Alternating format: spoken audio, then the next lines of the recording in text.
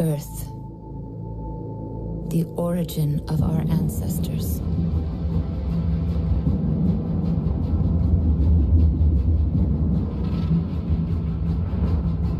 A century had passed since they discovered the Eve Gate, a wormhole, passage to a remote corner of the universe. New Eden. It was the largest colonization effort in the history of man. The mass settlement of hundreds of strange new worlds. We thought nothing could stop us.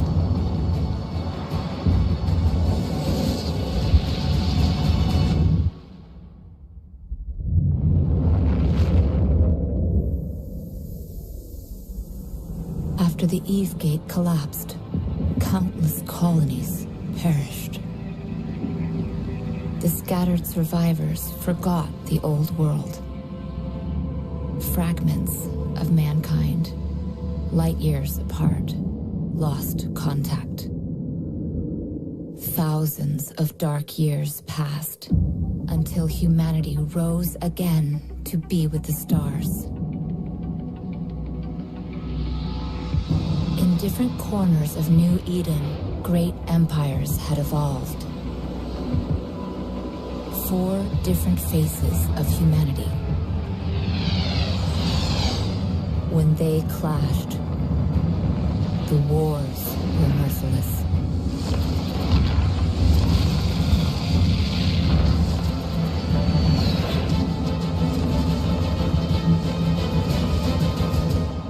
Out of the years of conflict, a new kind of human emerged. One capable of immortal life. To transform into this rare breed, we pay the ultimate price. At the moment of death, our mind is transferred to a fresh clone. We have become immortal. In the sky, we reach farther. On the ground, we strike harder. The empires are losing their grasp on power.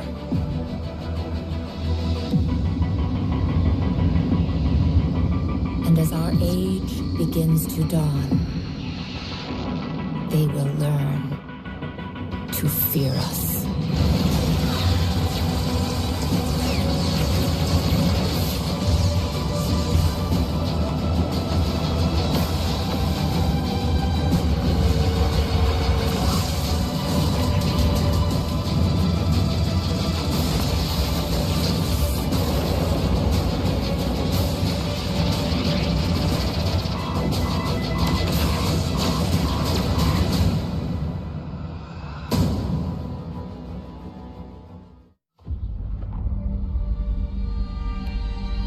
The birth of the capsuleer. A sacred act. Immutable and profound. Mind and machine merged. Flesh fused with power beyond mortal limits. United with destiny. A ship and its heart. They are one.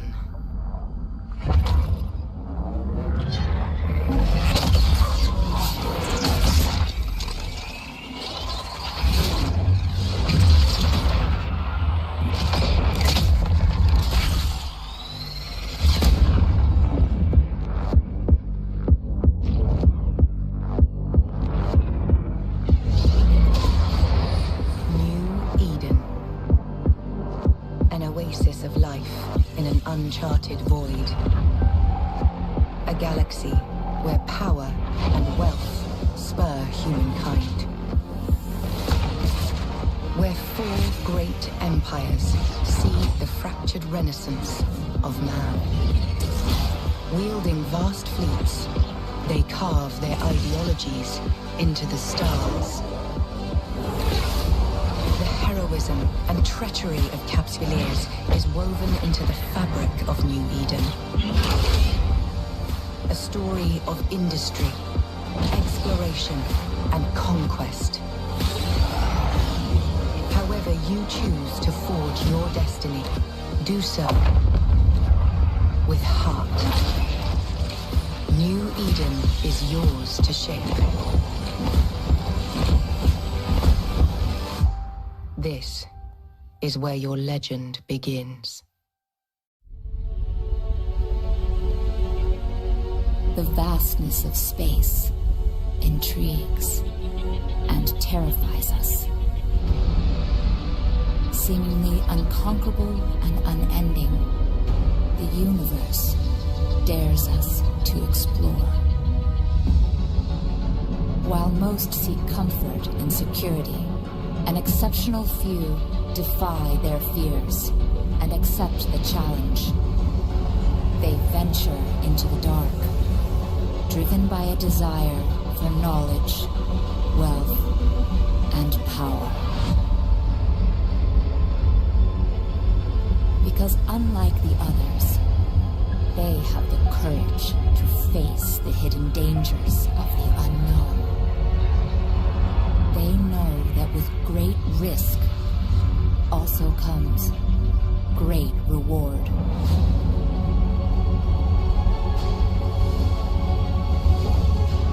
Let us cast off our fear. This is the age of discovery. This is our Odyssey.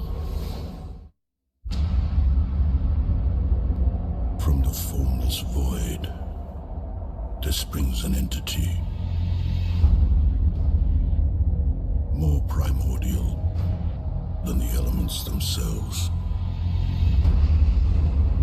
In its wake, they will follow a storm. The prophecy is true. The heretics have constructed the gate. It must be destroyed.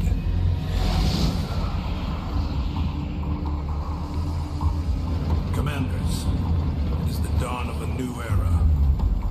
Today, we hold the key to new worlds, wealth, and our independence. Ignition sequence initiated. Stand by for preliminary evacuation.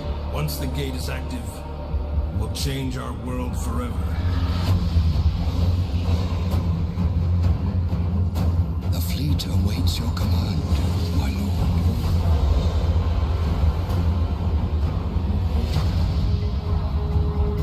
Detecting an Imperial fleet moving in on your location. We are not aborting the sequence. Prepare for battle. Bravo wing, clear for dust off. Clear. Form up on me. Bravo squad, port flank, 5 wide. Roger that, we're on it.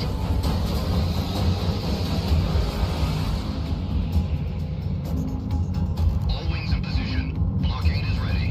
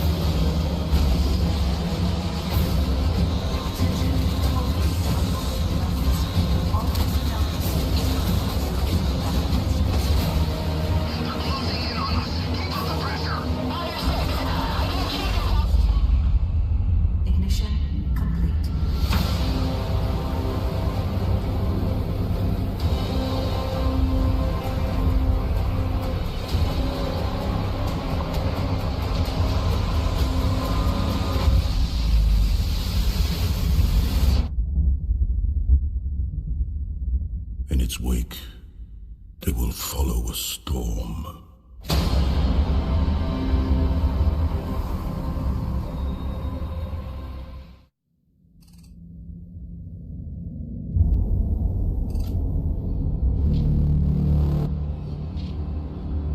There is a strange, I don't know what you call it exactly, anomaly, a light anomaly, a star anomaly. And apparently the closer you get to Jove space, the better you can see it.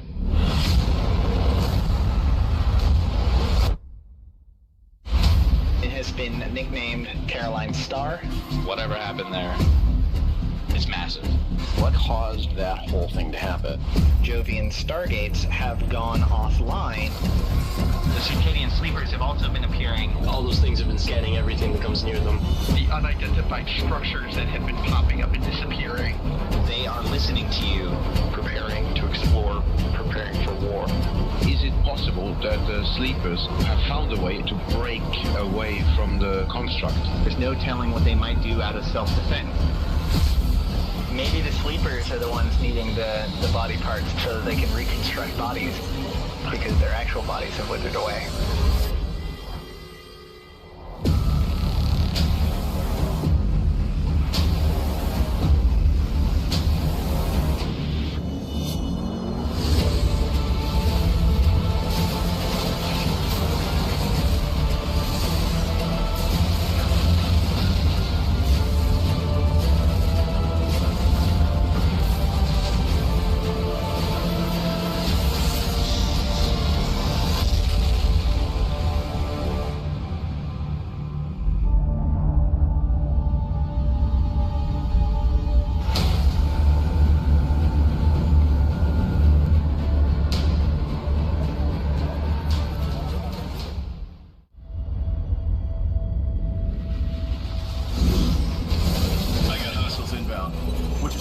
Establishing connection in 3, 2, and primary defenses are breached. Attempting brute force on secondary. Keep them off me! Capsuleers of New Eden. We are aware your scanners are detecting cosmic anomalies of an unknown nature. Deploying sentry drones, as you keep them busy. These anomalies originate from covert research facilities known as ghost sites. They are run by hostile factions and pose a significant threat to the entirety of New Eden. Battleships, Andre. Time's up. We gotta go. Negative. Just hold them off. I'm almost through. The Empires demand full compliance with the following directive. Capsuleer access to these illicit facilities is strictly forbidden. Taking heavy fire. Unauthorized interactions will be considered a violation. Almost there. Shields are down. There's still much damage. And should you fail to comply... I'm in. I've never seen anything like this. Wait. No. Abort! Abort! There will be consequences. Wrapping up financial news, commodity prices fell on profit-taking for trading runs, but the manufacturing sector rallied on economic data showing a sharp increase in orders for Starship components. Meanwhile, an increase in mining yield for the period indicates... We have a breaking story. This is live footage of the Redalus border in Solitude, where Imperial Navy warships have just crossed... wait, correction. We have reports now that those ships belong to the Amarian Royal Air Uriam-Kador, not the Imperium. Whoa! They've opened fire. I don't believe it. Amarian Air Uriam-Kador has just launched a personal invasion of Federation space, which just months ago was invaded by... I'm sorry, we're getting more footage now. Okay, heavy fighting is underway between forces in... Look! Military experts are calling this a sinusoidal field. Hundreds, maybe thousands of ships are coming through. This is a massive Federation counterattack. The Galentians are fighting back with everything they've got. Look! A Federation Titan has just come through. There's no escaping them now.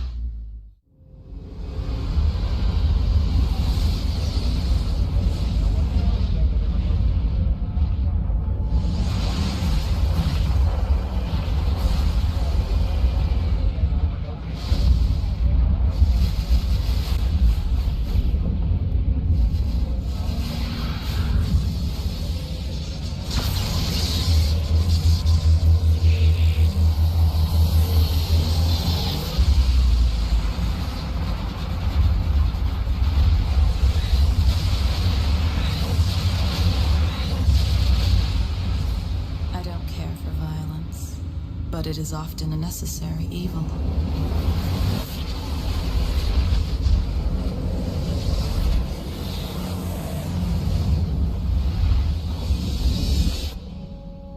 I began this journey intending to create, not to destroy. I looked to the stars and vowed that one day I would have a paradise to call my own. To those that offered me their trust, I was a great benefactor. A master of wealth and prosperity.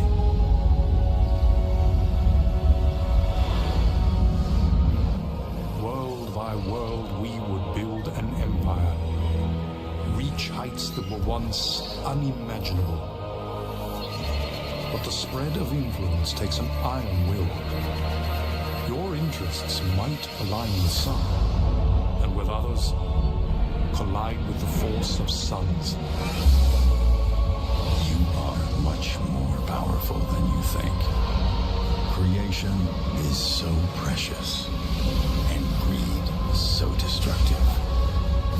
Your choice will make a difference, because all these worlds are yours. We all have dreams of greatness. At Upwell Consortium, we have made this dream a reality. The Citadel. Your city in the heavens. A testament to the ingenuity and spirit of humankind. Unlock your true potential and build the life we know you deserve. Together, we can and will make Alright, we're coming in close range. Spread the grounds and we land. We need to keep them from MGDing. Siege wing, hold position. Intersect us. Get some rebels in the middle. Bomb squad crossed over 800. Already down the thing. Alright, carriers are putting fighters out. Frigates, short range and take them out. Dreadnought, your siege green. Citadel, primary is E11 in the hustle. Apostle 1 primary. Target destroyed. Those primaries are okay.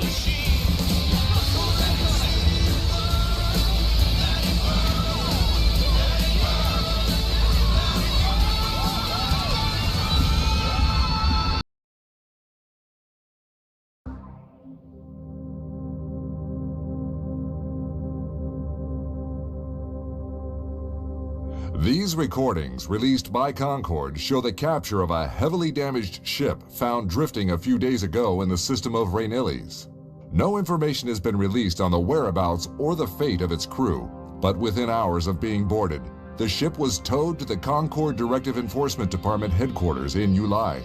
There it remained quarantined outside the station for 48 hours before it was deemed safe to dock. Little is known about the crew or the builders of the ship at this time except the name triglavian, possibly connected to the frequent occurrence of the number 3 in their designs. For the past month, damaged drifter fleets have been mysteriously emerging around various jump gates in New Eden. Appearing in previously unseen numbers, these drifter fleets have been nicknamed Death Balls by capsuleers. Passive unless provoked, the drifter ships are heavily damaged after some unknown engagements. This has been the cause of speculation about who or what damaged those ships. The Arataka Research Consortium has been the leading element in the drifter investigations, mercilessly attacking them at every opportunity. While these unprovoked attacks on the drifters have raised controversy, they have also been justified as they have provided clues to what has been happening to the drifter fleets. Trinary data vaults have been salvaged from the drifter wrecks. The data they hold is partly corrupted and believed to be triglavian. The Arataka Research Consortium has been quite successful in extracting fragmented footage from this data and stitching it together. The footage shows drifters engaging triglavian ships. It is due to these efforts and consequent questions raised by capsuleers that Concord has finally come forward to shed some light on these events. In the short amount of time since its capture, the triglavian ship has provided Concord with a wealth of information. Equipped with what has been named a filament device, It allows cruiser-sized ships to enter what Professor Mayer of Concord Deep Space Research calls abyssal dead space. After observing energy spikes spread across New Eden, he has theorized that these are potential entry points to self-sustained pockets of space and time, abyssal dead space. In a daring experiment, an Enforcer-class cruiser was fitted with the filament device to test this theory. Upon activation, the ship instantaneously opened up and entered one of the countless millions of abyssal dead space pockets. This experiment confirmed Professor Mayer's theories, and as also predicted, the entry point closed behind the traveling ship, removing all hope of rescue in case of emergency. Initial observations of the pocket showed that it was surrounded by a harsh flux of space-time. Any ship venturing too far from its center would be crushed by the gravitational forces. Hazardous phenomena were also detected within the pocket, requiring careful navigation to avoid damage or even destruction of the ship if flying into or too close to these hazards. Almost immediately, the expedition came under attack from 3 triglavian ships. Frigate-sized, the vessels were easily identified as triglavian by the distinctive sphere of energy. This sphere is in fact an engine for a weapon called entropic disintegrator. Operated completely differently from any existing capsuleer weaponry, it needs a baseline of capacitor to initiate a continuous beam of energy aimed at its target. Initial damage inflicted is limited, but quickly its energy levels ramp up, increasing its damage capability significantly. Once it reaches full capacity, its damage output is higher than any other known weapons of similar size. The Concord cruiser received considerable damage before managing to destroy the attacking frigates, but due to the damages sustained, communications with the ship became sporadic throughout the remainder of the expedition. With no way to turn around to safety, the crew had no choice but to press on, going deeper into the dead space, traveling through at least 3 pockets via what looks like some sort of transportation gates. 12 minutes after entering the abyssal dead space, the last transmission was received from the expedition. Engaged once again by ships of triglavian design, this time the cruiser was clearly outmatched by the larger vessels. While fragmented, it seems the Concord cruiser tried desperately to limit the damage received by the entropic disintegrators by repeatedly trying to move out of their range before their damage output reached maximum. But since the safe area within the pocket is limited, it kept getting cornered by the triglavian ships. Each time the cruiser was forced to make another run past the triglavians, it took incredible damage whenever any of the beams managed to reach its optimal output. Eventually, the cruiser hull was breached, and a fraction of a second later, its signal was lost. Data from the expedition is still being analyzed, but preliminary findings show that the cruiser traveled through 3 distinct pockets that all shared similar environments. It is believed that the gate seen in the 3rd pocket would have provided a safe passage back to the point where the cruiser entered the abyssal dead space. What is interesting is that the footage collected from the drifter wrecks in the past weeks showed at least 5 different forms of environments, which clearly indicates that more is yet to be discovered. Furthermore, the footage also shows drifters engaging triglavian ships in the abyssal dead space, so it is only safe to assume that drifters will very likely be encountered in future expeditions. Another interesting observation made during the expedition were readings of high concentrations of biotech that has been named Mutaplasmids. Also found in the captured triglavian cruiser, Concord researchers have been experimenting with the substance and discovered it can have immense but unpredictable effects on existing technology. In the first experiment, Mutaplasmids were allowed to bond with a standard micro-warp drive, resulting in vastly improved performance and reduced capacitor need while taking some penalty in the form of power consumption. When conducting the exact same experiment again, the results were completely different. Performance decreased while also seeing increased capacitor and power requirements. Subsequent testing has yielded everything from extremely positive to extremely negative results on the modules tested. Once the Mutaplasmids have bonded to the modules, then these changes become irreversible, which makes use of the substance a risky gamble. But it is obvious that if this material can be harvested in large quantities, then it is set to revolutionize current space technology. This is Alton Hovery, reporting for The Scope.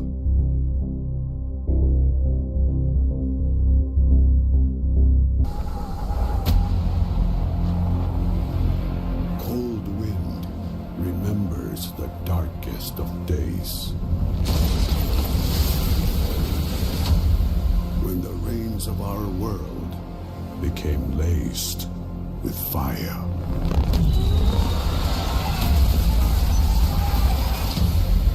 One warrior's fierce duty seared a path to our future.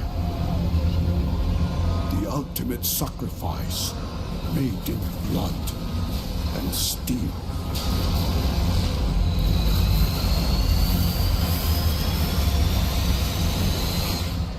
We remain caldari, no matter the cost.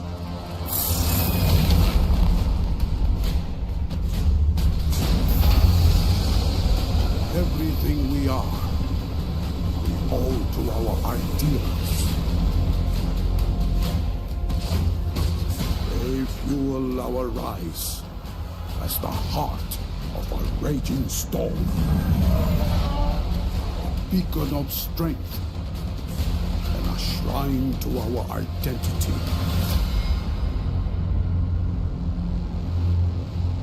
Honor and preserve your family, your corporation, your state. Without hesitation, without remorse.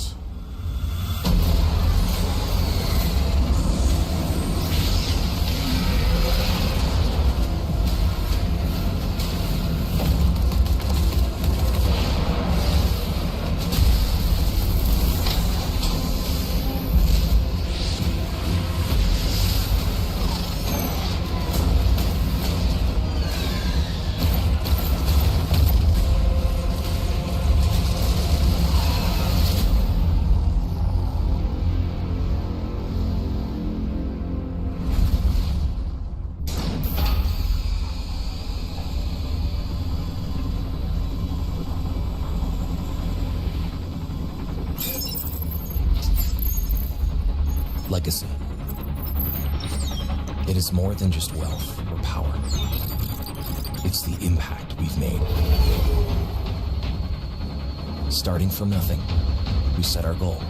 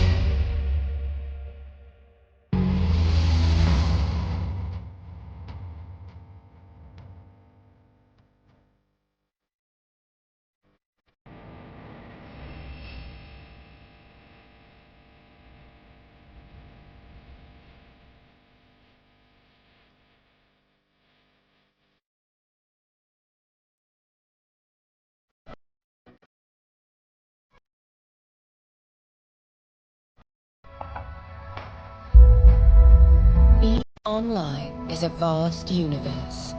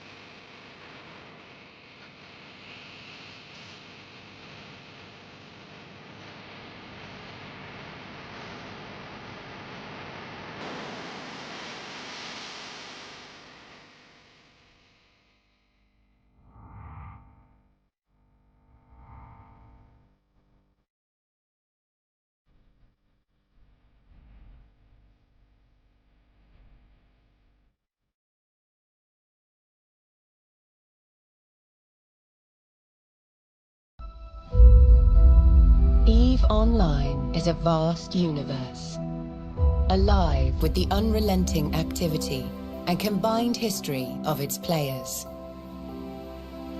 Pursuing lives of adventure, warfare, and prosperity, they share this existence in the biggest single shard, free-to-play MMO of all time.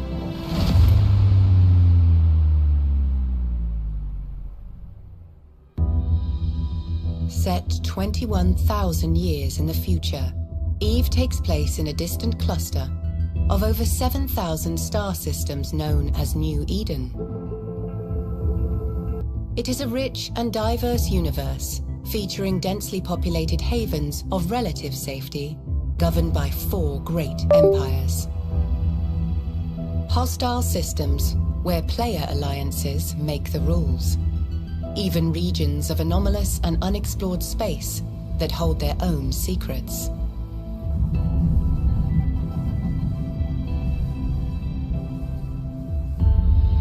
You play as a capsuleer, a revered breed of highly trained pilot, having achieved immortality through the use of cloning technology. You navigate the universe encased in an armored capsule deep within your ship, where you have complete neural control and function as one. There are hundreds of ships to fly in EVE. Everything from small, nimble craft and versatile mid-range vessels to formidable warships and colossal freighters. Each has advantages and suited roles, but all are completely customizable as you decide how to equip and arm them.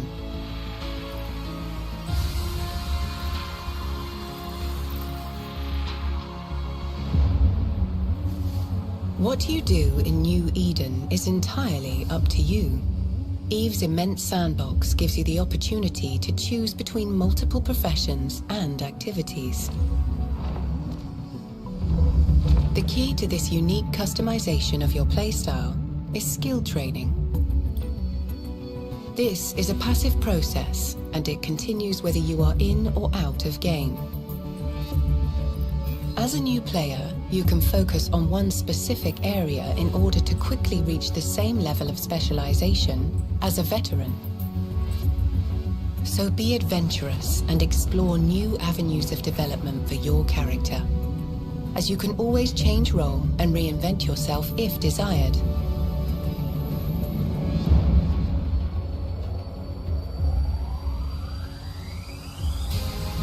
If you want to fight, combat in EVE can involve solo missions against non-player adversaries, or small group skirmishes, while for some, it can even be the thrill of fleeting up with thousands of fellow pilots and battling over disputed territory.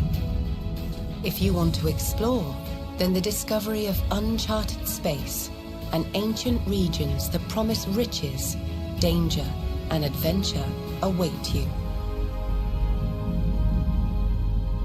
You can also engage in the business of prosperity, be it industry, mining, or even interstellar piracy. The beauty of life in New Eden is that all of these activities, and many more, can be done alone or with others. A unique in-game market, unprecedented in scale and degree of player control, is the beating heart of New Eden. Players are responsible for the manufacture of almost everything you can buy or sell. The gathering and refinement of resources, the building of ships, equipment, and even some space stations. EVE's players are core to how the universe is filled and how the economy thrives.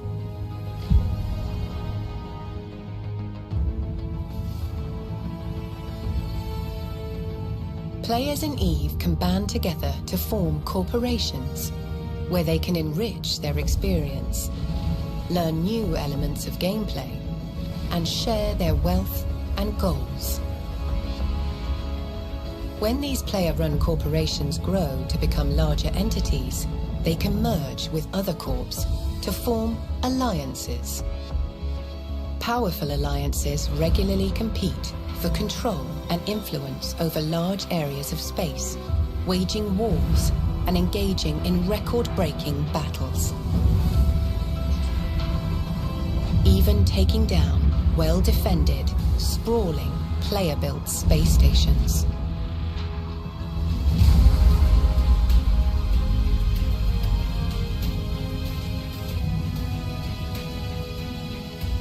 In the spirit of exploration and mystery, new content and experiences are constantly introduced into the universe, with over a decade of free expansions leading to continual development and evolution of gameplay.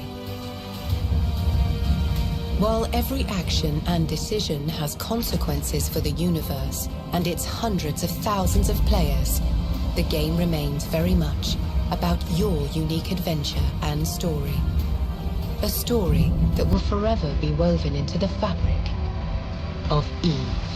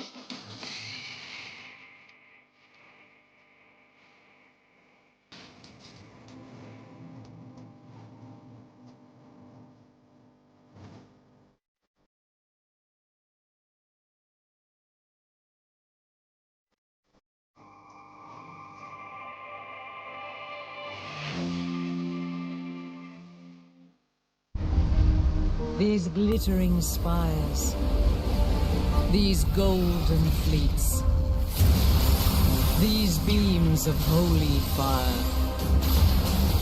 To create these wonders is our mission.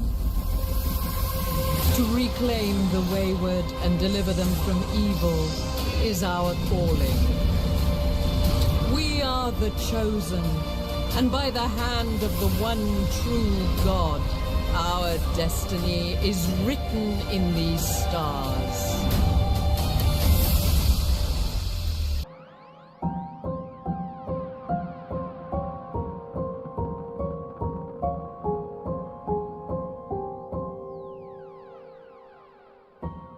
For over 20 years, the simulated world of New Eden has run in near perpetuity. While information about this world is readily available, much of it is indecipherable to the outside observer, replete with jargon and references meaningful only to those who have spent years in the community. On occasion, mainstream news outlets will write articles about the results of battles involving thousands of players and virtual assets valued at hundreds of thousands of dollars, massive exchanges in wars fought for arcane reasons between belligerents with convoluted backgrounds. People who spend their time in New Eden will begin to discuss their experiences in the game and their participation in historic events, but their gravity is often difficult to fathom for those without the same knowledge or experience. Others endeavor to chronicle particular aspects of its history, such as harrowing acts of subterfuge and its ever-shifting borders and alliances.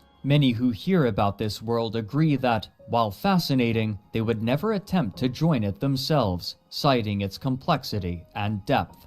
And so, for most, a single question remains: what is EVE Online?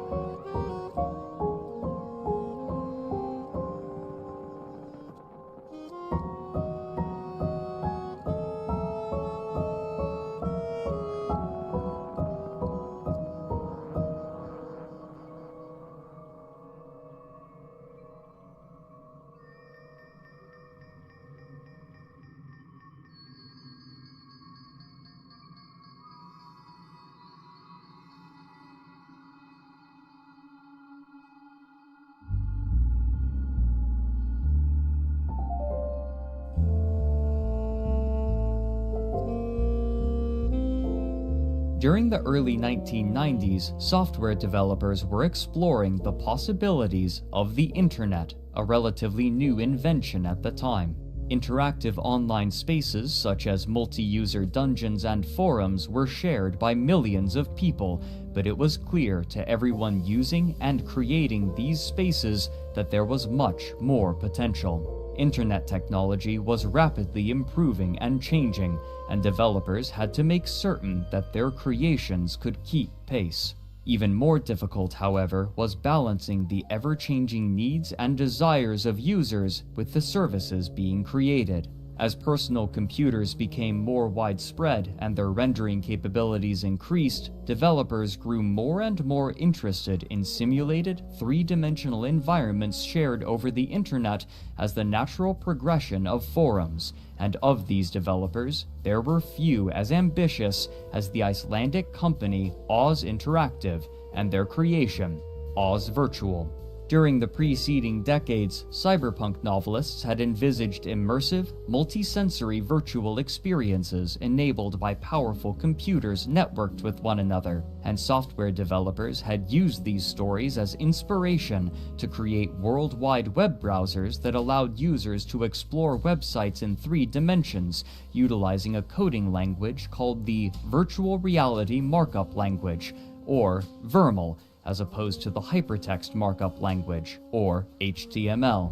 Founded in 1992, Oz Interactive sought to expand upon this concept and offer a vermal web browser that allowed users to interact with other users who were visiting the website at the same time, with each person represented by their own 3D avatar, and even allowing for simultaneous voice communication, a remarkable progression for the time.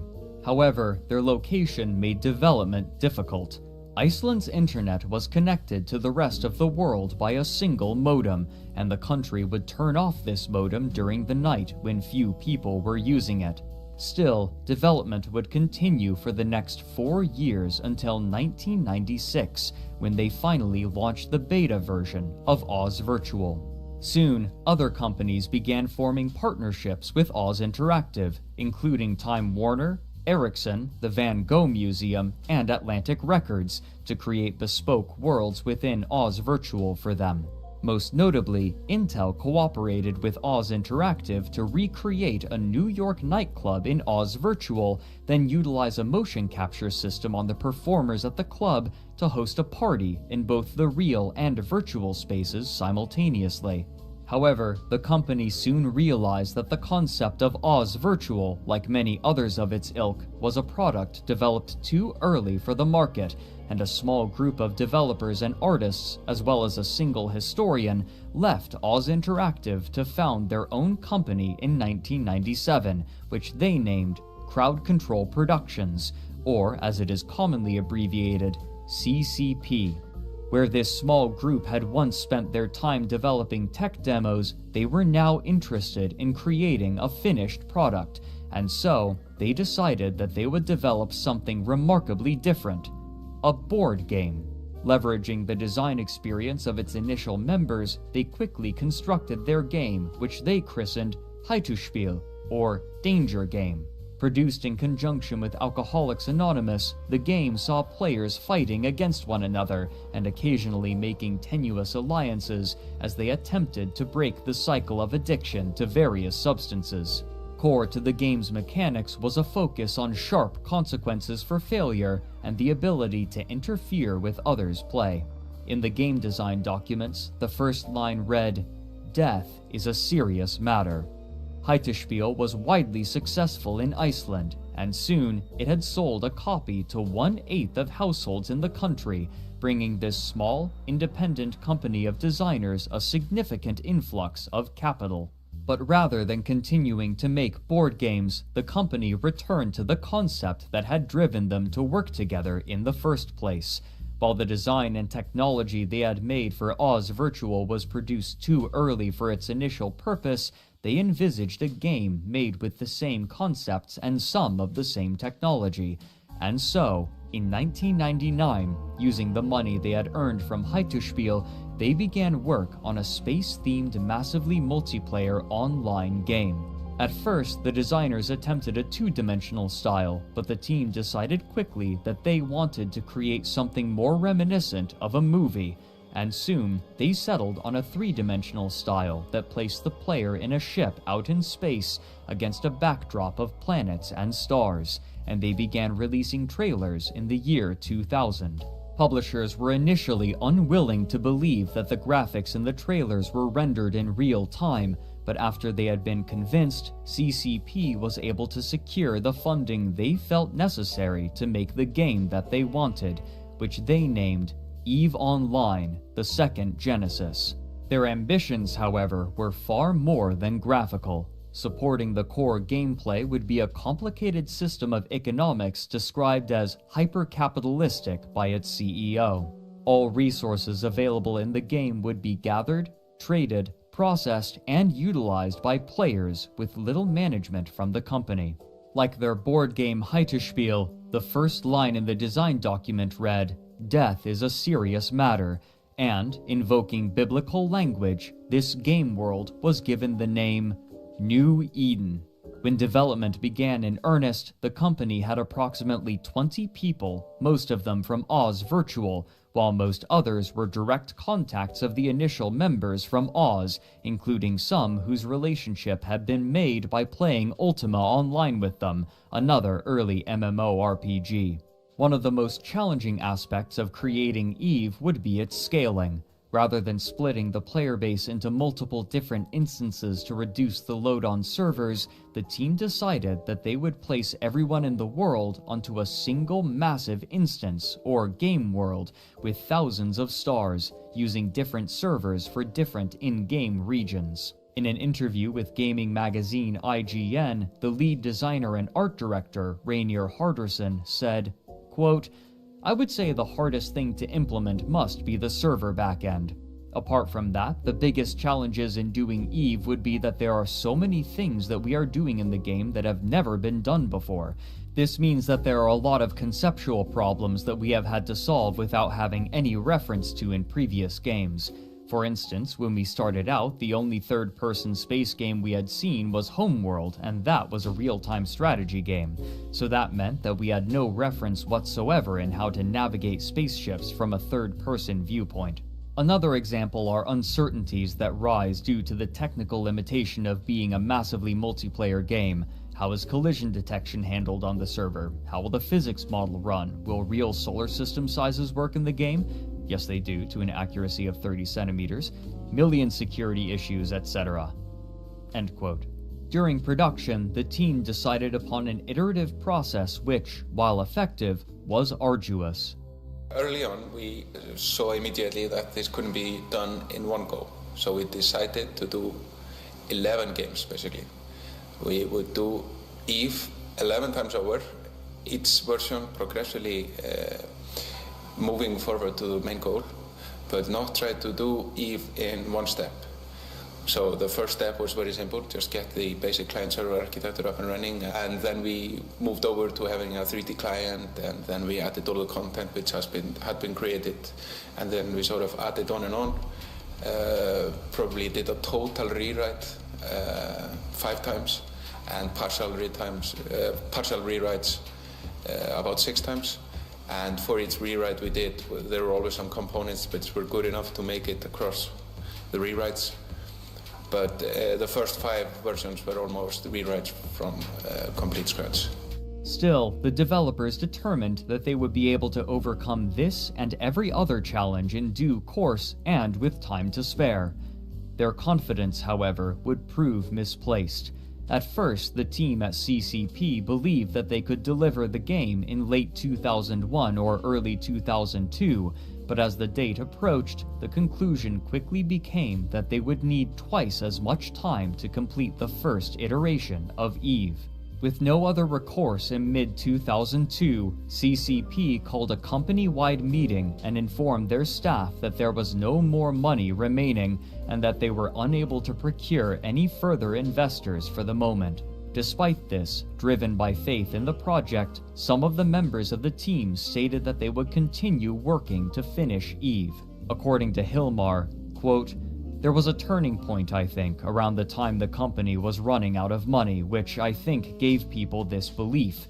We kind of had this feeling, whoa, we might actually pull this off. Of course, we believed, but there's a difference between believing and hoping, a turn from hope to belief." End quote.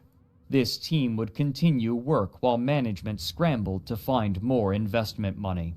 After 3 months without pay, the company was able to reach a deal with Simon & Schuster, a publishing house primarily known for books, who was attempting to expand into the field of games. This company offered to provide the funding necessary for CCP to finish their game, but the development speed necessary would be extreme.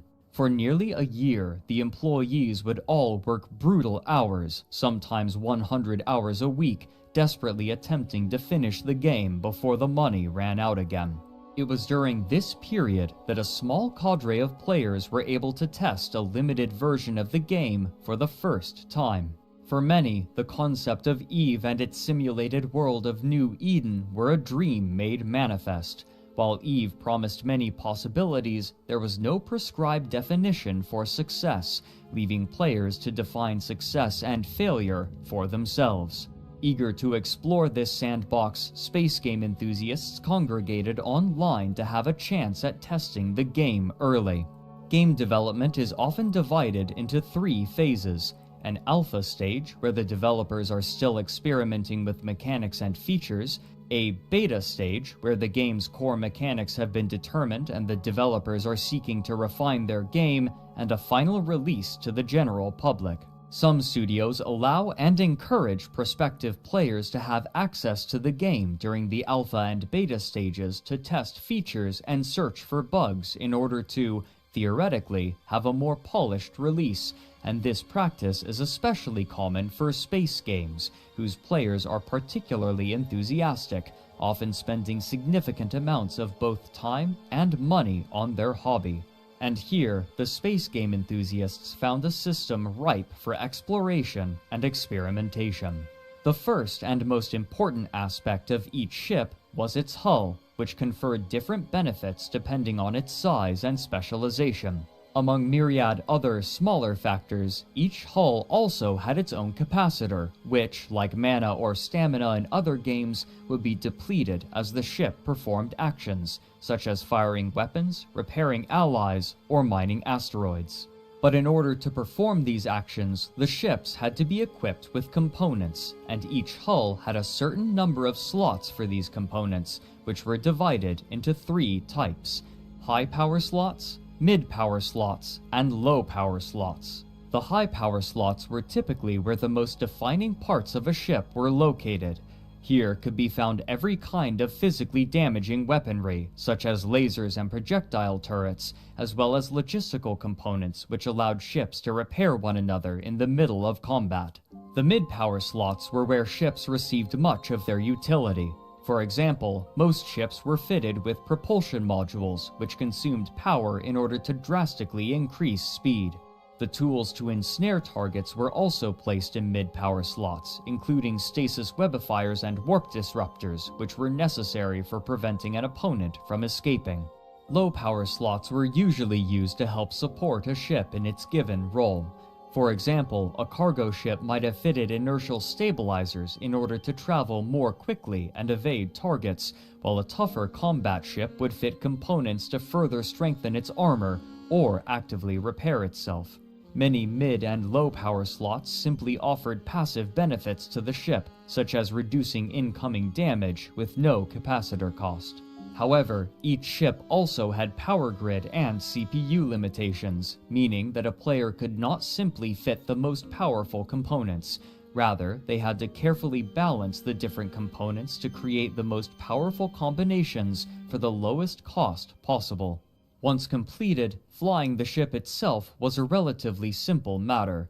Nearby objects could be selected in a window on the screen, allowing them to approach it, orbit it, keep it at range, or target it. Targeting a ship allowed the player to attack, heal, recharge, or disrupt it with whatever modules it had equipped. In order to use these ships and modules, the player's character would need the requisite skill points, which could only be gained passively over time, even when the player was logged out of the game, ensuring a more even distribution of progression for players. Numerous space game enthusiasts petitioned CCP for access, and those who were granted their request began probing EVE and making plans for when their friends, clanmates, and companions could join them and multiply their strength upon the launch of the game world. EVE had not yet been released, but already the struggle for dominion and survival in New Eden had begun.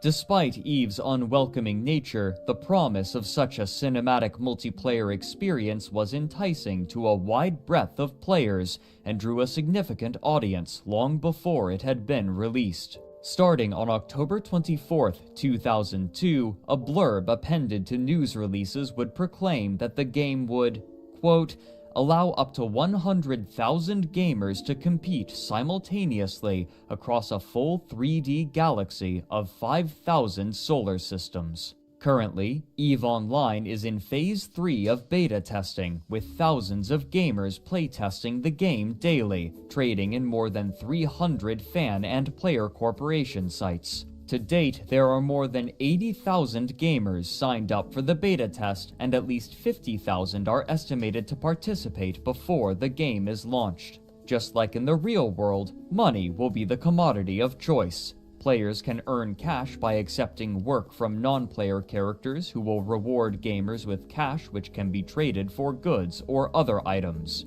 Also, gamers can earn money by working for a corporation. These corporations are comprised of gamers who have pooled their resources and are working together to dominate the universe. To date, there are more than 200 corporations already established, even though EVE Online has not yet been published. These corporations have elaborate web pages detailing infrastructure, location, business models, and mission statements." End quote. While this blurb emphasized competition in EVE Online, many were more excited about the concept of participating in a perpetually running economy, where the goods that they harvested or created would be actively used by other players.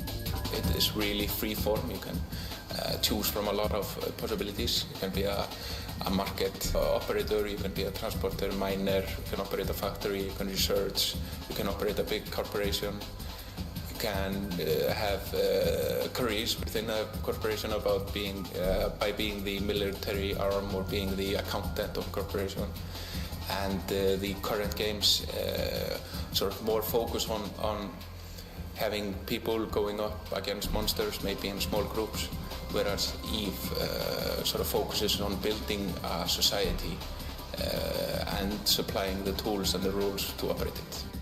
At first, these news releases announced that the game would be launched in March of 2003, but again, the studio needed a delay. In a press release, the art director Rainier Harderson stated that, quote, "We have always stood firm on the commitment to release EVE only when we felt it was time. Although the game is nearly finished, we felt it would be best to hold off an additional 6 weeks. This will allow us to fully optimize the performance of our new server cluster, implement features we have promised, and continue testing to assure the elimination of bugs that would interfere with the player's ability to enjoy the EVE experience to its fullest potential."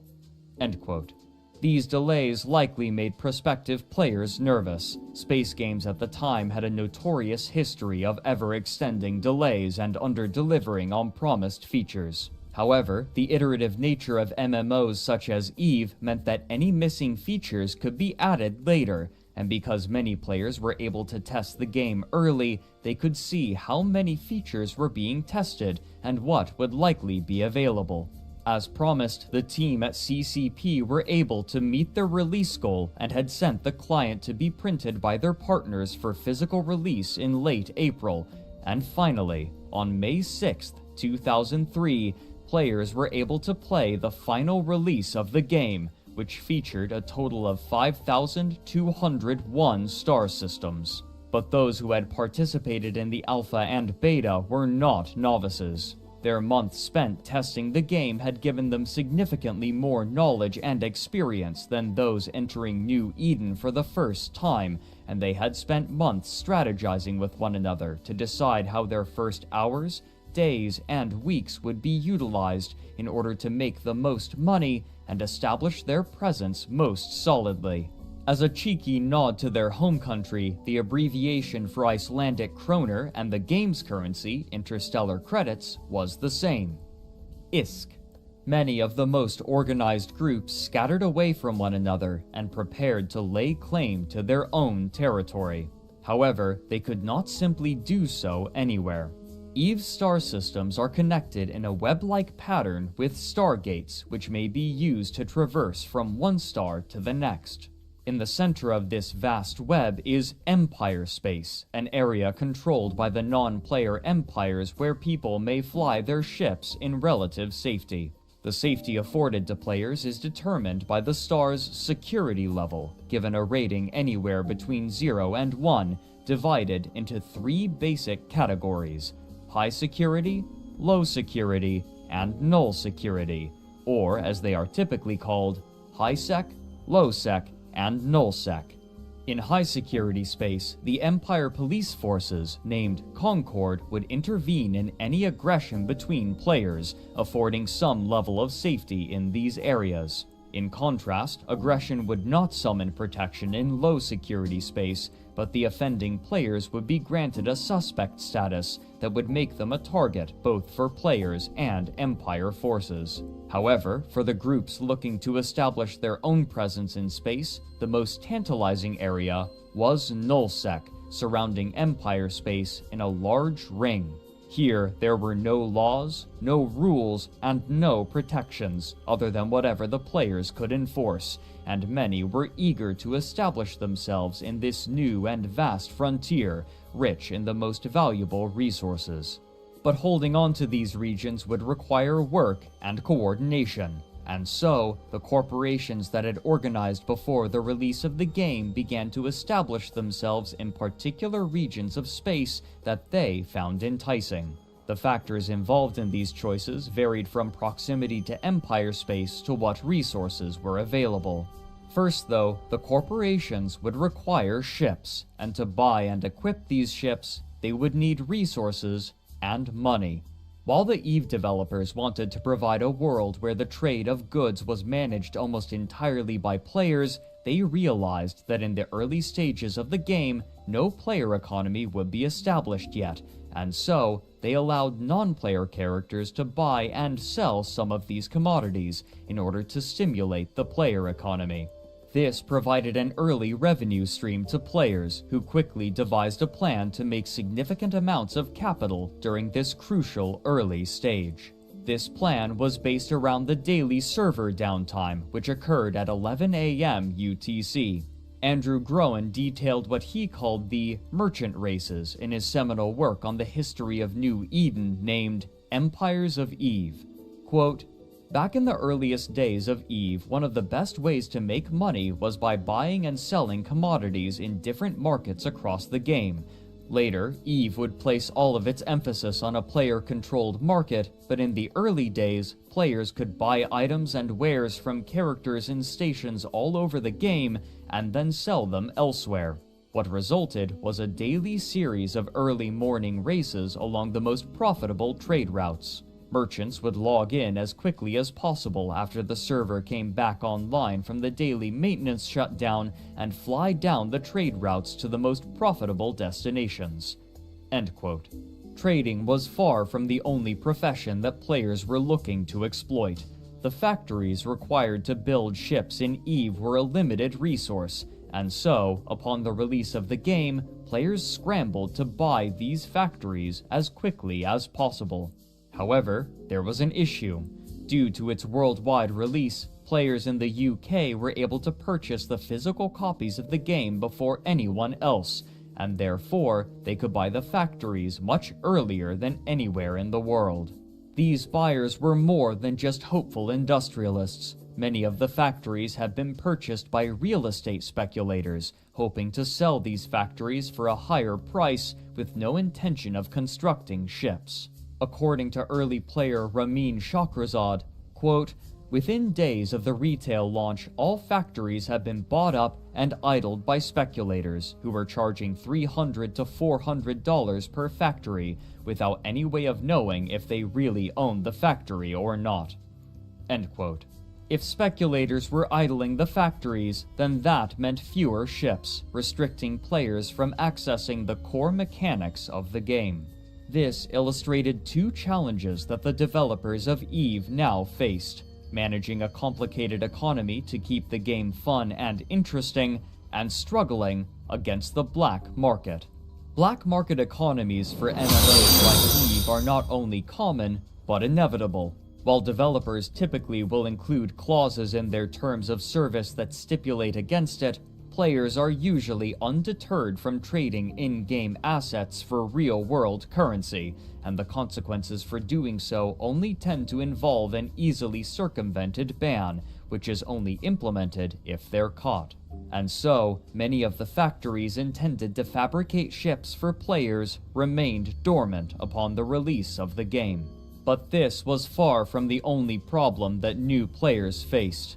Those who purchased EVE Online with little foreknowledge were met with a game full of promise, yet strangely empty.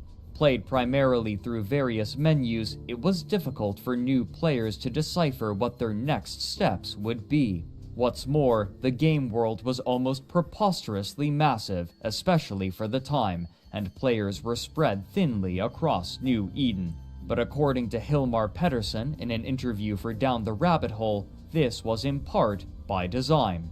Quote, Eve is about people sailing into the starry night in ships. That's sort of the inception story of Iceland, Vikings escaping taxation from Norway and hoping that there's a new land somewhere. You can just imagine being on a quiet ocean in the night, looking at the night sky, sailing on a Viking ship. Eve definitely has those kinds of feelings. You can look up and see the Milky Way, and so the inception of the game and the country are not far apart. Iceland is this place that really wants to kill you. You get the very distinct feeling of that when you're a child growing up there. There's volcanoes, there's lava, there are earthquakes, there are freezing gale winds unpredictably any month of the year. It's a very hostile environment. Eve is like that. It has the toughest environment, but to some extent, the nicest people. People in Iceland are nice because we've been forced to learn how to cooperate, because the people who didn't cooperate are already frozen to the ground. Eve is kind of like that. It forces you to cooperate with others because alone you can't really achieve your full potential in Eve. It pushes you to connect with others. There are aspects of the game that almost intentionally make you feel lonely when you're alone. And that creates the foundation of the friendship machine, as we call it, this forced cooperation due to the hostileness of the environment and, later on, other players. That has created a very strong bond between people that play together in the game." End quote. This forced cooperation manifested as new players quickly gathering together for safety in this alien game world. While numerous small corporations endeavored to eventually take and hold nullsec territory, it was much easier in this early stage for players to base their operations in Empire space and venture out into nullsec to gather valuable resources from these unprotected systems, then return with a haul and sell or utilize what they gathered. But with so many players traveling through nullsec, a clear method of generating profit emerged, one that played into the fantasies of many science fiction enthusiasts: piracy. Traveling together in small bands, pirates began roving the common lanes that miners and traders would take from Empire space through nullsec, seeking quarries. To do so, pirates would designate one or more of their group members to act as a tackler, tasked with ensnaring their target, and to do so, they would outfit their ship with specific modules. First was the stasis webifier, which, when applied to a target, would reduce their speed, making it nearly impossible to evade weapons fire. Second, and most important in a pirate's arsenal, was the warp disruptor, which, true to its name, would prevent a ship from entering faster than light travel and escaping. Both of these components would be placed in the mid-power slots, making the tackler more vulnerable than its compatriots, and so it would rely upon its allies while engaging a target. This, however, would often be unnecessary, as traders and miners were frequently unfamiliar with combat, making them easy prey. To counteract this, these more peaceful players would chart new routes and learn tricks to evade pirates, initiating an ever-evolving game of cat and mouse. An early player named Nightfreeze recounted their experience on their first trading run, shipping goods that they had bought with weeks' worth of ISK. Quote, "At the time, I naively believed that any security rating above 0.0 would be safe because nobody would be ballsy enough to dare provoke the wrath of the 5-0 in space. I turned out to be wrong. I knew that something was wrong when my ship started to beep and a red target lock cursor appeared in the horizon with the name Deathbringer. The beeping accelerated and a red square appeared around my ship. Since I hadn't even bothered trying to fight a training pirate yet, I had no idea what the heck was going on. He sent a message to me, 250k or die. I responded to him, okay, the sweat dripping down my armpits past my side and accumulating in a little puddle at the edge of my shirt. 5 or more seconds must have passed as I fumbled for the micro warp drive hotkey, and just as they started to warm up, the first missile slammed into my ship. The warp gate was 15,000 meters away. I had to be within 800 meters to pass through it, and I was currently flying at about 300 meters per second. A second missile exploded against the hull, bringing down my shields and tearing apart my hull. I knew that if one more missile hit me, my ship would be nothing more than space debris, and this who couldn't even spell death correctly would have access to all I had worked for. "Come on, you pieces of shit," I shouted at the monitor. My dog started to bark in the background, but I could barely hear it. The only thing that mattered was the gate, because I knew that if I had lost that cargo, all my week's worth of hard work and all my finely tuned bullshit would be down the drain. Whoosh! I hadn't used the micro warp drives since the night before and forgot about just how powerful they were. I was now shooting toward the warp gate at 3.5 kilometers per second, and all Deathbringer had to account for his 2 expensive missiles was a trail of dust. If you're reading this right now, Death, I'd like to give you a hearty f*** you. I arrived at the specified starbase in the Galente region, my ship battered and bruised, and my ego several sizes smaller. I sold the computer hardware for a total of 3.7 million credits. The hull repairs amounted to 100k. I felt my heart with my left hand. It was still pulsing rapidly, and the realization that I had netted 600,000 credits in 25 minutes, along with a healthy dose of action, sent it shooting up even further. I did several more trade routes that morning, and by 9 a.m., my credit count read 5,780,000 credits. End quote. No matter what tricks were discovered, however, piracy remained a lucrative trade due to the heavy traffic in the lanes used to haul ore. Because of the distances involved in transporting ore from nullsec to Empire space and little safe way to store it during the process, a mining operation would often consist of 1 mining ship to pull the ore from the asteroids and 5 or more transport ships to haul it back to Empire space, all of which were easy targets. Soon, piracy was lucrative enough for the first pirate gangs to lay claim to territory in nullsec. Outfitted with various combat ships, they moved into the most valuable star systems, seeking flighty mining and transport ships. On occasion, groups of pirates would find trade routes frequented by the more economy-minded players and perform one of the most feared and most obnoxious practices to those in Empire space: a gate camp. Essential for transit between systems, stargates also acted as choke points for players to exploit, as there only ever is one linking 2 systems together, and so, pirates would often wait at these combined ingress and egress points in low-security space, waiting for unsuspecting players to appear and destroying their ship, sometimes before they could even load the new system. Eventually, CCP were forced to add auto-turrets onto stargates to prevent routes from being blockaded for long stretches of time. In the months following the release of the game, CCP was also able to address the issue of those who had bought factories for resale by a relatively simple method. In order to keep a factory, the player holding it would be forced to pay a regular maintenance fee for it, relative to the amount of money that could potentially be made from its output. In essence, a land value tax. Just as in the real world, this made the factories a significant financial burden to speculators who weren't using them, leveraging the speculators to either begin producing ships or sell the factories to someone who would. In short order, the factories were serving their intended purpose. The game hadn't even been live for 3 months, and already CCP was being forced to adjust their game to contend with the space game enthusiasts, notorious for exploiting any system that they could as a part of their fun, while simultaneously attempting to complete the systems that they had intended for the game, and these new systems promised to create even more unforeseen and perhaps unmanageable problems.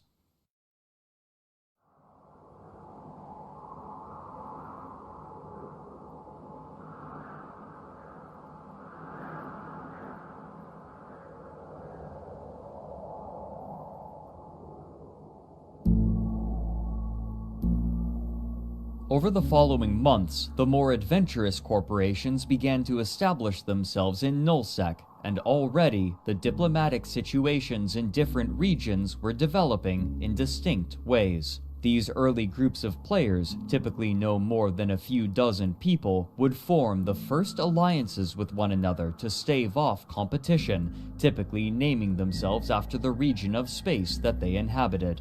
In this early stage of the game, there was no way for players to officially lay claim to territory, but over a decade later, Andrew Groen would resurrect information that had largely been lost by trawling through long-abandoned forum threads and speaking with numerous leaders from the time, and by doing so, he managed to chart early Nullsec.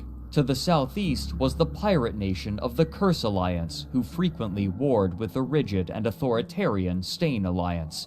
To the west and the north were the Fountain Alliance, the Coalition of Free Stars, and Venal Alliance, which boasted more democratic systems of governance between their constituent corporations. While a significant contingent of players sought to take and hold territory in Nullsec, most made their home in Empire space. Though maintaining a Nullsec presence was lucrative, it was also difficult and time-consuming, and for most, this was a distraction from the more specific activities which drew them to EVE. This also meant that much of the money within the player economy was held in Empire space, and so, even Nullsec powers would have to enter this safer territory and trade with the players there, though many Nullsec dwellers found them tepid. For the industrialists, trading with Empire space was not only efficient, but necessary.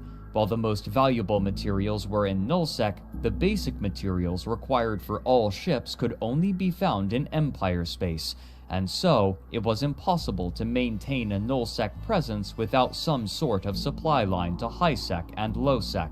This meant that these two worlds of EVE, while in most ways separate, were fundamentally tied to one another.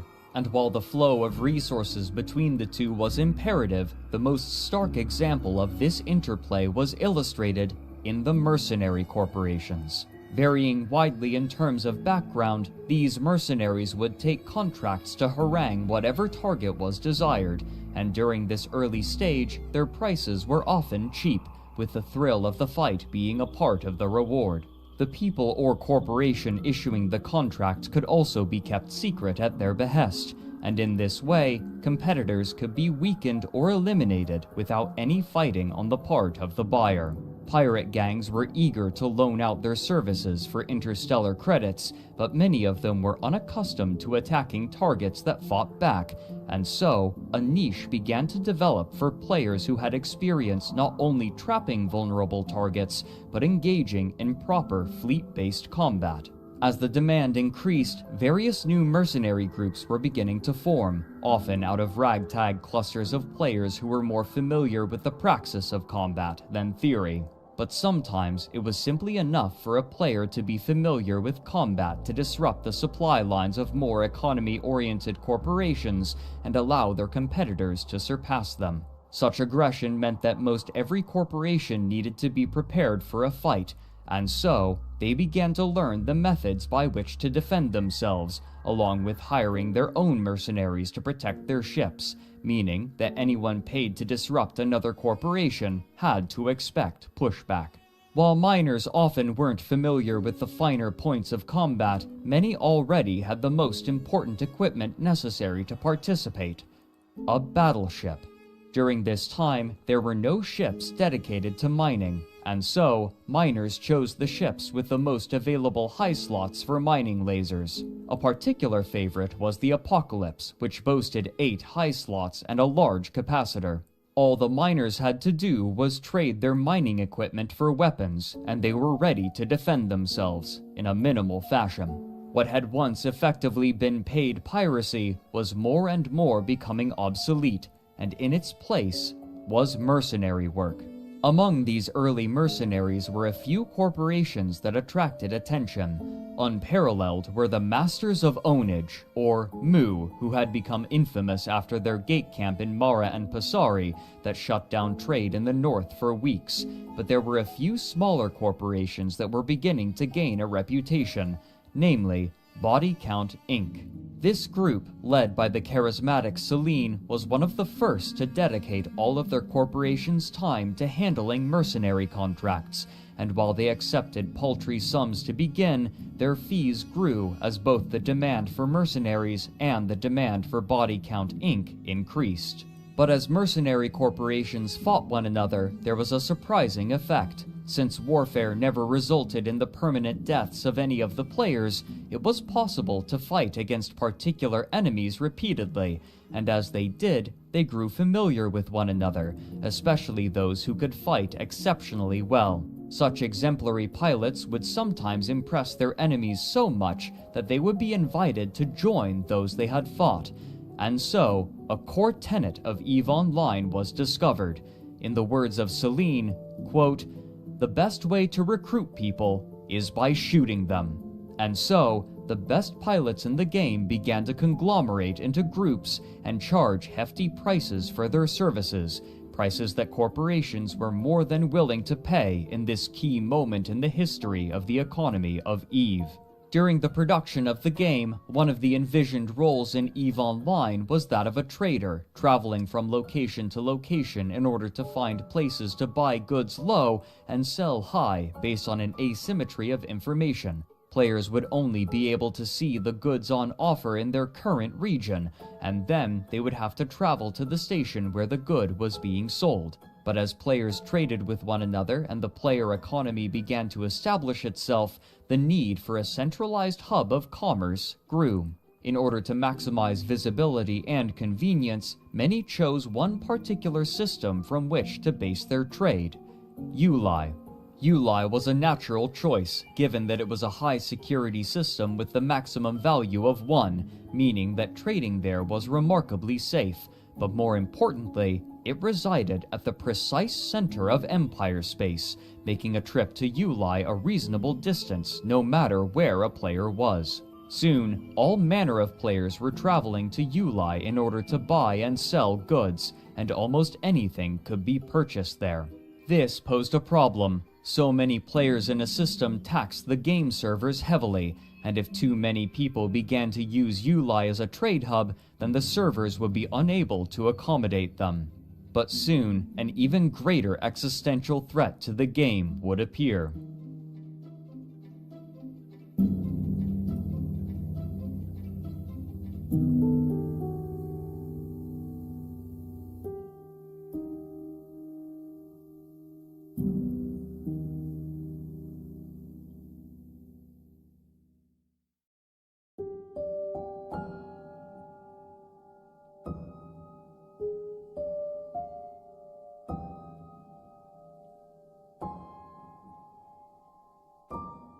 Toward the end of 2003, the deal that CCP had made with its publishing companies was concluding, but Simon & Schuster had no intention of renewing the deal, and so they reached an agreement that would return the publishing rights to the game developer. And while they had no infrastructure or connections to print physical copies of the game, CCP had another plan.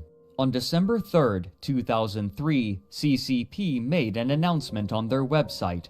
Quote, CCP, the developer of the highly acclaimed MMORPG title EVE Online, announced today that it has regained the publishing rights for the title worldwide and will start distributing it as a direct download from the internet. We are very pleased to be in a position where we can contribute equally to both development and publishing, says Ivar Christiansen, CEO of CCP. We have reached an agreement with Simon & Schuster Incorporated and Vivendi International regarding Canada and North America, as well as with Crucial Limited for Europe. We expect the downloadable version to increase global sales sharply. Our player base has been growing steadily since the launch of EVE Online in May. Our game servers are in good shape, and we are technically ready for much faster growth now, says Hilmar V. Pedersen, CCP's Chief Technical Officer. The player community is a great source of new ideas for the future development of the game. EVE Online is an evolving, living game, and we can't wait to see how the players will react to some of the new stuff we will be adding in the future. End quote. But this optimism was undermined by the problems that EULAI now presented. As mentioned previously, the game's server architecture was designed so that each region in the game world was managed by a different server. However, the newest processors at the time proved to be suboptimal for CCP's purposes, and so, even the latest CPU technologies wouldn't help to bolster their servers for the influx of players, specifically the growing population in Uli. Theoretically, this could have been solved by changing the regions that each server managed and perhaps utilizing a specific server for Uli, but with the volume of players that Uli threatened to host, not even a dedicated server for that star system would be enough. What's more, players were beginning to discover exploits that threatened their faith in the game to function as it was intended. On March 3, 2004, a corporation named Zombies Inc. descended upon Uli with a single Apocalypse battleship and a bevy of dedicated logistics ships, parking themselves near a stargate, approximately where players would arrive when entering the system or approaching the gate to leave. The Apocalypse was equipped with a special kind of weapon, a smart bomb. When activated, this niche weapon would deal massive damage to everything within a certain distance of the user, whether ally or enemy. As soon as ships appeared, the pilot of the Apocalypse activated his smart bombs, and his targets were instantly destroyed. As Uli was a system with a 1.0 security rating, Concord appeared almost instantly in order to destroy the offending player, but as soon as they did, the logistics ships began repairing it from just outside of the radius of the smart bombs as Concord ships approached and were destroyed in the successive blasts. Now, not only were hapless players being destroyed in Uli, but so were the game's NPC police. While Concord attacked the Apocalypse battleship, the logistics ships were entirely ignored. This was due to an oversight that Zombies Inc. had discovered. While attacking another ship in Empire space would grant the player a wanted status and summon the police, repairing another ship would not, even if the player receiving the repairs was wanted. Having estimated the damage output of Concord's ships, Zombies Inc. had brought just enough logistics capability to outpace the damage that Concord could deal, making the Apocalypse practically invulnerable. Any players attempting to intervene by attacking the logistics ships would, in turn, be destroyed by Concord, since, by the game's definition, they were innocent. And so, they were able to continue their slaughter in Uli for an unrecorded period of time. Victims of Zombies Inc. went to the forums to complain, and soon, even those who hadn't encountered the small fleet were complaining to the developers that trade through Uli, and therefore in much of the game, had been brought to a halt due to an exploit. CCP's game masters contacted the perpetrators and instructed them to cease. Zombies Inc. declined. A post made to the forum by the game masters describes the incident in full. Quote, "As a lot of you are aware, a certain corp willingly exploited a fault in the game mechanics and managed to kill over 100 people in the supposedly secure Uli system last night. We have decreed that those who were the recipients of this heinous crime will be fully reimbursed for their loss. If you are one of those who lost your belongings and still haven't petitioned us, please do so and we will see to it that your possessions are returned to you. The exploiters have received a ban for their efforts, and anyone thinking of following their example should be aware that the same fate awaits them. The GM team." End quote. While players were in general glad to have the Uli system cleared, this set a new precedent.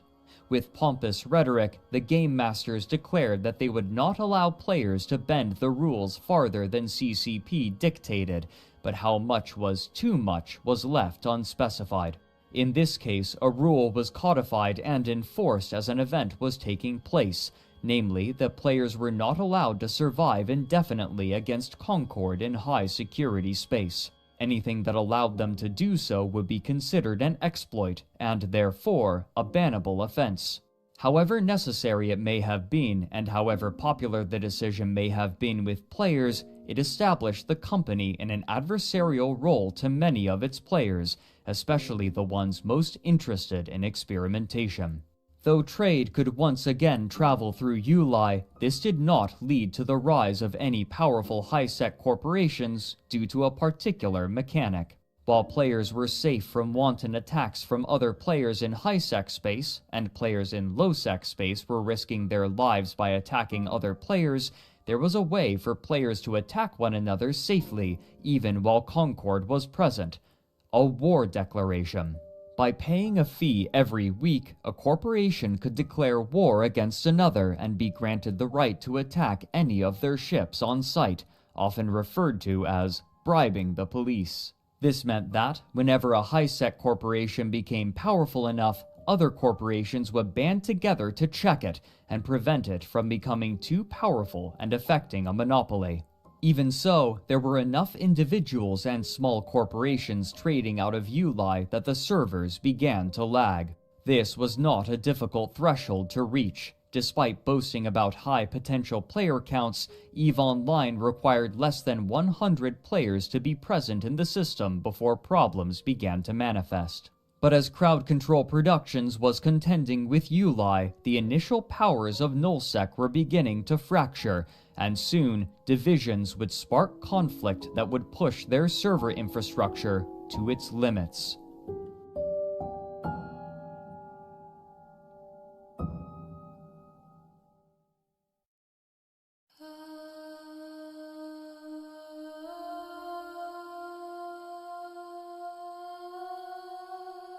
To the north, bad blood born from the early wars over sovereignty was beginning to heat. Due to the global nature of the game, CCP realized that implementing a fair method of territory control would require something more complicated than a simple attack and hold method. Otherwise, a corporation could simply attack another group's territory during their off hours, and then a counterattack could be launched, enacting a never-ending back and forth which would discourage any sort of decisive conflict. Therefore, they designed the reinforcement system. In order to capture a starbase, a faction would have to attack it twice. The first time, they would simply be able to reduce its hull to 25%.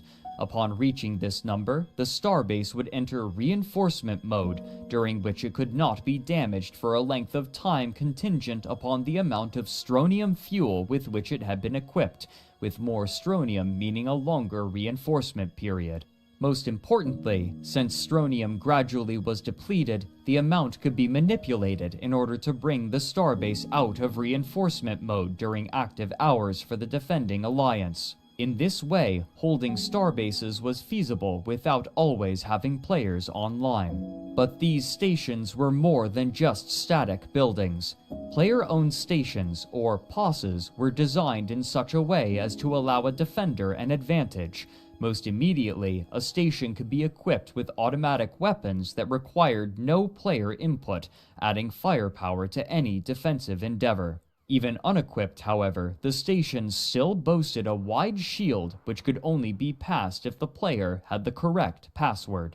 While the station could be attacked from the outside, any ship within the shield could not, but similarly, any ship inside the shield could not attack any ship outside of it, granting a small armistice zone to which a defending fleet could retreat during a battle and placing an onus upon the attackers to either focus enough fire on the station to reinforce or destroy it, or destroy any damaged ships before they could retreat to the safety of the shield. Extra ships could be stored inside of these stations as well, allowing players to re-equip themselves for combat if they lost their ship. In order to claim a system, all a corporation had to do was own the majority of starbases. Now was a key time to claim and capture territory before anyone else could lay their own claims and force their opponents to wrest control for them. As while a starbase is being constructed, it is extremely vulnerable. Mercenary Coalition even posted a video to the forums of the time they were hired exclusively to stand as bodyguards for an infant starbase, which they affectionately referred to as an egg. Once claimed, the owning faction could place an outpost in the system, a significant boon. As opposed to POSs, outposts were indestructible, making goods stored there much safer, but they also acted as places where goods could be listed for sale. Anything bought or sold there or any minerals refined there would be taxed, with the money being placed in the bank account of the corporation.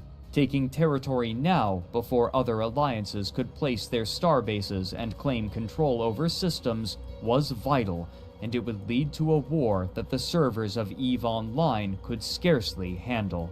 The opening engagement of this first large-scale war of EVE Online was described by Andrew Groen in Empires of EVE. Quote, "Both sides opened fire, unleashing a stream of missiles, railguns, and laser munitions, the sheer number of which had never been seen before in New Eden. With nearly 300 people in the battle, the EVE servers strained under the weight of this enormous cataclysm, and strange things began to happen. Missiles disappeared out of thin air, ships exploded seemingly without having been touched, pilots were kicked offline without warning, then reappeared in a different part of the solar system and in a different ship." End quote. Such conditions were unfavorable for either side, and fleet commanders eventually learned to ration their pilots and limit the size of engagements in order to manage lag and prevent battles from escalating beyond the capacities of the servers, a frustrating yet necessary decision. But Nullsec wasn't the only place where these limitations were manifesting. For months, the central economic system of Uli in Empire space had been growing, and as it did, the servers were struggling. Crowd Control Productions had little ability to control the movements and actions of the people operating in Nullsec, but in Empire space, they had far more options, and here they took drastic action. Uli was a popular trading hub due to its centralized location, which boasted safe passage from all corners of space, and so the company took the simplest option. They severed most of the connections. In short order, the traders had scattered. Without a central hub, trade quickly was redistributed into quadrants of Empire space, loosely based in the 4 different NPC empires, further destabilizing a market that already was facing the destabilization of vital resources from Nullsec due to a war raging in the north. Without the relatively safe routes through Uli, Empire space was severed in two by low-security choke points through which traders had to travel, choke points that could easily be exploited by pirates, further segmenting the economy. But soon, a new strain would be placed on the servers. In early 2004, the main competition for EVE Online, Earth and Beyond, was ending. EVE had already enticed many of its players away in the beta stages of its game, and now, as Earth and Beyond was closing its servers, a sizable portion of its players were migrating to EVE Online. While CCP's digital distribution method was a gamble at the time, and it could easily take over 24 hours to download the game with contemporary internet speeds, it meant that those moving from Earth and Beyond to EVE Online could easily download the client for the game and join relatively quickly, attracting a massive influx of players. Recognizing how many new people were joining, and also recognizing how impenetrable their game was, CCP set to work making their game as inviting as possible for this flood of players. Working with IGN and GameSpy, they cheekily offered what they called an upgrade for Earth and Beyond players to EVE Online, including a personal guided tour of the game. In a public release, they stated, quote, "The upgrade program will include a no-obligation free trial of EVE Online and a walkthrough of the game by a member of the EVE Volunteer Group. The EVE Volunteer will explain to the user the differences between the two games and ease the transition into EVE from Earth and Beyond." End quote. These new players were entering the game during a time of extreme instability in the in-game economy, and only a few months after these new players joined and were attempting to establish themselves, Nullsec was fractured.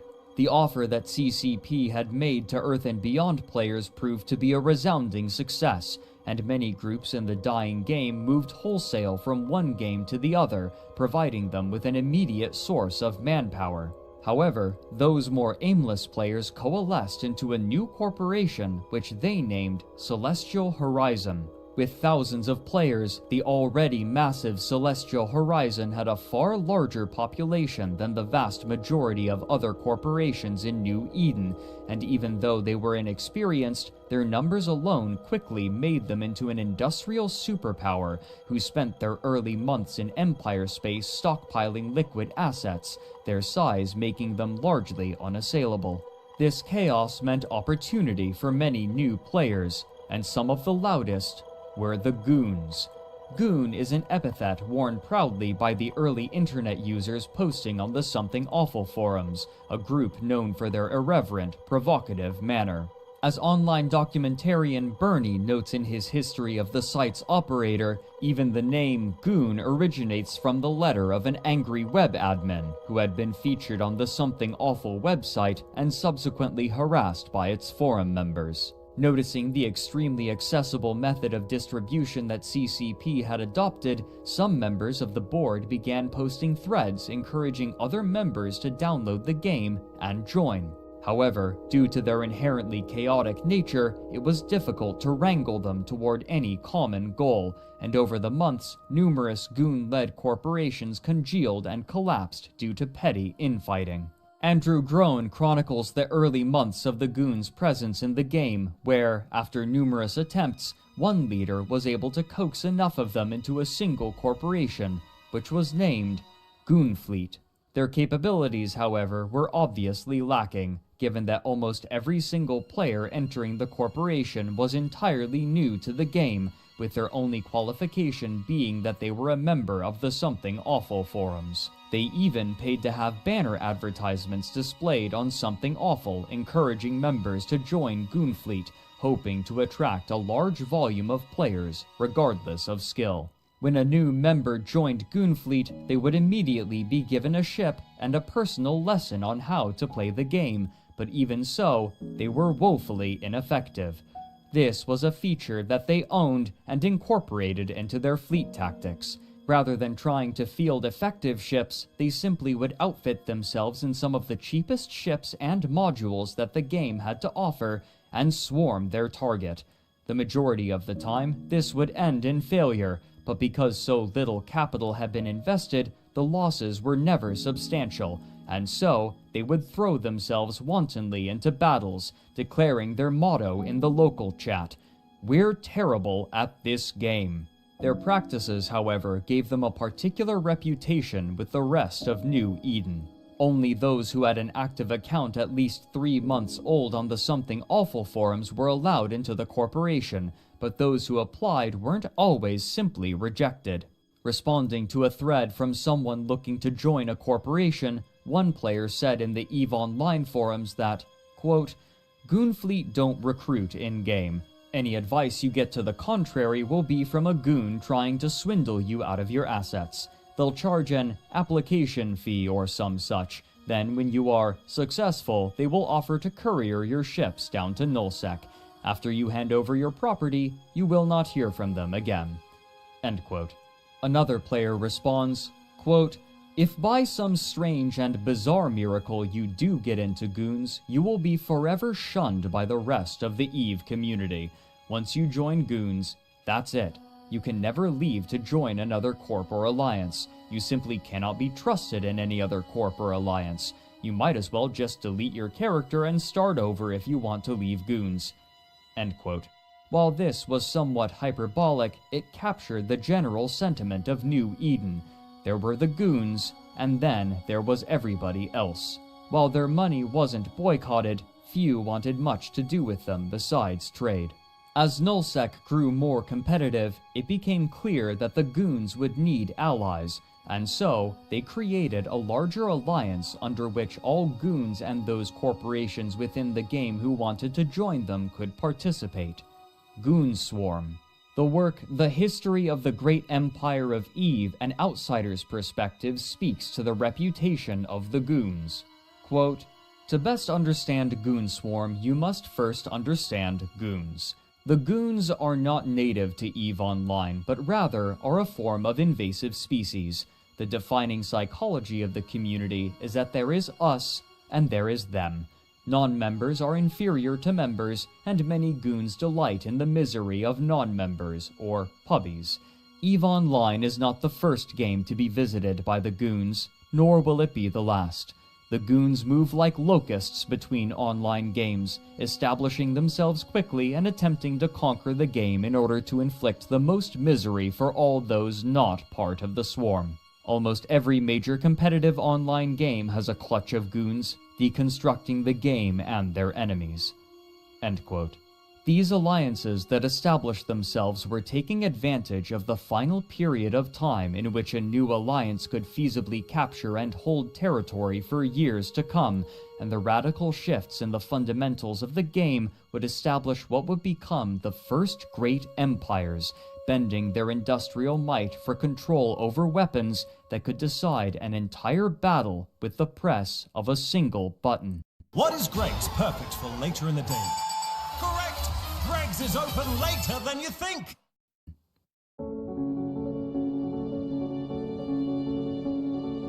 On June 29, 2005, CCP announced a bevy of updates, most important among them being 2 new classes of ships.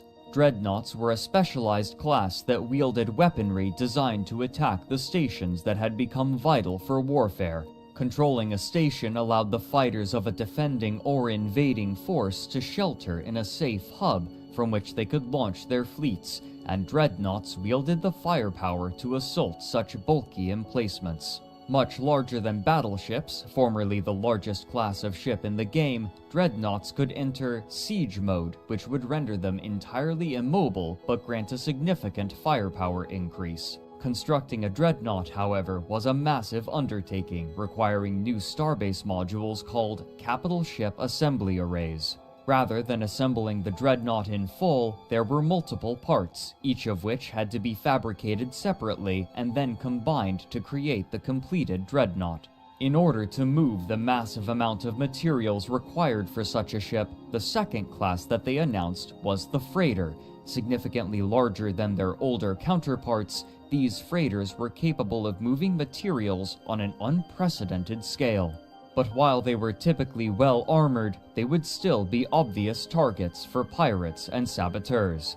The implication was clear. In order to project power and protect what territory they had, alliances now were forced to turn inward and leverage their economies into production. But the dreadnoughts were eclipsed half a year later with the release of ships that would dwarf all others. On December 16, 2005, CCP released an expansion entitled Red Moon Rising. This time, 3 new ship classes were released. The first was the Carrier, a massive ship that relied on clouds of fighters to perform combat for it, intended as support for a fleet of smaller ships. On the release page, CCP explained that, quote, "The Carrier is an affordable capital ship, and most major corporations are expected to fund and deploy at least one for their engagements." End quote. The second was the Mothership, a larger variant of the more affordable carriers. But these 2 new ship classes were eclipsed almost entirely by the ship that would come to be synonymous with the game: the Titan. The sheer immensity of a Titan was difficult for players to conceptualize when it was announced. For the first 2 years of the game, the largest ships were the battleships, whose volumes hovered between 450 and 500,000 cubic meters. The largest Titan, in contrast, was an utterly massive 155 million meters cubed, well over 300 times as large. The capabilities wielded by a Titan were commensurate with its size.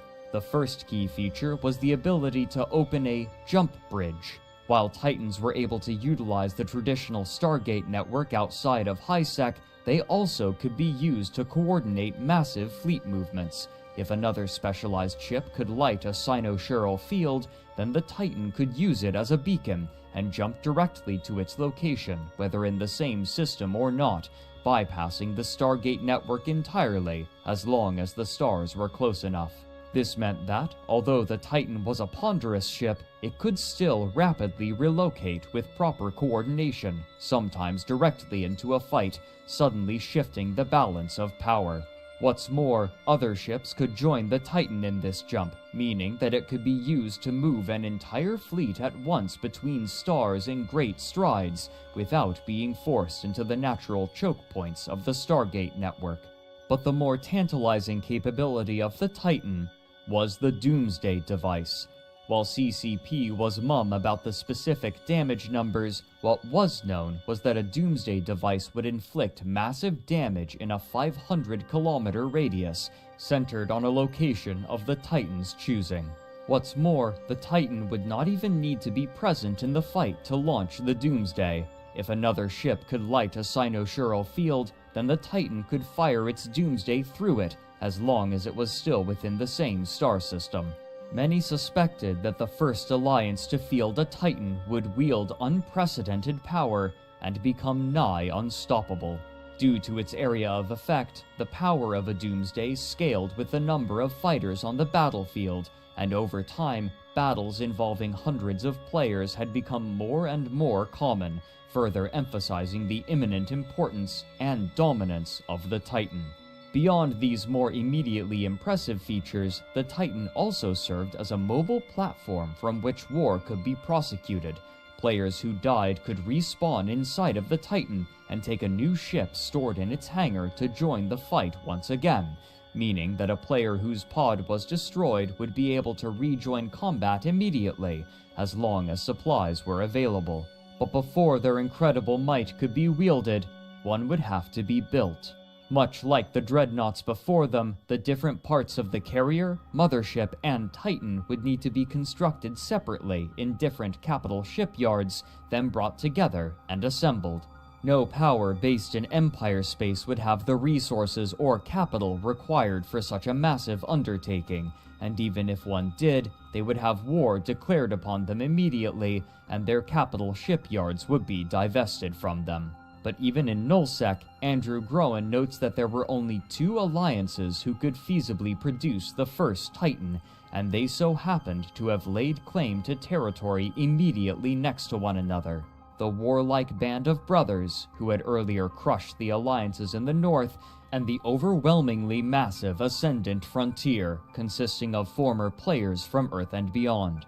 Of these 2, Ascendant Frontier had the clear advantage. While skill and coordination could readily win a battle during this stage of the game, there was no way to outproduce a group with so many members. As Groen notes, quote, Ascendant Frontier was not focused on expansion or military endeavors as Band of Brothers was. Ascendant Frontier had come to own a huge swath of territory in the south, but its members' true passion was industry. Ascendant Frontier wanted to create a prosperous hub of trade and commerce in Nullsec. It was working, too. It was pumping out space stations, outposts, and capital ships at a rate many times faster than the next closest industrial powers of the era. End quote. But to accomplish this feat, they would have to overcome a new hurdle: espionage. While often neglected in the first few years of EVE Online, its role in the operation of large alliances had increased, as had its notoriety after a particularly high-profile case. While most mercenary groups specialized in combat, another corporation, named the Guiding Hand Social Club, would instead perform contract work for clients looking to subvert their enemies. Sometime in late 2004 or early 2005, an anonymous client approached the Guiding Hand with a contract and a massive sum of ISK, hoping to buy their services to target Ubiqua Seraph, a large corporation of the time. They asked that Ubiqua Seraph's coffers be ransacked and their communal hangars emptied of ships, but the contractors would be allowed to keep all of what they pillaged. The only object that the client wanted was the corpse of the CEO, Mural. The leader of the Guiding Hand, Istvan Shogatsu, was similarly disinterested in the spoils, though he accepted these terms all the same. The Guiding Hand spent months infiltrating, earning positions of trust and authority.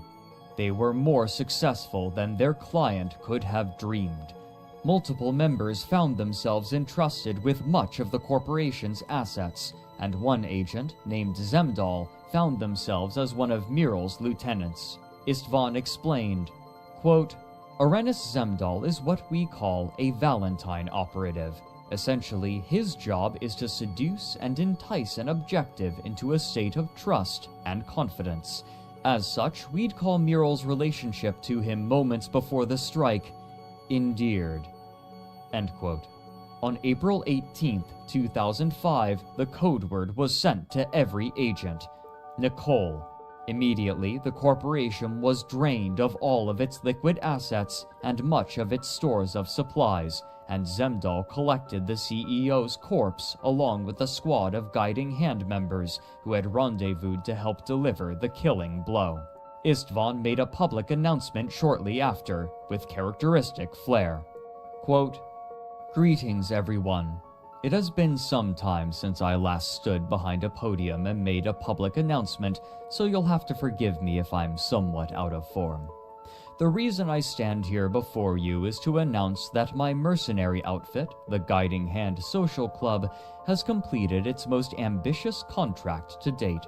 Our target was assigned to us many months ago, Mural of Ubiqua Seraph.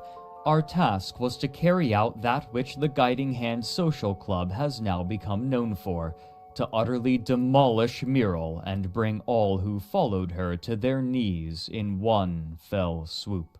For those many months we toiled, secreting our operatives among her ranks, steering her organization through a number of insidiously engineered events meant to engender trust and divert their attention from where it should have been.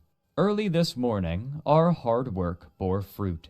Executing a meticulously planned, thoroughly flawless concerto of simultaneous corp hangar heists, attacks in open space, and facility invasions, the Ubiqua Seraph came to know the wrath of the Guiding Hand Social Club firsthand. The result shatters any previous records for sheer scale of such an endeavor. Our net gain from this massive heist is roughly estimated at over 20 billion ISK. Total damages inflicted are estimated at close to 30 billion ISK. Thank you all for your time."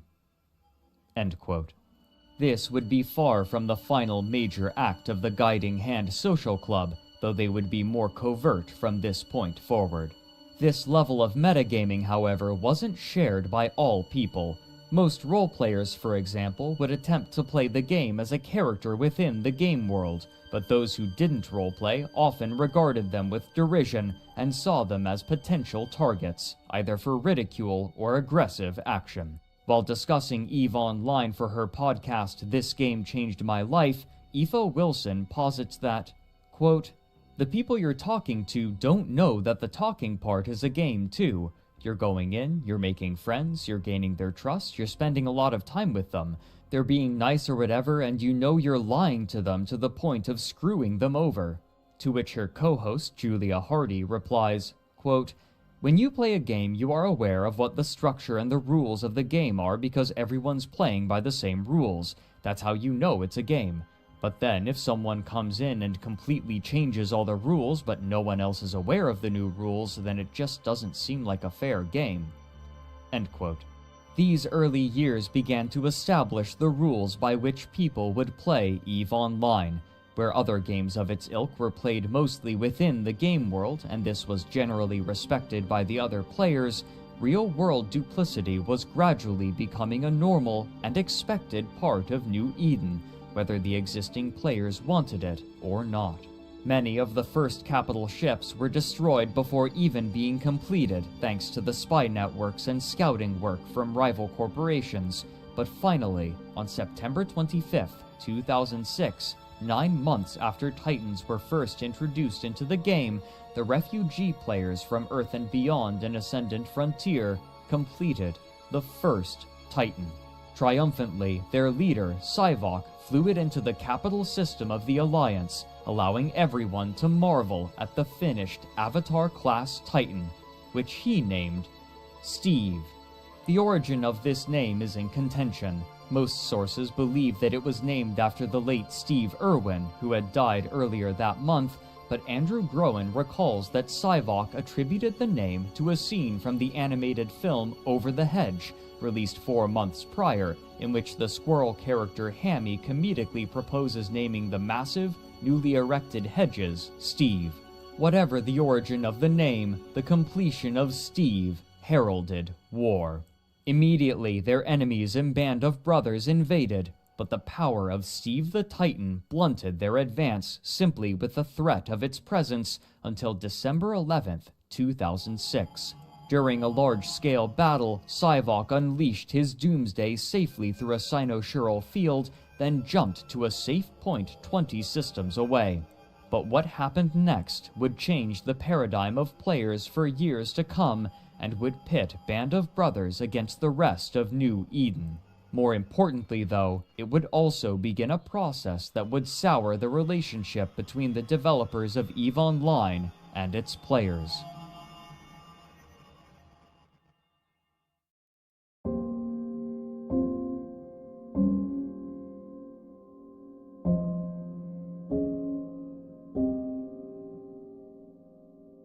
Game development in the early 2000s was significantly different than it would become 2 decades later.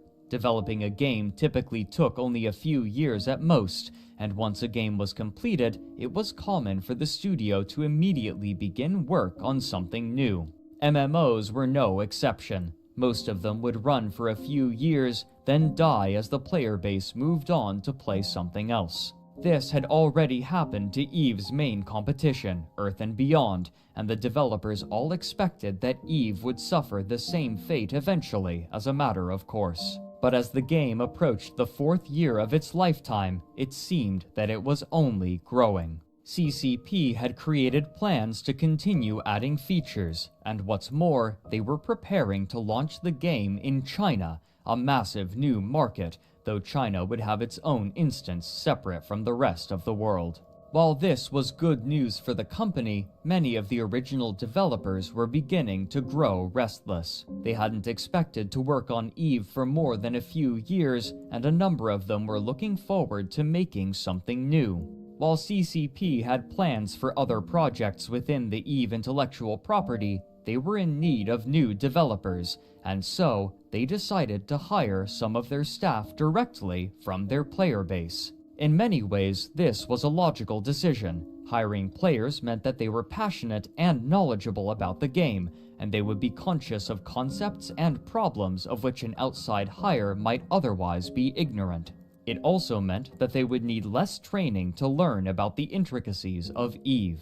Besides technical know-how, these developers would typically continue to play even after being hired, which meant that they were passively listening to the information that flows through the undercurrent of New Eden in the form of word of mouth, rumors, and propaganda. In this way, they could adjust the servers quickly to anticipate battles that were about to take place and reduce the effects of lag, as well as gather information for balance changes faster than they otherwise would be able. But these new hires created unique problems. Those players willing and able to accept work at Crowd Control Productions were often among the most dedicated and active, and for many, EVE had become a significant part of their lives, deliberately altering their schedules so that they were able to add their firepower to important battles and assist their corporations and allies. Real friendships were frequently formed and broken due to in-game conflicts, while some were burned for in-game advantages. For these players, the boundaries between EVE Online and the real world were either blurry or non-existent. When these players became developers, they gained access to the dev tools and commands. This power was too tempting for some, and they began to utilize these permissions to their own ends, creating rare and valuable items for their corporations and alliances. For example, blueprint originals used for building ships and components were in extremely limited supply, as no new ones could be made, and so most people had to buy copies that would be consumed after only a few uses. Using commands, these player developers could create brand new blueprints for their courtmates and themselves. Hilmar Pettersson, CEO of CCP, noted during an interview for Down the Rabbit Hole that on 5 separate occasions, the problem had become so bad that he had to invite the offender into his office and offer them a choice: stop playing the game or stop working at Crowd Control Productions. Twice, the developer chose to leave the company so that they could continue playing. So great was the role of the game in their lives. It was with knowledge of these bad actors that, as Groen wrote years later, Sivok, leader of Ascendant Frontier and pilot for Steve the Titan, accused a Band of Brothers member of malfeasance.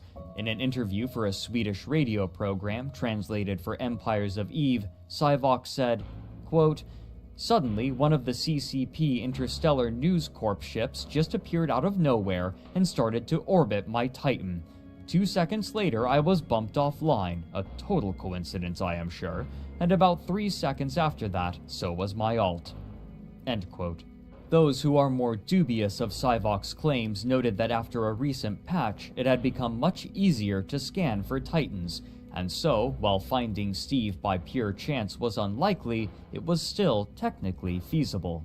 What precisely happened is contentious, and no definitive proof has been released, but however the location of Steve was divined, the leaders of Band of Brothers received word that Steve the Titan had been discovered, and they immediately gave the order to mobilize. In a matter of minutes, a cynosural field was lit at Steve's location, and the entirety of Band of Brothers' fleet jumped in to see Steve, alone, inert, and inactive. Immediately, the dreadnoughts went into siege mode and unleashed their payload into the hull of Steve, which could only wait placidly for the end. Steve the Titan exploded and was reduced to rubble. The first Titan to be built was now the first Titan to be destroyed. The members of Band of Brothers were ebullient, and soon the loss of Steve became common knowledge all throughout New Eden. To honor its death, Steve's ruined corpse would remain in the system of C9N TAC-CC where it was destroyed, so that players may still return to it and pay their respects. The death of Steve had made many players suspicious, but soon, an event would occur that would unite all of New Eden against Band of Brothers, and more importantly, alter the relationship between the players and the company on a foundational level.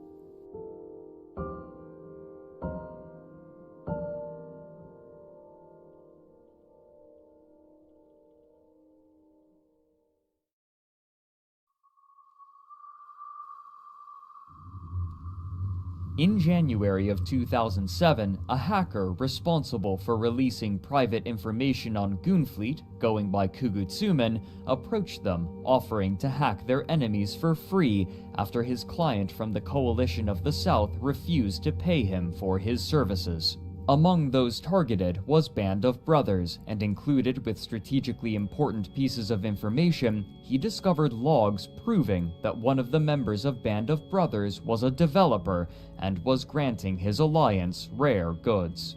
While some were dubious at first, CCP later confirmed that, indeed, the accusation was true. Hilmar Pettersson wrote on the subject in a public letter with dramatic prose.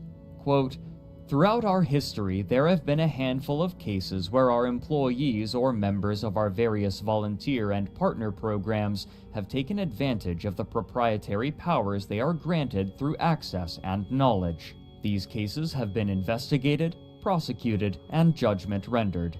Usually the punishment has been quite simple: termination of employment. A pivotal case was uncovered last summer during a routine investigation of developer accounts. Unfortunately, CCP did not act with the same decisive consistency we have used on previous occasions. Those left at the helm chose to react cautiously, as sometimes is appropriate under these circumstances, leading to more leniency and understanding than we are used to in these matters.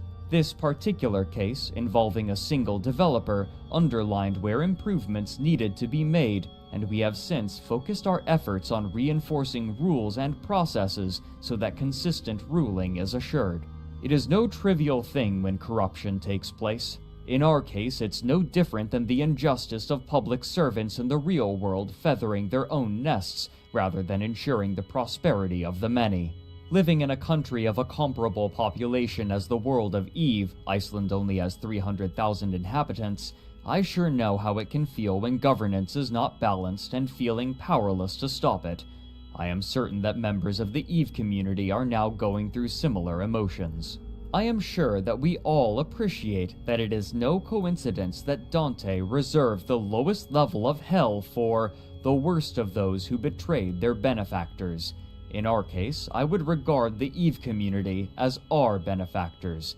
We are not the gods or the masters of EVE Online or the EVE community. We serve the community. You have entrusted us to safeguard your hard work." End quote. The death of Steve the Titan had raised suspicions before, and now those suspicions had proven correct. Band of Brothers were cheaters. Many in Nullsec had long hated Band of Brothers for various reasons, chiefly their imperialist aims and elitist attitude, but now all of New Eden had been granted a new ideological casus belli. While exploits, glitches, and unintended mechanics are common in games such as EVE Online, this was different. A developer was deliberately abusing his authority and privilege in order to aid his allies. While Band of Brothers as an alliance had already been diplomatically isolated for much of its lifespan, they had now been made a universal target. Players all over New Eden were enraged, snidely calling them Band of Developers. Even though most players weren't present in Nullsec, estimates state that over half of all players somehow participated in the war that would become known as the First Great War of EVE Online. With the majority of players in New Eden choosing a side in the war, propaganda became more vital than ever, and the precise truth was becoming more and more difficult to ascertain, altered with flowery embellishments. In a blog post from October of 2007, EVE blogger Nate Combs writes that, quote, "The propaganda machinery of the coalitions play a vital role in keeping players informed of the big picture. The little guys struggle one ship, one system, one corporation and alliance at a time, and read the cues and spin from the mouthpieces up high. Of this recent turn, Band of Brothers has fashioned a very slick propaganda video spinning the retreat in heroic terms, in contrast to a more prosaic reality. Endy provides detailed analysis for the game world students of these things. Despite its production polish, one will note that its audience is crisply targeted. It makes little attempt to reach more broadly.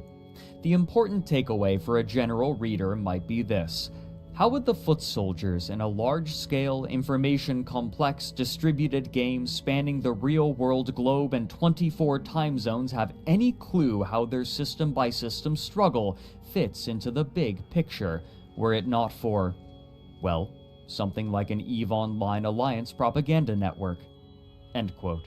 For CCP Games, war meant fun for the players, and fun meant more subscribers, which meant more profits. And while EVE Online certainly had a larger audience than many other games, its subscribership was increased even further due to its mechanics, which offered its players the ability to easily practice a technique known as multi-boxing. While most who play massively multiplayer online games tend to only play one character at a time, others will sometimes have multiple accounts that they will run at the same time in order to fulfill multiple roles at once. Compared to other games, EVE Online was particularly well suited to this method of play, since many of the most important functions, such as firing weapons and movement, would continue to run once activated and only required interaction when changing this function. Even if a particular character underperformed, it was almost always worthwhile to have multiple characters rather than only one in any situation. This gradually became vital for professions such as mining and industry, whose activities were much more passive than combat. Mining and related professions mostly entailed approaching a resource node, pressing a few buttons, and waiting until the node was mined out while watching for hostile ships. For these players, the most effective way to scale was simply to have more ships, which meant multi-boxing, and so it was common for players to have multiple windows with the same game open, each window running a different character. Even if a person could have multiple characters on the same account, each account was limited to only one of its characters being used at a time, and so multiple subscriptions would be necessary. This meant that some people, rather than only giving $15 a month to play, were instead giving many times more. Some of the most dedicated players would, and do, run over 10 characters simultaneously. Given the dedication of space game players and their relatively higher age bracket, the proportion of multi-boxers was likely much higher compared to other MMOs. What's more, word of the war was continuing to grow the player base, and CCP's business prospects were looking better than they ever had. While the precise player count is difficult to ascertain, the total numbers of subscribed accounts had, according to the company, surpassed 300,000. Rather than only pushing money back into the game, they began to build their company out, anticipating further success. While everyone involved with the production of EVE Online had believed in the potential of their project, it was still difficult for many of them to believe how successful their game had become. But the executives at the company wasted no time looking for ways to grow the IP, both to capitalize on the success of the game and grow the resilience of the franchise to compete with other MMOs. In 2004, World of Warcraft had been launched by Blizzard Entertainment, developers of numerous well-regarded games such as StarCraft, the Warcraft series, and the Diablo series, and much like their other titles, World of Warcraft, known as WoW in shorthand, was a massive success upon launch, and even as the years wore on, its subscriber count was only growing.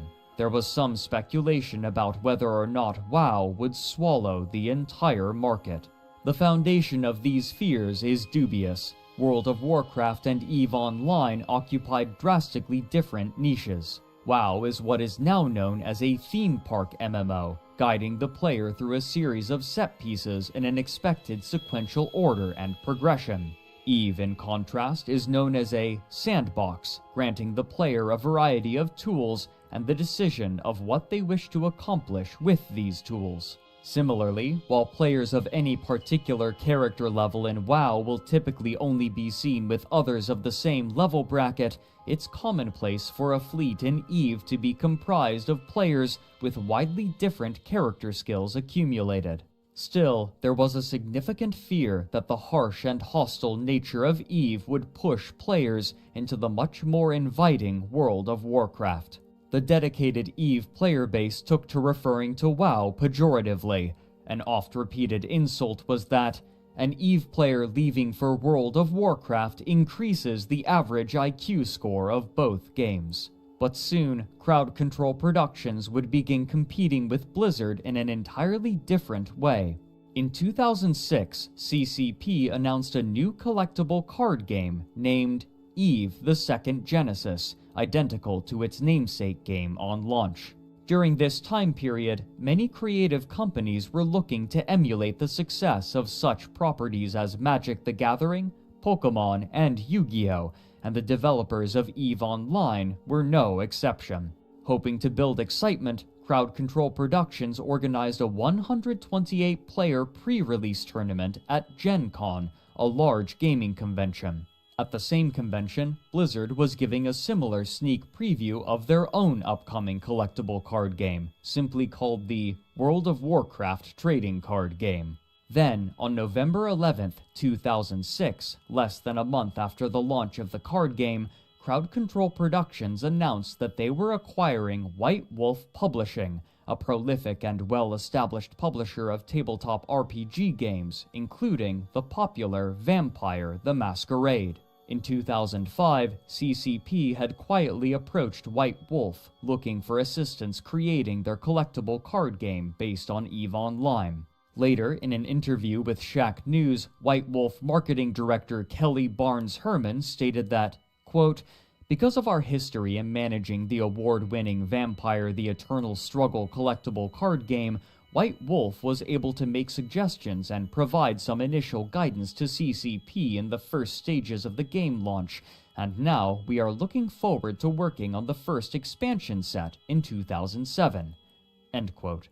CCP had gone from making their own board game to buying another company to make tabletop games for them. What's more, CCP also announced that it would be publishing new games based on intellectual properties owned by White Wolf, including their World of Darkness setting, home to Vampire the Masquerade.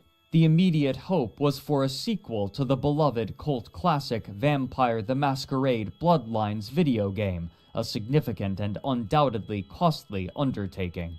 But a new Bloodlines game would not be as ambitious as another project that they were about to announce. In 2007, CCP announced a new massively created right now, so when we actually know all of that, we can guesstimate how long it's going to take. These games typically take 4 or 5 years to make. I don't think this is going to be any different." End quote. Now, as CCP were attempting to balance and progress EVE Online, they were also responsible for the development of an entirely new MMO. However, this wasn't the only new major project that CCP would announce. At their annual EVE FanFest celebration in November of 2007, the company showed a trailer for a massive update to the game that they called Ambulation. This future update promised players the ability to exit their ships in stations and meet one another in-game face-to-face, something that could potentially make the game far more immersive. Despite the incredible amount of work that the company had promised to deliver, they were confident that they could fund numerous projects in part thanks to their growing and dedicated subscribership, driven by the chaos churning inside of New Eden.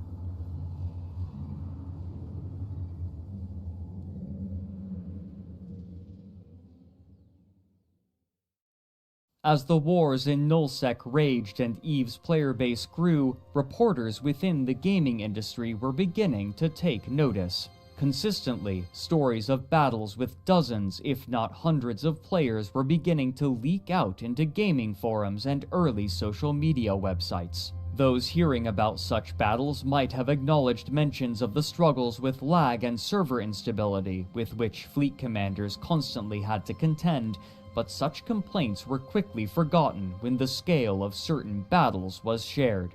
Fleet commanders had learned not to take such large fights unless absolutely necessary due to the chaos introduced by such numbers, but their rarity only made them more tantalizing.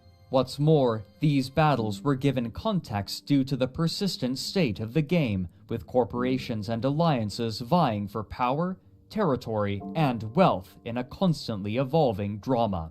To many, it felt like a space opera playing out in real time. In early 2008, one of the first articles detailing the ongoing Nullsec war was published for PC Gamer UK.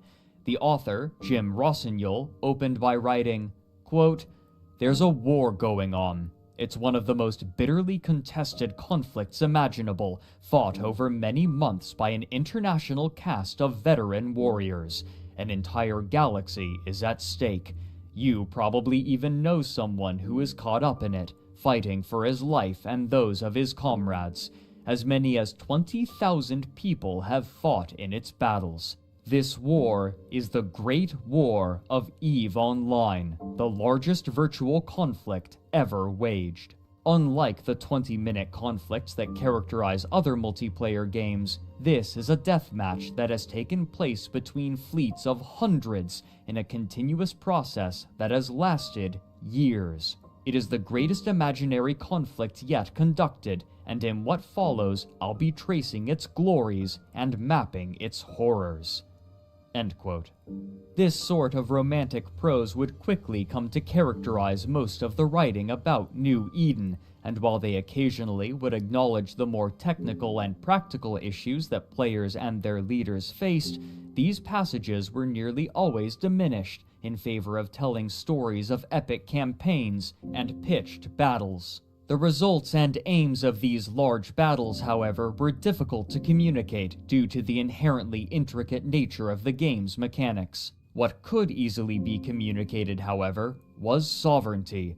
Territorial maps reminiscent of war documentaries gave the impression that the warriors involved in these conflicts were actively making history, and granted the movements of these wars similar weight. But perhaps more immediately attractive was the attempt to give a price to ships in real-world fiat currency.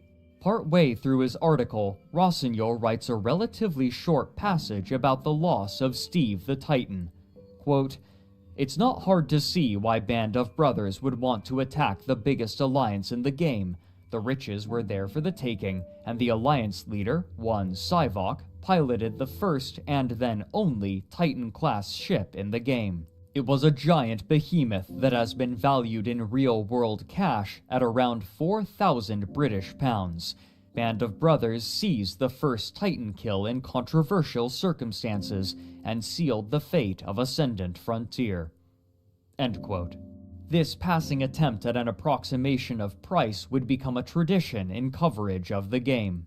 The daunting complexity of EVE's mechanics and the tangle of relationships between corporations, alliances, and even corporations within alliances made it nearly impossible to summarize in the space afforded an article in a gaming publication, meaning that the conflicts necessarily had to be simplified in order to both be made intelligible and concise enough to fit within the restrictive word limits. Many of those who read these articles became enamored with the concept of partaking in such massive record-breaking battles and began signing up for EVE themselves. For CCP, war was good for business. But those who were fighting the war were facing unprecedented problems. Nate Combs, in a blog from 2007 titled NBSI and the Grey Problem, writes that, quote, "Members within an alliance are marked by varying colors. Green means that fellow is a corporation member, blue he's part of the alliance, etc. Degrees of separation, even among buddies. Red in several flavors distinguishes shades of bad guy. The problem is with the gray. One of the trickiest herding cats problem in running alliances is making sure everyone is on the same page about the rules of engagement. Go to any alliance forum and ask what the current rules are, and you will hear a number of answers. Folks get confused about what they should do with the gray, and in the absence of knowing what they should do, they do what they think is right, which can be all over the board. Inconsistency is a hobgoblin to both sides of the gray divide. The good gray don't like going into areas where they are uncertain about who is on the same page, and alliances don't like grays getting into some areas since some grays may turn out to be bad apples. To make the problem worse, some alliances may vary their policy towards the gray over time and circumstance.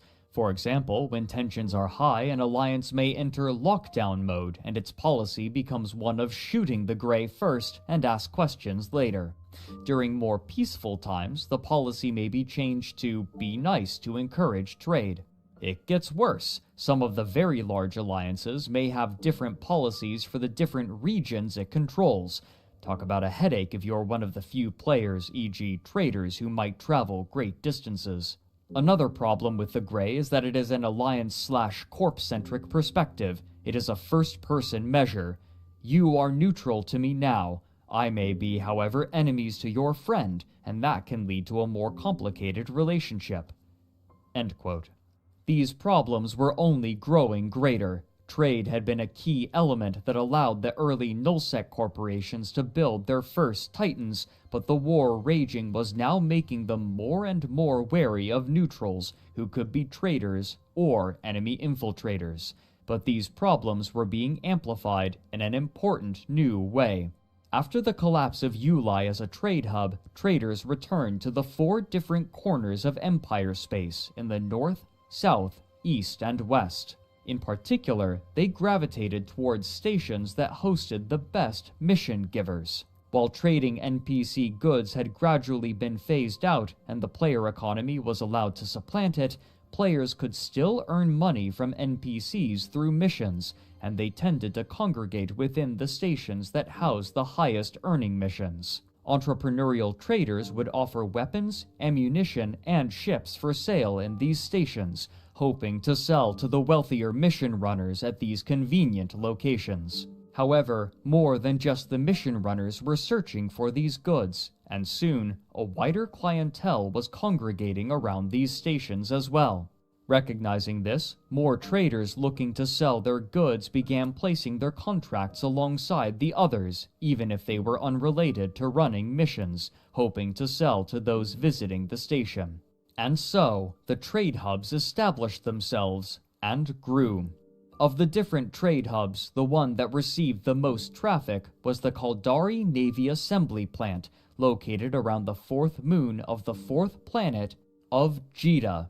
The higher population in the northern regions of Empire space was due in large part to the attributes of characters. When creating a character, players are allowed to choose between the 4 different NPC empires: Amar, Minmatar, Galente, and Caldari, and of the 4, Caldari were by far the most popular race for players, due to their favorable attribute distribution, given that attributes determine how quickly a character can learn skills, and skills determine what characters are capable of performing. Soon, much like Yulai before it, the system of Jita was host to hundreds of players every day looking to trade, and it was growing rapidly. But this time, Crowd Control Productions would be prepared. Since they had broken the Stargate links in Yulai, they had been working on the server backend, as they realized that they would need to prepare for far more success than they had anticipated when they launched EVE Online. On March 1st, 2006, CCP Games announced a patch transferring the game onto new servers which utilized brand new, state-of-the-art AMD chips. Rather than trying to scatter the players again, now they would be doing all that they could to accommodate a naturally occurring trade hub. Soon, a single server would be dedicated exclusively to the system of Jita to manage the massive influx of traffic, as well as some permanent residents who began to participate in the day trading of commodities. With trade now being allowed to centralize, this also meant that if a particular commodity crashed, then it crashed for everyone in the game at once with little recourse. But while this new trade hub was located in Empire space, its establishment significantly affected the culture of Nullsec. The northern regions had always been wealthy due to their natural resources and general proximity to HighSec, but the emergence of Jita guaranteed much easier access to what would soon become the undisputed center of the economy in New Eden, given that Jita was less than 10 Stargate jumps away from the nearest northern Nullsec systems. Trading between Empire space and the northern regions only became easier as time passed. But the inverse was true for the southern regions. The distance between Jita and Del, for example, was many times longer, and where they once had been able to trade with Empire space easily, they now had to travel much farther to sell their goods. As time passed, those Nullsec alliances living in the south would begin to develop their own internal economies. Leaders would encourage their alliance members to trade exclusively with one another, in many cases creating not only an economic but a cultural divide between the players in the southern regions and the players in the rest of New Eden. But in the in-between spaces, an entirely new sort of dynamic was evolving, one forgotten by most.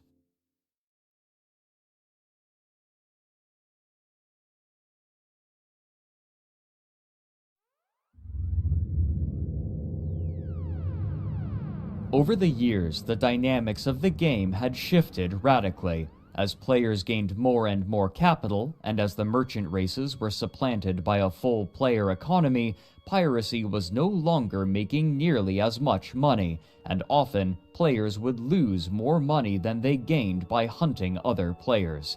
Many, such as the aforementioned mercenaries, abandoned the practice in favor of fulfilling contracts for clients. What's more, the Nullsec alliances were growing into empires, and these empires often patrolled and defended their territory, stamping out any piracy not perpetrated by their own members. The only space left for these players was low security space, or low-sec, but when they moved, their paradigm gradually began to shift. Now that piracy was no longer making the players much money, the only ones who continued the practice did so for the love of it. In an interview for Down the Rabbit Hole, a prominent player and leader named Phantomite spoke to the role that those in Lowsec adopted. Quote, "I feel like me killing people in Lowsec isn't piracy, I think it's just PvP. It's not a profession, I don't really earn any money from it. The fact that the game calls what you're doing illegal means that there's some kind of weird dishonor involved that's different to catching a traveler in nullsec. It's just PvP." End quote. Those players who decided to stay were the only ones dedicated enough to continue their piracy, in part due to a particular feature. Early after the release of the game, CCP launched a feature called kill mails, which were permanent in-game records of ship destruction issued to both the destroyed party and those involved in destroying them, and many players began to covet these kill mails and collect them like trading cards, with certain ships or players being more or less prestigious. While this wasn't always the primary motivating factor for those hunting other players, it did mean that they could keep a record of their experiences doing so, ensuring an official method of tracking prestige. But the kill mails introduced another dynamic: loss aversion. Since kill mails were public, one's victories and losses were both available to any who wanted to see them, and a loss was often considered a shame in the eyes of the community, at least to the player who lost the ship. On this, Phantomite said, quote, "I feel it is socially unacceptable to lose in this game.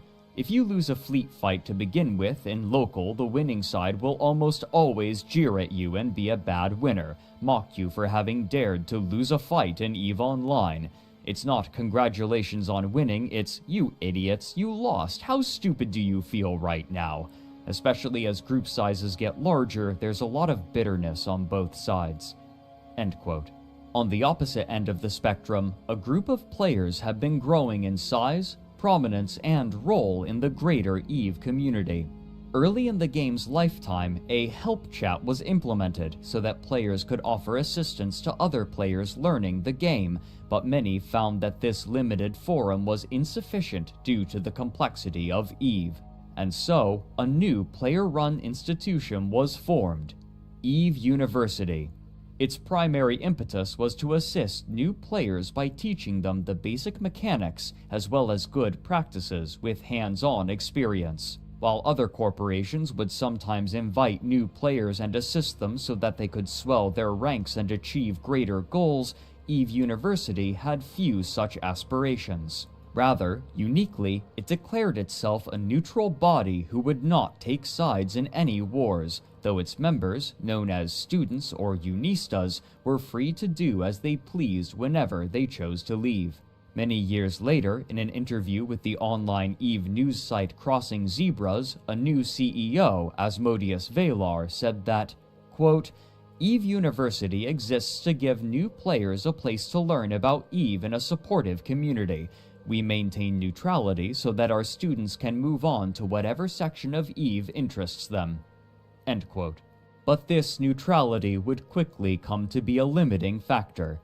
In October of 2005, EVE University founded a new alliance called the Big Blue and sought to hold territory in Nullsec, but after less than a year, an unknown client hired Mercenary Coalition to evict them for unclear reasons, another reflection of the growing necessity for corporations to ally themselves with one another in order to survive the growing turbulence of Nullsec. EVE University's policy of neutrality wouldn't allow them the partnerships with the larger groups that they required.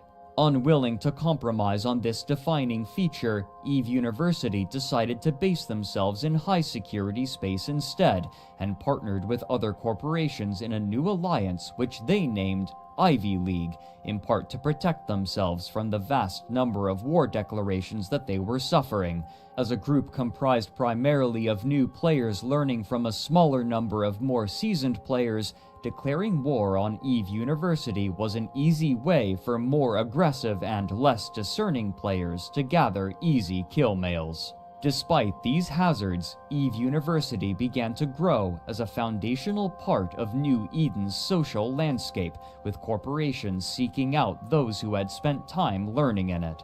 Their decision to retire from nullsec would become a practically permanent one on June 19, 2009, when CCP released their expansion, Revelations 2. With this expansion, powerful defensive sovereignty bonuses would be granted to anyone who owned over half of the structures within a system for 28 days.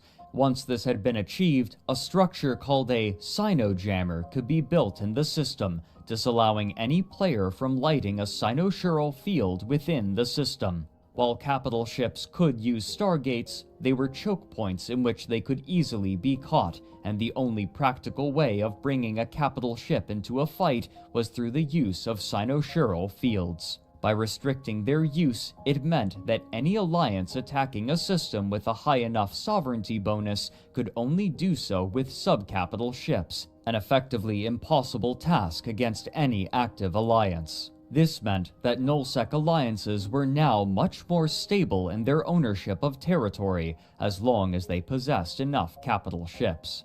The major factions in nullsec had now been set. With the base mechanics, the social groups, and the varying playstyles within EVE all growing more complicated and nuanced by the day, the development team recognized that they wouldn't be able to keep track of all of them and balance them alone. And so, in late 2007, Crowd Control Productions announced the establishment of the Council of Stellar Management, a body of players elected by the player base to communicate their interests directly to the company. Early in the game's lifetime, CCP had requested that players join the developers to speak about the game, but they had been hand-picked after applying, as opposed to the more democratic method of the council. Of the 97 applications, 33 were rejected for varying reasons, including behavioral and technical, leaving 64 to be voted on by the community in a first-past-the-post system, where the 14 players with the most votes would be elected.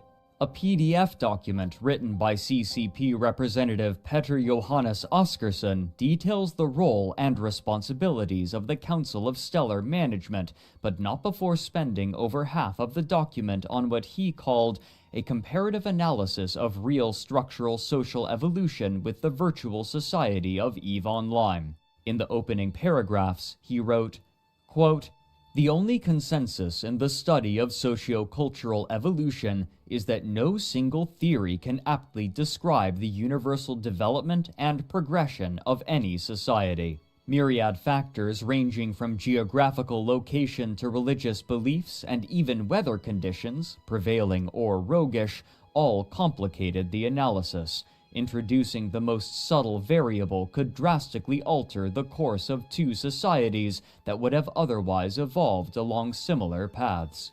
Thus, it is these general paths, or unilinear milestones, that this paper will draw real-world comparisons from. The purpose of the analogy is to establish the foundation for implementing a deliberative, democratically elected council in EVE.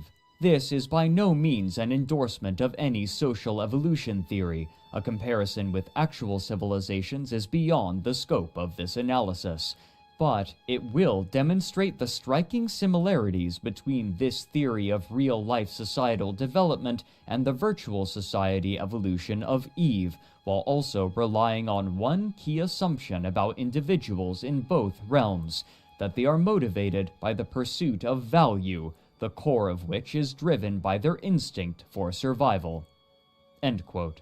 While this document was likely meant to help instill within the EVE community the impression that CCP was taking seriously their responsibilities toward the game, it also illustrated the divide that was growing between the players and their game world's caretakers, despite their attempts to the contrary. While the majority of the player base was primarily interested in simply having fun by playing the game on the most minute level, the developers saw themselves as being on the cusp of a newly developing world that reflected elements of the human condition, similar to the way that the founding members of CCP had attempted to create a new internet interface with the virtual reality markup language during their time at Oz Virtual. Oscarsson wrote in the document that, quote, Until now, comparisons of political philosophy and social structures in the virtual world have been drawn from parallels with the real one. But it cannot be stressed enough that today, with this many people comprising the civilization of Eve and the potential ripple effect of any change in the way this society is governed, further legislative applications based mostly on CCP's interpretation of the real world are likely to cause more harm than good. To achieve continued success, Eve's society must be granted a larger role in exerting influence on the legislative powers of CCP. Governance of virtual worlds is a unique endeavor. There is no precedence to follow." End quote. The responsibilities for the Council of Stellar Management were more than might typically be expected from a group of player consultants, which perhaps helps to explain the small number of applicants. Quote, "At least twice a year, CCP will convene multi-day summit meetings in Reykjavik. In addition, each year CCP holds its FanFest convention. 7 members of the CSM attend these events in person. Council terms will last 12 months, and elections will follow the expiration of each term. This timeframe corresponds roughly to the expansion release cycles of EVE Online." End quote. These council members would be privy to restricted knowledge so that they could give their unique perspectives as players. What sort of effect they would have on the game, however, was yet to be seen. The importance of such communication with the player community was exemplified by the proliferation of player-made tools that were seeing widening popularity. On July 22, 2008, a player going by the name Wallari created a post on the official EVE forums in which he announced the release of a map of EVE Online named Dotlan. Quote, "In the last weeks, I created a system to arrange and generate region maps for EVE. After some hard work on the backend and positioning the systems, I can finally announce a new type of EVE regions maps. The maps are focused to be clean and easy readable with the most important informations for fleet roaming and planning. They contain daily sovereignty and outpost informations for your favorite 0.0 space. Also, occupancy informations for the new factional warfare are included." End quote. What's more, this tool would be offered for free to any EVE player who wanted to use it, hosted on its own website. Importantly, this map wasn't updated manually. Rather, it pulled information from EVE Online's backend servers in order to update it, meaning that they would update in real time, and Dotlan's maps would quickly become the standard. And when players wanted to share maps of EVE Online with one another, rather than using the in-game map, the clean, clear maps on Dotlan would almost always be used. This was far from the only tool developed by players to help others play the game. In 2006, a group of resourceful coders had released a tool which they named EveMon, which acted as a way to manage a character and plan their ever-important skills, which restricted what a character could do and what sort of innate bonuses they wielded. Like Dotlan, EveMon pulled information from the back-end servers of EVE Online, allowing players to see aspects of their characters such as their skills, their stats, their total skill points accrued, and their ISK balance, all without having to open the game. These sorts of tools helped further erode the feeling of separation between the game and real life, since the game world could be reflected in places other than the game window. Rather than fight these tools, CCP supported their use and would sometimes even showcase them on their website. It was around this time as well that the listless and much poorer pirates in low-security space would be given a new purpose. On June 10, 2008, CCP released the expansion Imperium Age. Among the other changes, the one that attracted the most attention was the introduction of a new opportunity for players called Factional Warfare. After signing up to fight for one of the 4 in-game non-player empires that ruled over high-security empire space, they would be given objectives in low-security space to capture in the name of the empire that they had chosen. But importantly, they would not only be fighting against NPCs.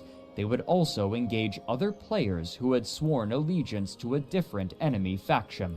In this way, players in Empire space could fight with other players in a structured yet accessible fashion.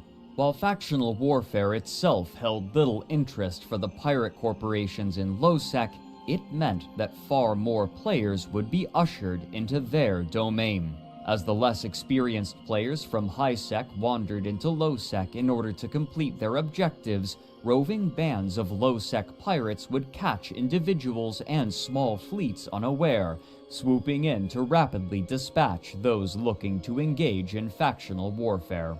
These pirates had become a part of the landscape of Low-Sec, maintaining a level of unavoidable danger to the game, and the introduction of factional warfare had reinvigorated them. Evading pirates was a skill in which traders and industrialists prided themselves, and it was common to hear such peaceful players breathlessly recount their experiences avoiding and outwitting them. But soon, the game would see an addition that would further complicate it, crossing the border between the real world and the virtual world of New Eden in a way that would eventually make its dealings the subject of international attention and awe.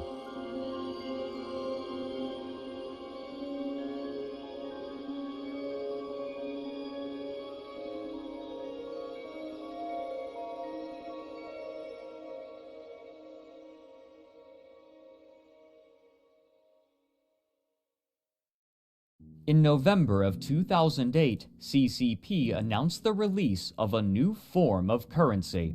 As was common practice, players could either buy cards at local stores or have cards mailed to them, which they could redeem to extend their membership, allowing them continued access to the game. For EVE, much like other games of its kind, the monthly fee was $15, with discounts when bought in larger increments. However, CCP was now offering a new function for these cards. When a player bought one, they would now have the option to either redeem it normally and use it to lengthen their subscription, or they could instead exchange their card for a new in-game item called a Pilot's License Extension, or Plex, at an exchange rate of 1 Plex per month of game time. If they chose the latter option, an in-game item would appear in the hangar of the station in which one of their characters was docked. This Plex could then later be expended for the subscription if the player so chose. For the player who used the Plex in this way, it simply added an extra step to the process of renewing a subscription.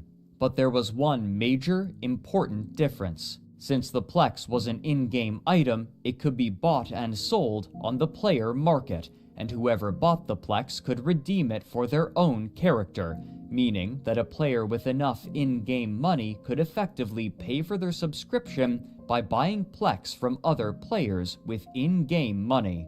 The most obvious effect was that it gave many players a goal: make enough in-game money to pay for their own subscription month to month by buying Plex from other players, effectively playing for free. But for those on the outside looking in, it gave something much more important. Game subscription cards for EVE Online could typically be bought for $35 and offered 2 months of subscription, which meant that they could be redeemed for 2 Plex. This gave Plex a stable real-world value of approximately $17. Since Plex would be bought and sold in-game for ISK, the in-game currency, and the real-world value of 1 Plex was relatively consistent, this meant that there was a way to track the real-world value of the in-game currency without having to refer to the black market price, which was subject to fluctuation, and which many sources were reluctant to acknowledge or reference because of its inherently opaque nature. What's more, because of the stability of the price of Plex in the real world, the gradual inflation of the value of ISK could be tracked as well. Such aspects only enhance the interest of mainstream publications, including Forbes, a popular and well-regarded business magazine which had already been paying attention to EVE Online due in part to the business-themed naming scheme of its player structures. An article from 2008 by Matthew Kirdahy, named From MMO to CEO, reads in part, quote, Sean Conover has 2 jobs. One is at a computer forensics lab in suburban New Jersey. The other is in a fantastical galaxy inhabited by 25,000 intelligent life forms driven by power and greed. In one place, he takes orders. In the other, he gives them. There are many more like Conover, and with good reason. It's in this virtual space where tomorrow's business leaders are being born. Mom may mock video games no more. End quote. The EVE player interviewed for this article was the notable figure Darius Johnson, the leader of Goonfleet and the greater Goonswarm alliance. For the last year and a half, Goonswarm and their allies, the Russians hailing from the northeastern corner of the map, had been continuing their war against Band of Brothers, and during that time, they had become known for their effective, if obnoxious, propaganda. Beyond the posters, which were often photoshopped versions of World War II propaganda posters, the Mittani had taken to regularly posting on his blog about the war, both to rally the goons and guide the public perception to bolster morale and increase membership, and this gave mainstream news outlets an easy way to monitor the war, albeit through a heavily biased source. Even knowing this bias, this meant that as publications such as Forbes and The Guardian wrote about EVE Online, it was often through the paradigm and context of the goons. External news outlets also helped to personalize the leaders. Furthering Kirdahy's article, he writes, quote, when Conover gets home from his 9-to-5 job, he logs onto a virtual world as Darius Johnson, Chief Executive of Goonfleet, a corporation comprised of more than 2,800 players in EVE. The leadership experience has challenged Conover the same way the modern CEO is challenged. He worries about economics, employee morale, production, training, and even a succession plan, which he's devising. After all, the next guy has to be able to weather the storm too. End quote. In particular, the term failure cascade had become common in New Eden, popularized by the Mittani and quickly adopted by news outlets who were already heavily reliant on his writing when discussing EVE. In an article from 2009, the Mittani wrote, quote, in the past 4 years, I've witnessed more than 20 alliances disintegrate, and I've had the benefit of directly orchestrating a good number of those. Better than just hammering at them from the outside, I've been able to witness the process from the inside concurrently by way of our spy network. While watching Lotka Volterra explode in much the same way Veritas Immortalis had, I dubbed this death cycle the failure cascade, due to the way in which the process rapidly accelerates from small errors into thermonuclear drama.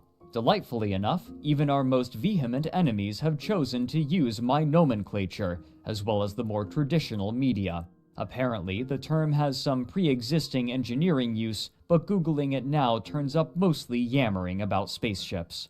He went on to define the term, quote, a failure cascade is the disintegration of an alliance caused by collective helplessness in the face of sustained and unrationalizable adversity through a process of pilot attribution shifting from the alliance to the corporation or the individual. End quote. Both Crowd Control Productions and Goonswarm were facing prodigious growth, and both were simultaneously taking great risks in attempts to reap great rewards.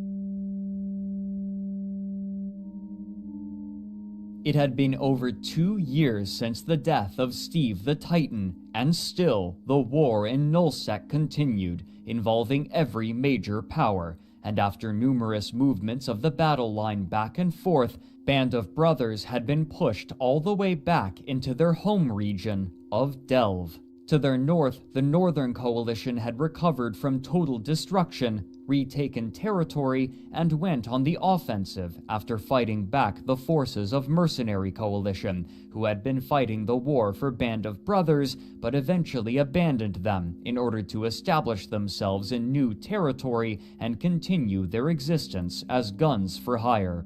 Meanwhile, from the east, the forces of Goonswarm and their allies, the Red Alliance, continued to strike. Previously, the Russians of the Red Alliance had joined Goonswarm in an effort to defeat Band of Brothers, but after this effort failed, they retreated to their home regions in the southeast to live next door to the Goons. With their forces combined, their territory was nearly impossible for any alliance to assail. Typically, the Russians were cagey, reclusive, and distrustful, but they had joined Goonswarm to defeat their common enemies in Band of Brothers. But now that Band of Brothers had been fought back to Fortress Delve, the war had reached a standstill.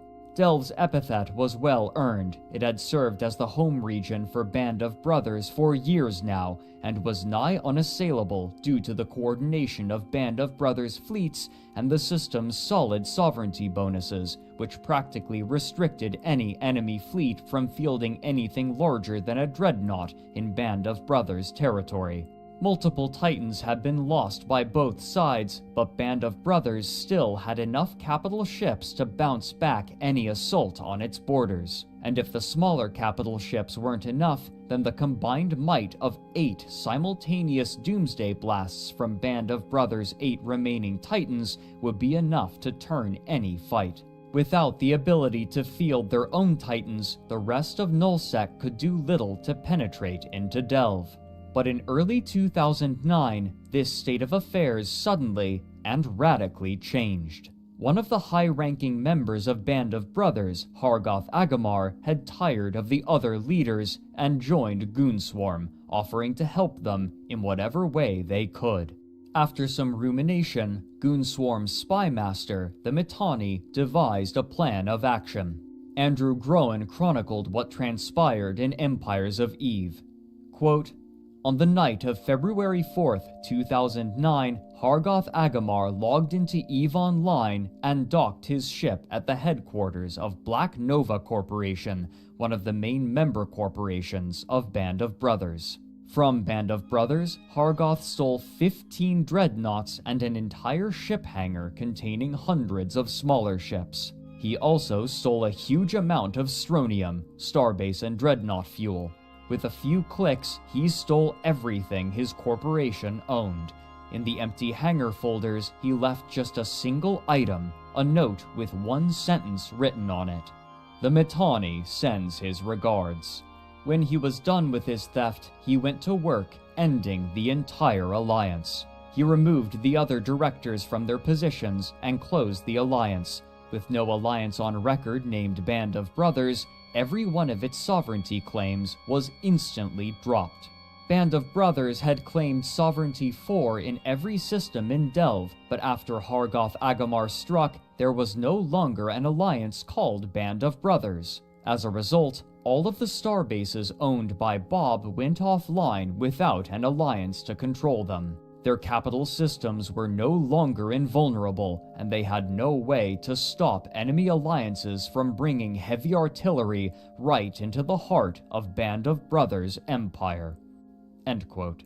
The rest of New Eden now had a 28-day window to capture enough territory to prevent Band of Brothers from regaining their sovereignty, but only Goonswarm was in a position to capitalize on this, and simply destroying Band of Brothers was no longer enough for them. The leader of Goonswarm, Darius Johnson, ordered that all assets in Alliance territory be brought to the front lines in preparation for a fight in Delve, where they would either drive out Band of Brothers and claim Delve as their new home, or be left destitute.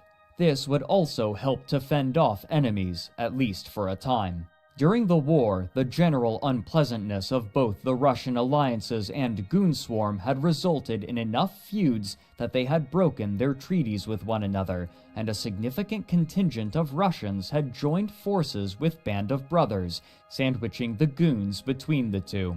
There were also rumors and accounts of real money being paid to players to alter the political landscape, but the complete abandonment of territory by Goonswarm guaranteed that the Russians would be preoccupied with claiming all of the territory that had once belonged to the Goons, as they threw themselves recklessly at Band of Brothers, at least for the first few weeks. No other alliance seems to have been warned of this opportunity, and it would take time to mobilize. Now, Goonswarm would launch a blitzkrieg the likes of which had never been seen in EVE Online. But as Goonswarm was beginning its invasion, the game would see a radical change, and the denizens of this particular edition would soon exist outside of the paradigm and culture of any other part of New Eden.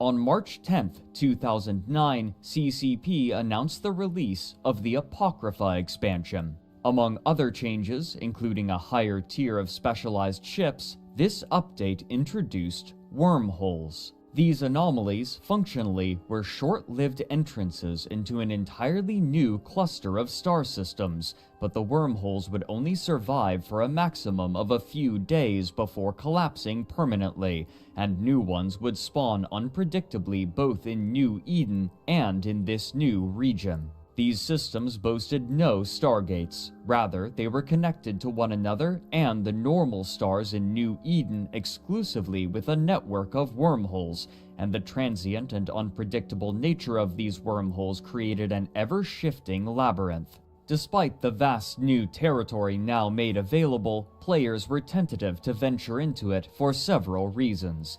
First, finding the wormholes was a task unto itself. In order to discover a wormhole, a player had to make use of the new scanning tools, which required new skills that took time for characters to learn. The systems themselves, however, were remarkably dangerous. Much like Nullsec, Concord offered no protection in wormhole space, and so anyone traveling through a wormhole could easily be attacked upon arrival by other players looking for a fight. Even then, however, the points of interest found through a wormhole were often remarkably dangerous. Fighting and looting NPCs would require a well-equipped squad of players, and the anomaly sites placed for explorers often were similarly defended. What's more, if a player lacked the requisite knowledge, and was unlucky, it was possible for a wormhole to collapse behind them after entering it, leaving them stranded in unknown and hostile territory, and the only method of escape was to wander aimlessly until discovering a wormhole that would take them back to New Eden, though likely far from where they had entered. Most had little interest in investigating beyond peeking out of curiosity. But there were others who saw potential in this new, unexplored region.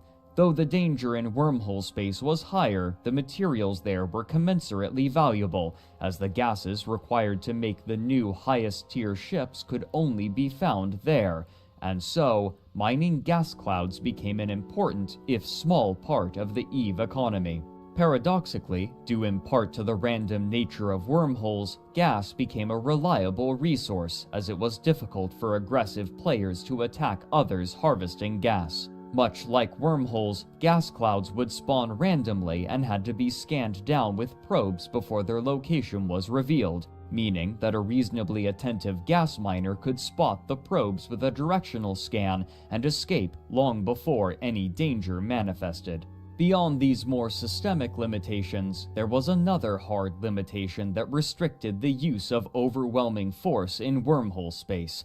The wormholes themselves could only accommodate ships below a certain size, and after a certain amount of mass passed through a wormhole, it would collapse, meaning that the massive fleets and large ships wielded by the Nullsec powers were practically useless in this new, chaotic region.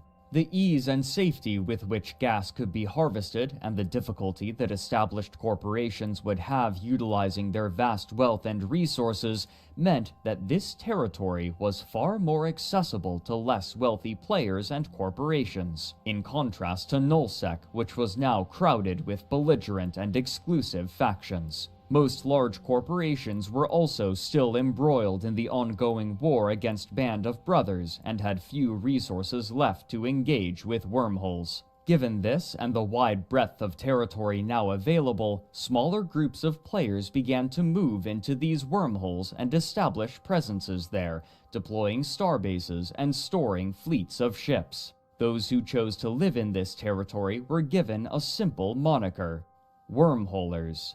The interests of these early wormholers varied widely, but all of them were inspired by a sense of adventure and the excitement of uncertainty. Many took the time to explore this new space and study the rules by which it functioned, and over time, the players were able to divine certain patterns. For example, many wormhole systems had what they called a static hole, which would always link to the same kind of system. A static high-sec hole, for instance, meant that there was always a wormhole leading to high-security space in the system, and if the one leading to high-sec collapsed, then another would take its place, leading to another high-security system.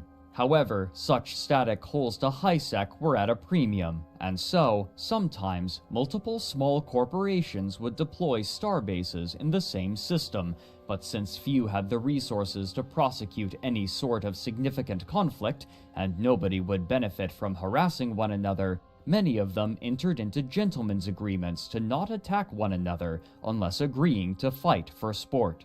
These agreements were the first manifestation of the code of honor by which wormholers would play, known earnestly, derisively, and sarcastically as Wormhole Bushido, named for the code by which Japanese samurai warriors would live.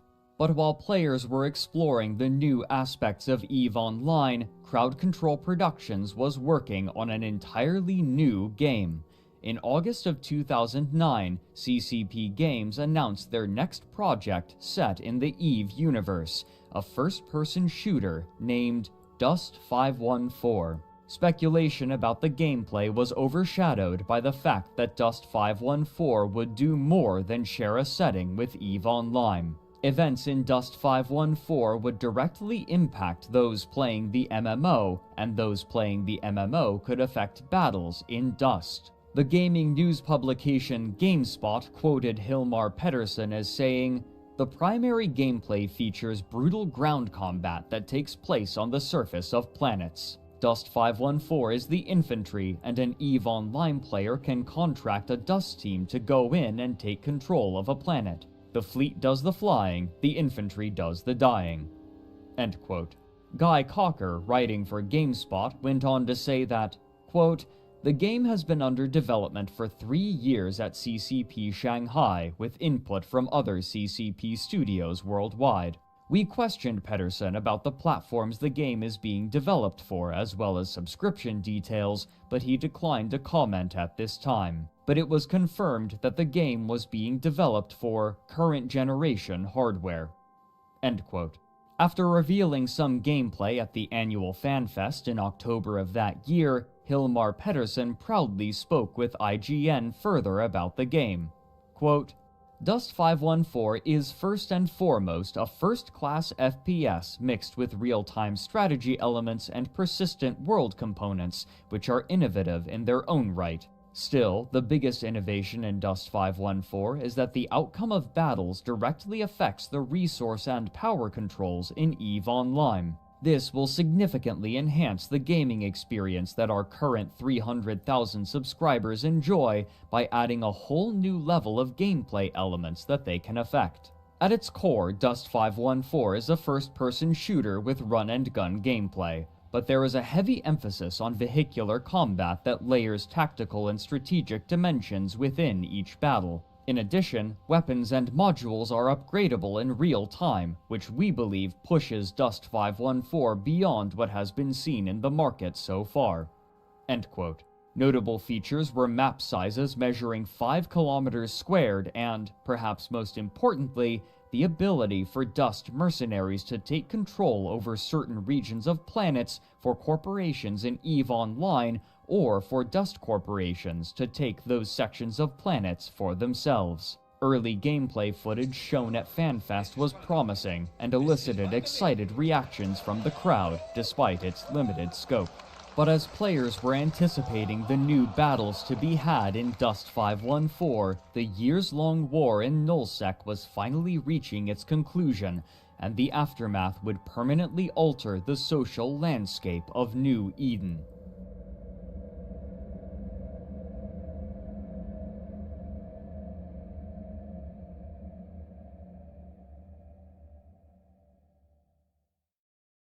After such an extended period of direct conflict, the alliances in Nullsec had grown skilled at husbanding their resources and managing their fleets, the latter of which had grown into affairs often involving hundreds of people on both sides. This new method of waging warfare placed greater importance on management rather than moment-to-moment battles. But managing such a vast number of players was a difficult task.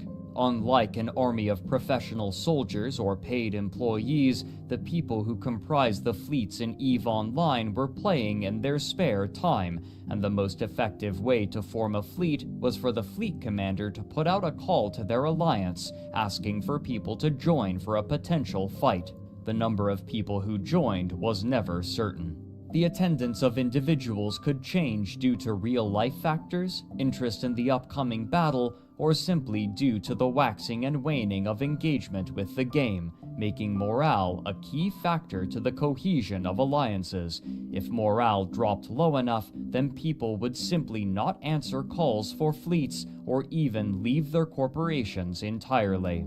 If a corporation leader lost faith in their alliance, then they could take their entire corporation with them when they left.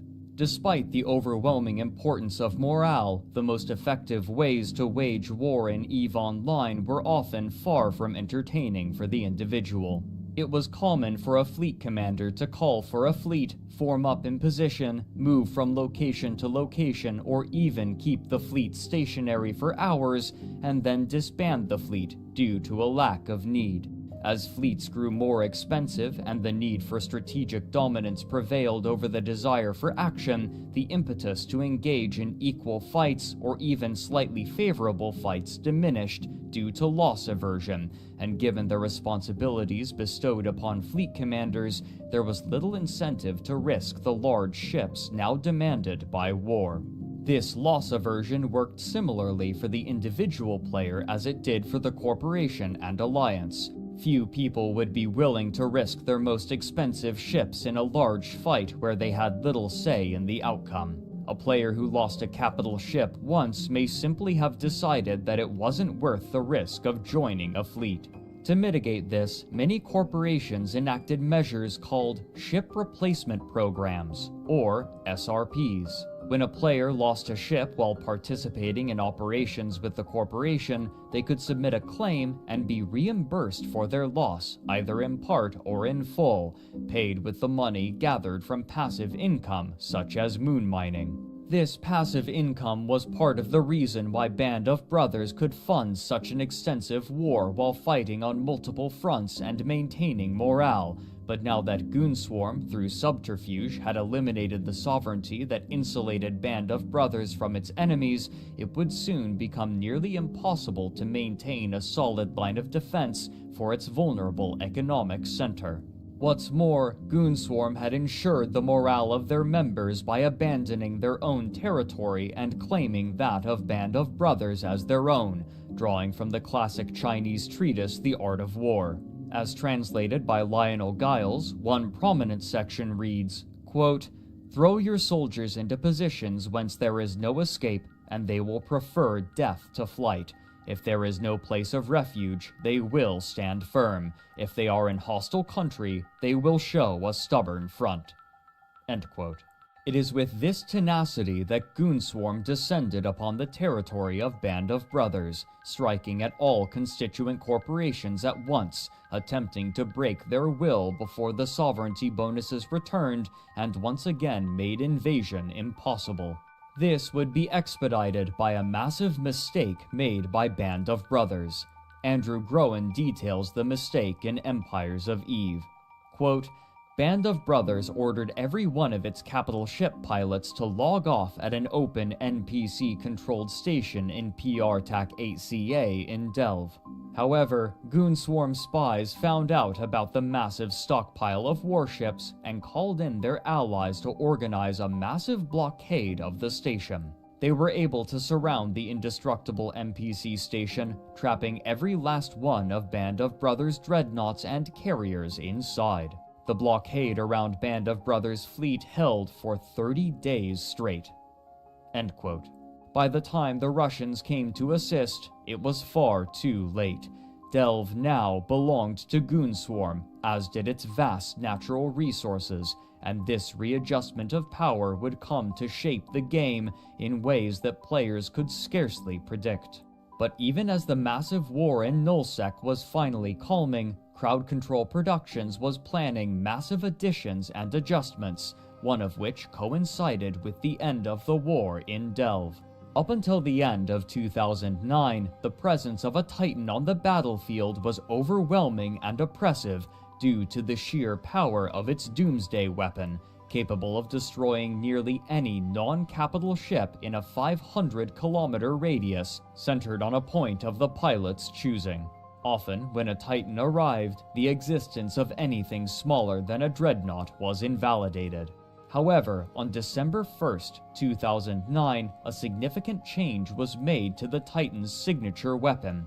Rather than a massive area of effect, the Doomsday would now be a focused single-target burst of damage, capable of destroying or severely damaging even the largest ships in a single blast. With this change, the importance of large populations in battle was re-emphasized. A fleet of smaller subcapital ships was always necessary for capital and supercapital ships to perform well, and now that a subcapital fleet couldn't be immediately decimated upon the arrival of a Titan, greater populations of players could again become a stronger deciding factor. But more importantly for most other players, who had only a tangential attachment to Nullsec, another promised feature was being touted by Crowd Control Productions, something that they had been planning for the past 3 years. Ambulation, which had been renamed to Walking in Stations. Over the past year, the company had released various teasers and discussed their goals for the project. And what it's about giving the players a full body avatar and the ability to exit their ships and go into space station and go to bars and corporation offices and socialize and play minigames as an embodied avatar.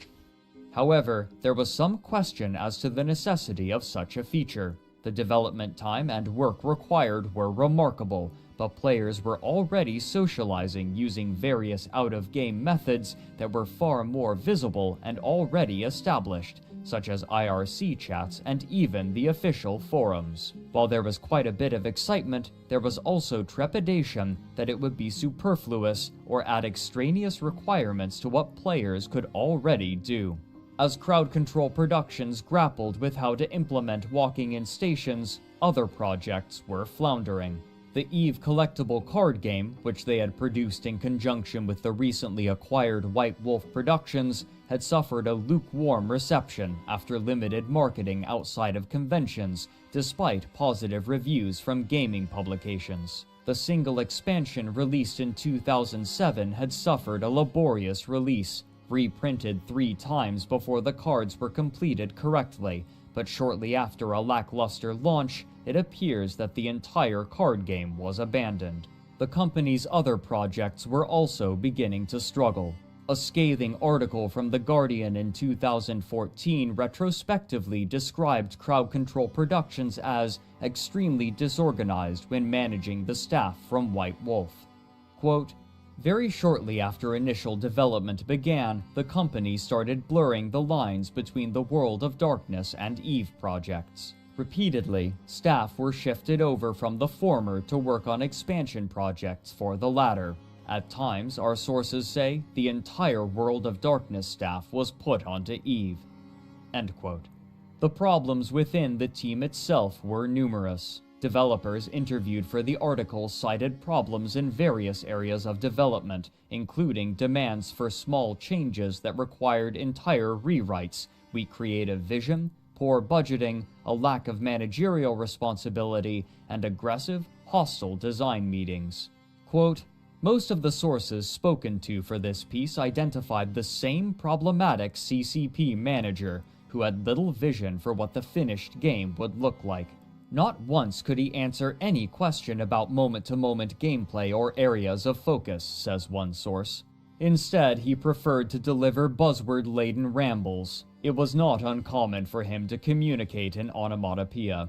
I once saw him looking over the shoulder of a programmer at some bit of user interface the poor guy had hacked together. He straightened up, put fingers to lips, and said, "No, this isn't it at all. Make it more..." Psh. He hissed on his fingertips like the air coming out of a bicycle tire, and then just walked away. End quote. As the World of Darkness team struggled, work continued on Dust 514, but to properly integrate its game world with that of EVE Online, the infantry would need the planets over which they were to fight, and on May 26, 2010, this prize would be introduced in the Tyrannus expansion.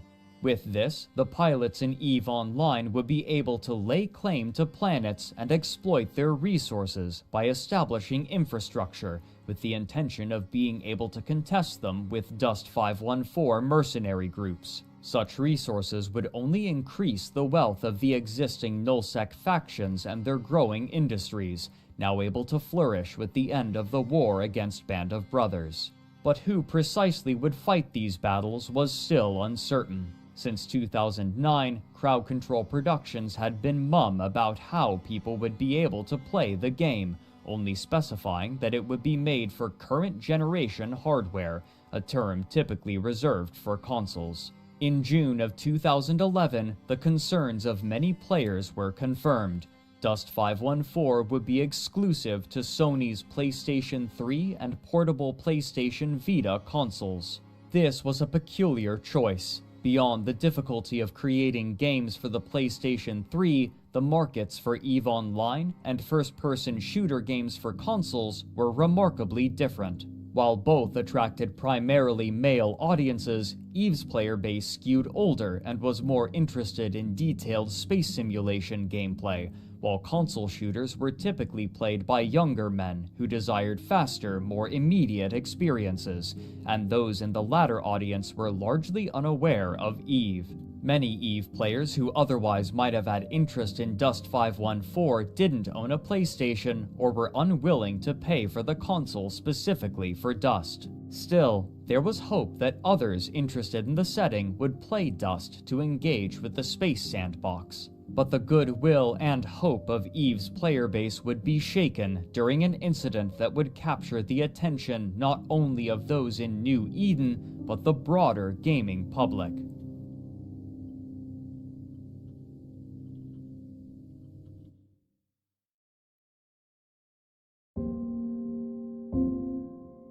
On June 22, 2011, Crowd Control Productions released one of their most anticipated expansions, Incarna.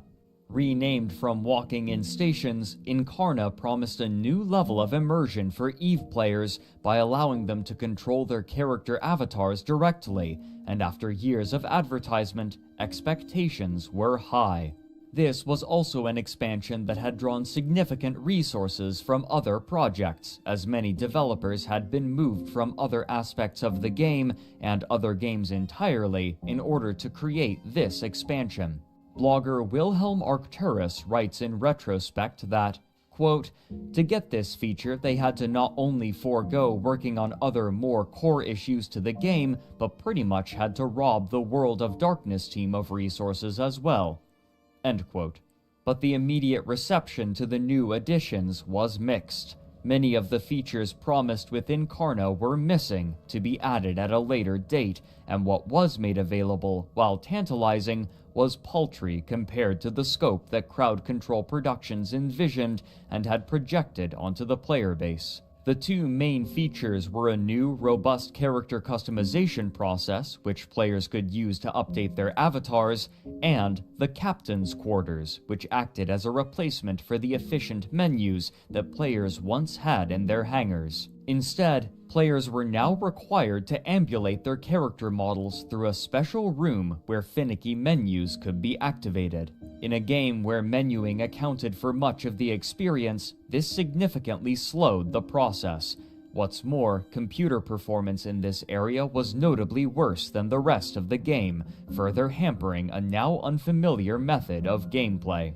The loneliness of the space was heightened by a locked door that promised to one day be opened so that players could enter the rest of the station and interact with other players outside of their ships in bars, clubs, and others' rooms. While not all players were fundamentally opposed to the introduction of the captain's quarters, its practicality was suspect, and most players opted instead for a more traditional view of their critical menus, foregoing the avatar-centric method of navigation that had been a core focus of this new development for half a decade. However, rather than being returned to the hangar view that had become a core part of EVE's aesthetic since its release, featuring the player's active ship in the center of the screen, players were instead shown a static angle of the locked station door, removing functionality from what had once been the hangar. Despite being the chief focus of development, the captain's quarters would not be the feature that would attract the most attention. Along with the more robust character creator, there were now cosmetic options for players to purchase using currency bought with real-world fiat money. However, the prices for some goods were viewed as egregious. EVE News 24 wrote, quote, "Head over to the EVE Online forums or other EVE-related sites, and it won't take you long to figure out how much buzz has been made over the fact that a monocle, or even a measly shirt, is worth more than a faction-fitted battleship, a couple of plexes, or even more than the retail box version of the EVE Online game. Enter the not-so-noble exchange shop, proof that once again CCP loses grasp of reality, as is shown by prices on the new Vanity Shop, with products like a whopping $60 for that now infamous monocle, the $22 shirt, or the designer boots, all of which might be a bit too much for many reasonable players." End quote. Players began generally expressing that this would only be the beginning of aggressive monetization on the part of Crowd Control Productions. Such suspicions were seemingly confirmed that same month when an issue of the internal company magazine Fearless was leaked, titled "Greed is Good." The first page, written by the editor Perry Desai, reads in part, quote, "As a subscription-based golden goose, EVE needs to incorporate the virtual goods sales model to allow for further revenue to fund our other titles, revenue for its developer." A particular article, written by the company's principal game designer Kjartan Emilsson, discusses the way that player attachment to virtual goods can create capital. Quote, "An interesting aspect of selling experience and identity is that the actual action of paying for it can strengthen their perceived value. This is in many ways because of the way we are raised as consumers. We shop, therefore we are. Fashion is a beautiful example of this. When buying nice clothes, we might feel more desirable and confident, and in this way, the act of buying can actually be a factor to make your experience more meaningful or your identity stronger, and as such, it becomes more competitive with other alternatives. The act of buying is a powerful psychological pattern, deeply rooted in all of us, whether we like it or not. The pure subscription model for games, even though quite well suited for the selling of holistic experiences, takes little advantage of this part of human nature. Many players will actually voice the opinion that adding any kind of consumerism to such a game will ruin their experience. Those same players will buy Plex without any qualms to get instant access to that ship they just need to have right now, and they might even go as far as buying a $500 leather jacket that matches the one their avatar is wearing. A balanced approach should acknowledge consumerism as a powerful game design tool, amongst others, that we need to get familiar with, and that should be used carefully and with respect to create more enjoyable experiences and stronger identities for our players. If successful, this will result in their increased emotional attachment to our product and services for the benefit of all. If not, we run the risk of sucking our customers dry and leaving their shriveled corpses by the side of the road to the benefit of none." End quote.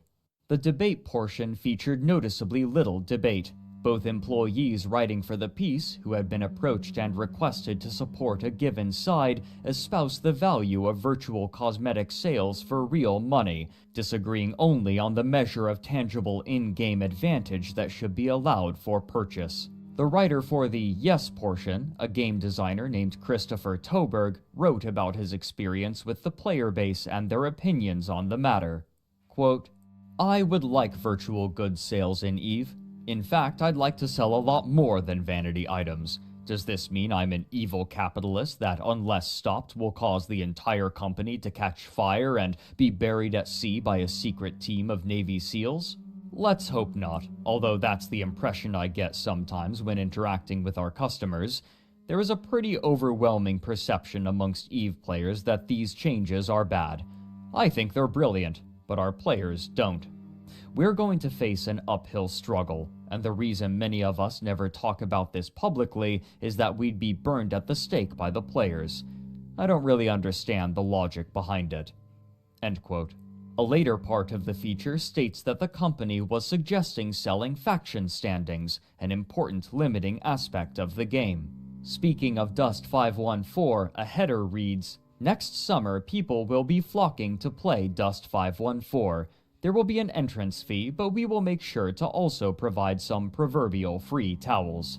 We will be charging for the swimming goggles, though." Towards the end, it discusses the inevitability of charging players for in-game advantages for the upcoming World of Darkness.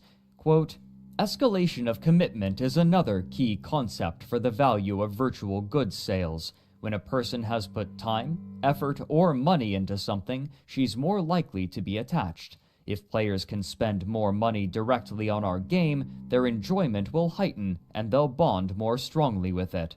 After discussing strategies to allow players to purchase an appropriate amount of in-game power, it concludes by stating, "The question of virtual goods sales is not to do or not to do.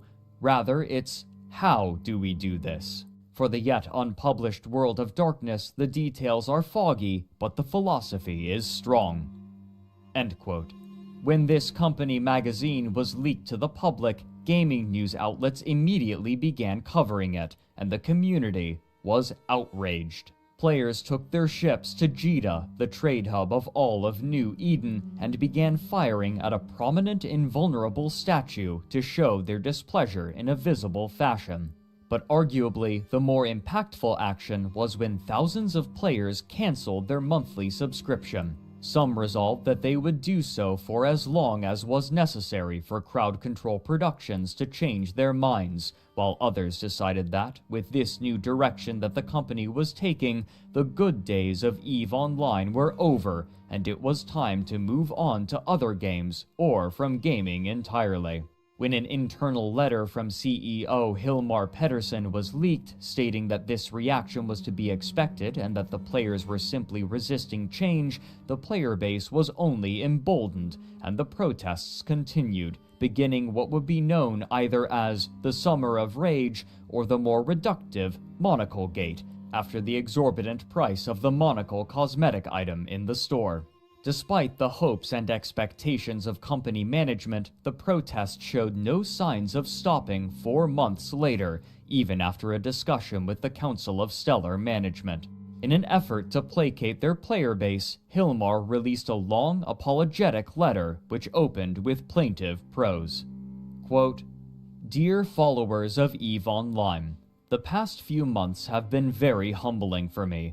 I've done much soul-searching, and what follows is my sincere effort to clear the air with all of you. Please bear with me as I find my way through. The estrangement from CCP that many of you have been feeling of late is my fault, and for that I am truly sorry. There are many contributing factors, but in the end, it is I who must shoulder the responsibility for much of what has happened. In short, my zeal for pushing EVE to her true potential made me lose sight of doing the simple things right. I was wrong, and I admit it." End quote. The rest of the letter consisted of points of failure perceived by the player base and copious apologies. However sincere these apologies may have been, it was not enough to entirely reverse the negative perception of the company. A press release 2 weeks later revealed that what they had once internally referred to as a golden goose had stopped being quite so lucrative, and they would be reorganizing their company significantly, including laying off 1/5 of their workforce. They explained that, quote, "For the immediate future, our mission is to enrich the vast EVE universe by strengthening the continuous development of EVE Online while preparing to bring Dust 514 to market on the PS3. We do this in order to realize our ambitious and challenging plan of joining the two in a cross-platform, truly massive online world. World of Darkness will continue development with a significantly reduced team. This team will continue to iterate and expand on the gameplay and systems they have designed. We will also redeploy creative teams in Atlanta to support the launch of Dust 514. End quote. But the purported gameplay and systems for World of Darkness were in a questionable state. Per the Guardian article, quote, "There seemed to be no clear vision on how the various parts would create a cohesive end product. Sources report that the game effectively reached alpha, the stage at which all the major features have been implemented, 3 times, only for each version to be scrapped." End quote. Despite confidently claiming that they still had more EVE subscribers than a year prior, it was now clear that the expectations of the executives at the company had been severely curtailed. Now, they would have to desperately struggle to maintain what they still had in EVE Online. While the state of the company would have a significant impact on the game as a whole, the conflicts in Nullsec would continue unabated. While nestling itself into its new home region of Delve, Goonswarm recognized that it would need allies in order to weather any upcoming wars, given their penchant for angering other groups of players. And so, they organized what they named the Cluster Coalition, consisting of numerous nearby corporations, often gathered together not due to affable relations with one another, but rather due to common enemies. The animosity between these groups is difficult to overstate. On the verifiable end of the spectrum, players would locate spies and, upon tracing their IP addresses, would publicly post their identifying information, including their full name and address, in order to threaten them. This became a common occurrence, for which certain leaders became known. Even more extreme allegations would arise over time, though their veracity is in question. For example, in 2009, the Mittani wrote an article for 10 Ton Hammer in which he stated, quote, "About 2 years ago, Goonswarm was aiding our allies, Red Alliance, in the invasion of the Scalding Pass region against Lotka Volterra and their coalition.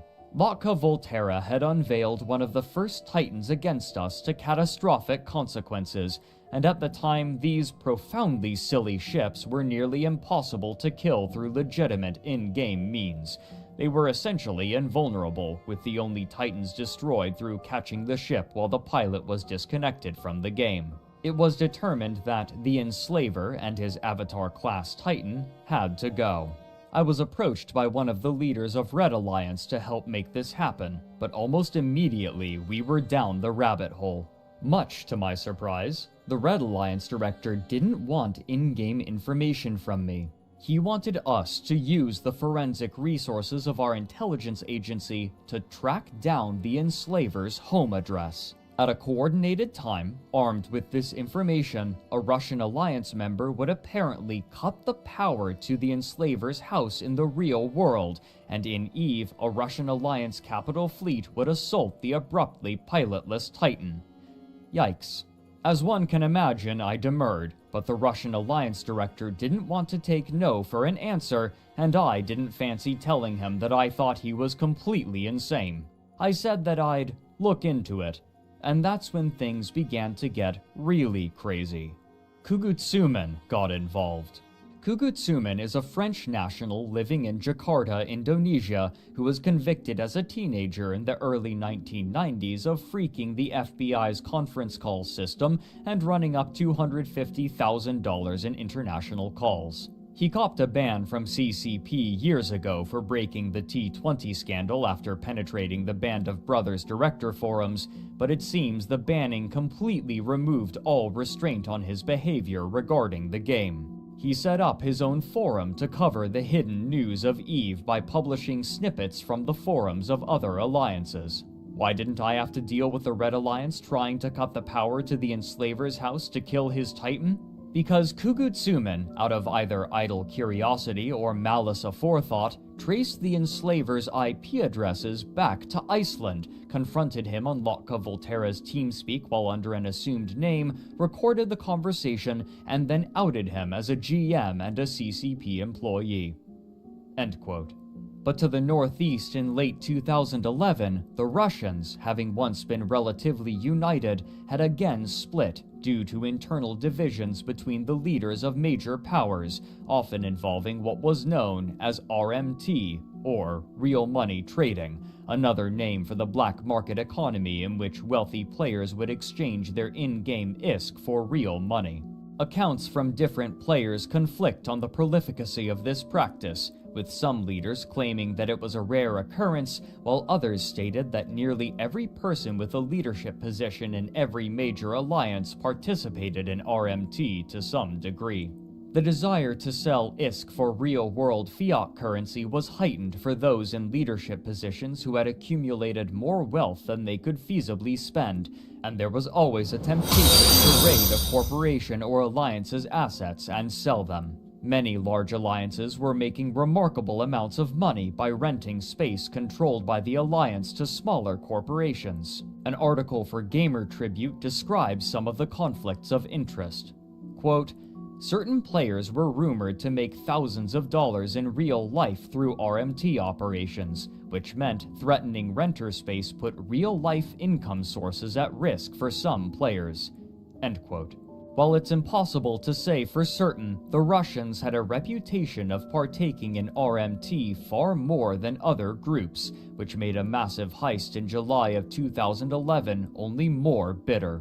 A trusted and well-known leader in a Russian corporation stole nearly 1 trillion ISK worth of goods and cash, including 2,400 Plex valued alone at approximately $42,000. This would not stand, and the Russian federations, who had once been relatively peaceful, fractured and declared war on one another. As these wars raged, fleet commanders began to experiment with wormholes as tactical tools, especially as an escape route in case a fight was going badly. However, given the relative unfamiliarity with wormholes, nullsec corporations would sometimes make grievous errors born from ignorance of this chaotic space. For example, after losing a fight, the elite members of Pandemic Legion, closely affiliated with Mercenary Coalition, hid their heavy battle fleet in a wormhole. However, the combined mass of their ships was too great for the wormhole to remain stable, and it collapsed behind them. None of the 46 characters who made it through the wormhole was equipped with the probes necessary to navigate a way out of wormhole space, and so, with little knowledge of wormholes, they decided instead to simply destroy one another's ships and respawn back home. Elsewhere, the dissolving of familiar alliances meant that old enemies after the war were far more vulnerable, and wars began to break out all across nullsec, with wild border adjustments on a regular basis. Not even Goonswarm was able to hold on to its prize of Delve. As these wars became larger in scope and game-related writing began to resemble more traditional news outlets, web traffic began to funnel into more professionally produced operations, but these outlets were often controlled by groups with special interests, most obviously the Mittani, a website owned and operated by its namesake, with writers creating all kinds of media. On November 13, 2012, the blog Evaganda wrote, quote, "The Mittani has killed Eve blogging. Why read through dozens of sites when you can just visit one? You get features, news, opinion, and the unquestionable loyalty of the largest single block of players in-game, fed daily through forum support that rivals none other. I've been approached 3 times to write for the Mittani. The first was back before it launched, and the most recent was by the very same Mark Scaris that now poses the question of what to do with these blogging features. It is no mistake that other community-involved bloggers are also involved in that site. By the way, I turned all 3 of those requests down flat. Personally, I can't support the Mittani or the goons behind him. I don't link to the site here, nor will I ever do so. That is a role-playing choice primarily, but it is also because I knew full well what that thing's coming meant. And here we are. And it is only natural. Things change, remember? Eve is getting close to being a decade old. It is as predictable as the sun rising and setting that eventually something like that site would appear. End quote. But while both media outlets for game news and the alliances in nullsec were inexorably progressing toward a greater homogeneity, the players in wormhole space continued to establish themselves. Over time, they had discovered more and more about their chosen home, some facts being more esoteric than others, and this knowledge would turn this churning, chaotic hellscape into a verdant home replete with valuable minerals and friendly rivals. One of the most important habits adopted by early players was the mapping of wormhole space. Players from different corporations would be tasked with traveling through wormholes, taking note of what existed there, such as enemy bases or collectible resources, and sharing this information with the others, so that the immediate vicinity around their home system would be known, the connections spiderwebbing out, with some branches terminating back into normal K-space. Due to the transient nature of the wormholes, these maps would have to be updated constantly, and they were closely guarded so as not to be used against their makers. However, players quickly discovered methods by which they could, to some extent, control this space. By sending heavy ships back and forth through wormholes in just the right patterns, wormholes could be coaxed into collapsing prematurely while guaranteeing that no ship would be stranded on the far side, a practice known as rolling a hole. These tactics could be used both defensively and aggressively. A corporation with access to a static hole could purposefully collapse it again and again, searching for targets. A static hole that linked to other wormhole space systems could serve as a way to search for new resource nodes from which to gather, or it could be a way to search for other corporations with whom to engage in affable combat for entertainment. But those outside of wormhole space came to know them for a different practice. If a wormhole corporation gained access to a nullsec static, then they could quietly use it to search for ripe targets. Once a proper target was spotted, a small raiding fleet would burst forth from the wormhole and begin raiding the surrounding space, destroying ships and looting until a response fleet could be organized. Given the relative power of nullsec corporations and the size and mass restrictions imposed by the wormholes, it was common for such response fleets to substantially outclass the raiding bands from the wormhole corporations. And so, upon sighting them, the raiders would retreat back through their wormhole, disappearing into the labyrinth. The relative secrecy and aggressive demeanor of the average wormholer placed them at odds with the nullsec empires, and over time, the two came to regard one another as bitter enemies, the nullsec alliances relying on stability and strength, and the wormholers embracing disorder and agility. Despite the equalizing forces of wormhole space, it still harbored its own elite, and they tended to occupy the C6 wormhole systems, the most dangerous and also the most valuable. The higher class systems tended to have unique stellar bodies, such as black holes and pulsars, which could dramatically alter certain statistics about ships, making them even more difficult to assail, as their denizens would specialize their ships to utilize these peculiar features fully for defensive purposes, their ships funded by the valuable resources there and in the wormhole systems that tended to link to them. These larger corporations naturally became targets for others looking for a good fight. The most well-known example was the corporation Rooks and Kings, who delighted in discovering ways to push the game to its limits, and their French corporation, Guillotine Therapy, who primarily lived in wormhole space. Their YouTube series, named Clarion Call, attracted the attention even of those outside of the game, as their stories of frustrating the efforts of much larger corporations became legendary. In particular, they became known for a unique tactic: pipe bombing.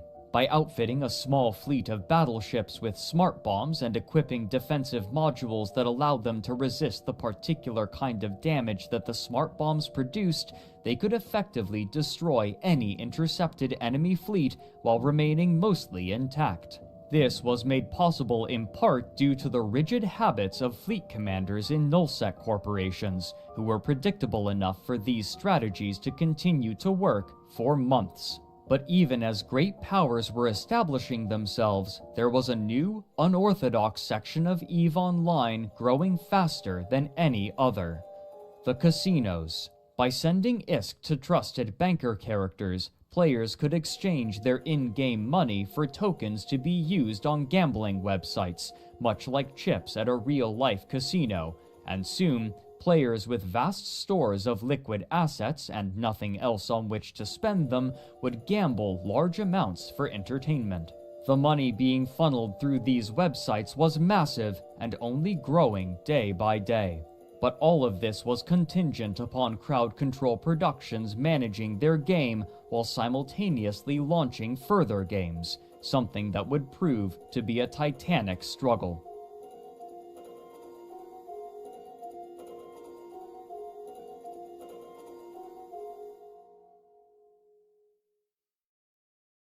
On May 22, 2013, Crowd Control Productions finally released their first-person shooter game, Dust 514. The game had been given limited beta releases throughout the previous year, but it was difficult to gauge what the final game would feel like after it was integrated into its parent game of EVE Online. But the nature of its existence made it difficult to penetrate.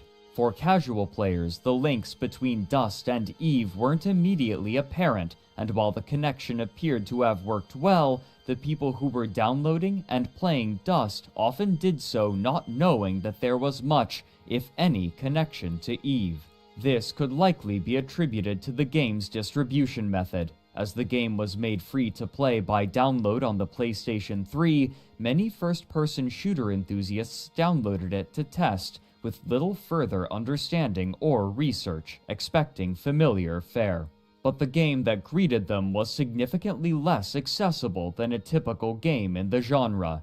Chris Carter, writing for online gaming magazine Destructoid, described his initial experience. Quote, "For everyone else who is not already an EVE fan, you're going to see it as another first-person shooter, and it will most likely not blow you away. In fact, as soon as I actually booted up my first skirmish, I was immediately underwhelmed. The environments, the guns, the visuals, everything but the stylized character models was extremely basic, to the point where at times it looks like a previous generation title. I experienced major frame rate issues, so much so that it affected my ability to see vehicles in the distance. At times, the game seemed to run well below 30 frames per second. I also experienced a decent amount of lag during my time with Dust, which is obviously a problem with an FPS, especially if you're fond of long-range combat." End quote. IGN's Vince Ingenito was similarly unimpressed. Quote, "The actual shooting isn't up to snuff. Similar games like Battlefield 3 succeeded by making it fun to fight both on foot and in vehicles, but Dust struggles to even make firing a gun feel right, much less vehicle combat.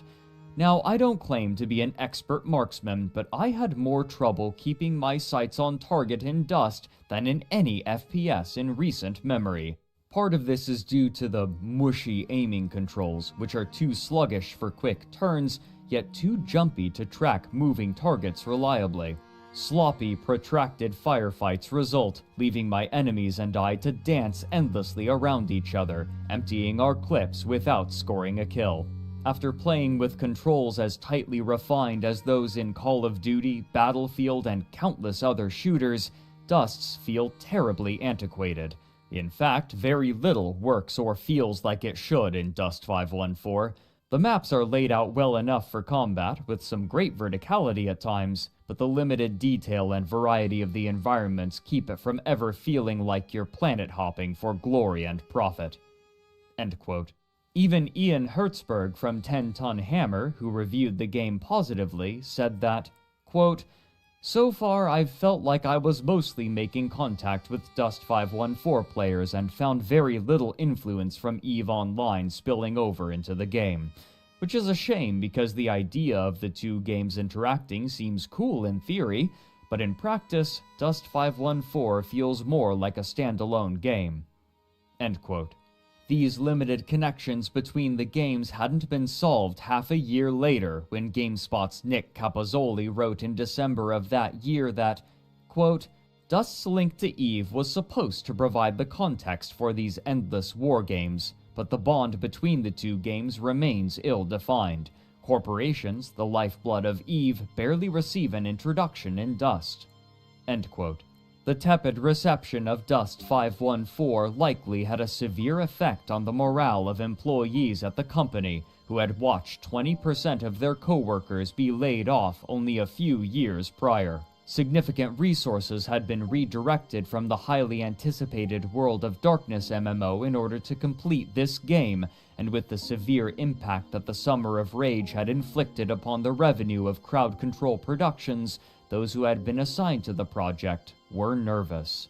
This also boded poorly for other projects that the company had announced. In August of 2013, CCP had announced the development of a new space dogfighting game for VR, which they named EVE Valkyrie. Again hoping to act as an innovator in the gaming space, as the founding team had with Vermal and EVE Online, the project was originally a demo developed by employees, and now they had been flown to Britain in order to work on expanding it into a full game. But Valkyrie was slated for a 2014 release, only a year later. In comparison, the tenuous fate of World of Darkness threatened nearly a decade of work. These fears would prove founded in April of 2014, when World of Darkness was officially cancelled. According to The Guardian, this was unsurprising for members of the team who had been anticipating this decision since the layoffs after the Summer of Rage in 2011. Allegedly, the World of Darkness team had been the most thoroughly impacted. An anonymous source stated that, quote, "The 2011 layoffs incited a lot of anger. A lot. I heard it was worse in the ATL office, and most of the folks I know down there have never forgiven CCP's management." End quote. 2013 saw 15 more layoffs, leaving 56 team members going into the following year, a paltry number for the production of a new MMO. Those 56 remaining in April were either moved to other projects or laid off as well. Many had come from the original White Wolf team when the company was bought. Not all of the work from the game had been entirely lost. For example, much of the character creator had been adjusted and ported to EVE Online for players to update their avatars, a system that proved remarkably robust, but was only a fragment of the work that had been made for World of Darkness. With the middling release of Dust 514 and the complete collapse of World of Darkness, Crowd Control Productions was now reliant upon maintaining EVE Online, which they were struggling to manage after the release of Incarna. But those on the outside would see little of this struggle. Instead, they would bear witness to the largest conflict that any virtual world had ever seen.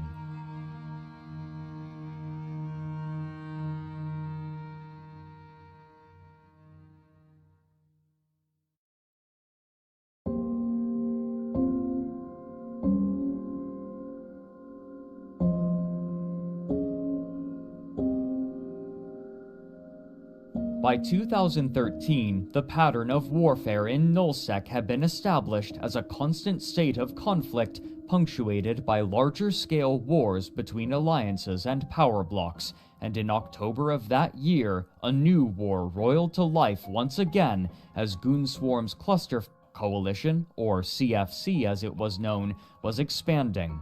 Andrew Groen writes, quote, "The cluster empire now mirrored eerily the dominion of the former Band of Brothers at its peak, save for the fact it was a bit larger and more stable. For only the third time in New Eden's history, half of the Nullsec territories were controlled by a single organization of players united under a single ruler. As October 2013 came to a close, it was already becoming clear that a new block-level war would soon begin. By now, few were even surprised, as it was clear that in some respects, Eve was in the midst of a forever war. The individuals that made up these alliances could not be destroyed, and neither could their very real animosity for one another, which was compounding through the years." End quote. This animosity exploded in 2013 into what came to be known as the Halloween War. As the Russian coalition attempted to capture space in a border conflict, their allies in the CFC sent minor support, which quickly expanded into their entire supercapital fleet. Uniting to fight them, a massive group of Nullsec players gathered under the name N3PL and prepared for war. For 3 months, the war raged until January 27, 2014, when an opportunity arose for the CFC. Due to a bug in the game's user interface, a bug in the servers, or a clerical error on the part of a player in N3PL, the payment required to maintain the sovereignty in the crucial staging system of B-R5RB failed, leaving an 8-hour window for them to assail the system before the Sino-jammers became active again, and no further capital ships could be brought by the attackers. At first there was confusion, but even if it was a trap, the leaders of the CFC accepted it for what it was, an opportunity to strike at their enemies, the likes of which they were unlikely to see again for the rest of the war. The call was made, and despite being off hours for the CFC, fleets were formed. Few had any conception of what was about to happen. Writing for Crossing Zebras, player Sindel Pelion wrote, quote, "The reports that were coming in were saying that this was a supercap fight. There was a lot of talk that it would not last that long. We just needed to drop TCUs again and try to regain control of the station. No one, not me, not anybody, could have known what the next 20-odd hours held." End quote. Together, the Cluster Coalition and the Russian Alliance gathered their fleets and jumped into the beachhead system of B-R5RB. On Twitter, ProGod Legend, then leader of founding N3 member Noli Secunda, wrote about what was happening from Denver Airport as the two fleets danced around one another non-committally. Quote, "About 500 CFC players in system, all Dominic's battleships. N3PL jumped in Slowcats and Supercapitals off-grid. Dominic's is warped to Caps, then changed mind and bailed. And now it's a face-off, waiting for the fight to start. All fleets are in system, but not on grid with each other." End quote. The commanders of both fleets knew the location of the other in the system, but nobody fighting could see anything except for their allies, waiting tensely with the bright nebulas surrounding them. The appearances of the fleets were dominated by the massive Avatar-class Titans, whose silhouettes were immediately recognizable and were the most common of any of the Titans. The onus was on the attackers, and so, together, the CFC fleet warped to engage with the forces of N3PL. Given the amount of resources being invested in this battle, it was clear that if the Goons could win this fight, then there would be nothing standing between them and total control of Nullsec. But even before the first shots were fired, there was a complication. In 2011, a mechanic to compensate for lag in heavily populated battles had been introduced, called time dilation. When a server was faced with a load too heavy for it to handle, rather than simply allowing lag to impact gameplay, time in the region would be slowed to allow the server to process all of the data moving through it. But since time was only slowed in the immediate vicinity of the battle, reinforcements could arrive far faster relative to the damage being dealt, and so, given that the passage of time in B-R5RB had been slowed to 10% of real time, the slowest possible, the battle rapidly grew, and given the strategic importance of the system, neither side was willing to concede. Images and video quickly made their way online even as the battle was raging, showing a kaleidoscope of colors and shapes dominated by the dark shadows of the Avatar and Erebus class Titans against a backdrop of blue interdiction bubbles, which locked every ship inside of them into combat. The rate of escalation only quickened as time passed and players in the Americas were able to log into the game and join the battle, which was still raging hours later. By this point, thousands of players had already participated. Compared to their enemies, the Goons easily had more players in the Americas, and soon they outnumbered their opponents by a significant margin. After brawling for 12 hours, the final result was clear. The CFC would be the victors in this massive battle, which reportedly had over 7,500 participants at various points, with over 2,600 in the system concurrently at its peak. This latter number had only been eclipsed by another battle involving the CFC, in which they had smothered the Reddit-based Test Alliance in a battle involving 4,070 concurrently, but the result of that battle was a foregone conclusion, fought more for fun than any other reason. Comparatively, the battle for B-R5RB was far more spontaneous, strategically vital, and uncertain. The question now was only how much N3PL could salvage. This number would prove far smaller than they hoped. Of the 72 Titans that they fielded, only 13 survived. Comparatively, the losses of the CFC were minuscule. Not only had the reserves of N3PL been broken, but so had their spirit during the 21-hour-long engagement. But from the outside, the conclusion looked significantly different.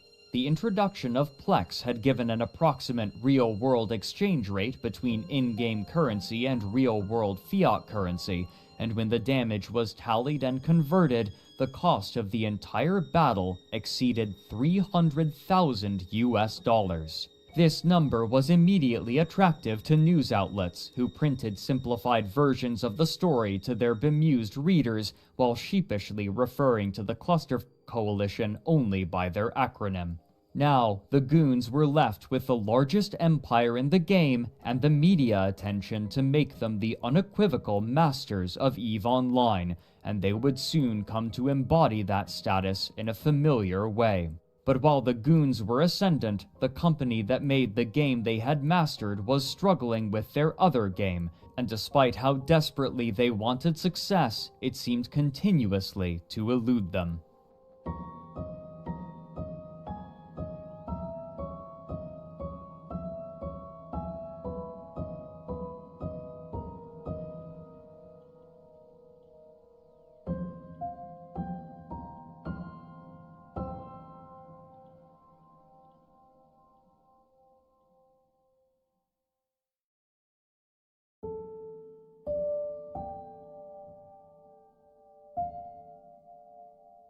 Since its launch in 2012, Dust 514 had been struggling. While the game allegedly had players measured in the hundreds of thousands and its financial success isn't publicly known, it's almost certain that the company was dubious of the game's reception shortly after its launch.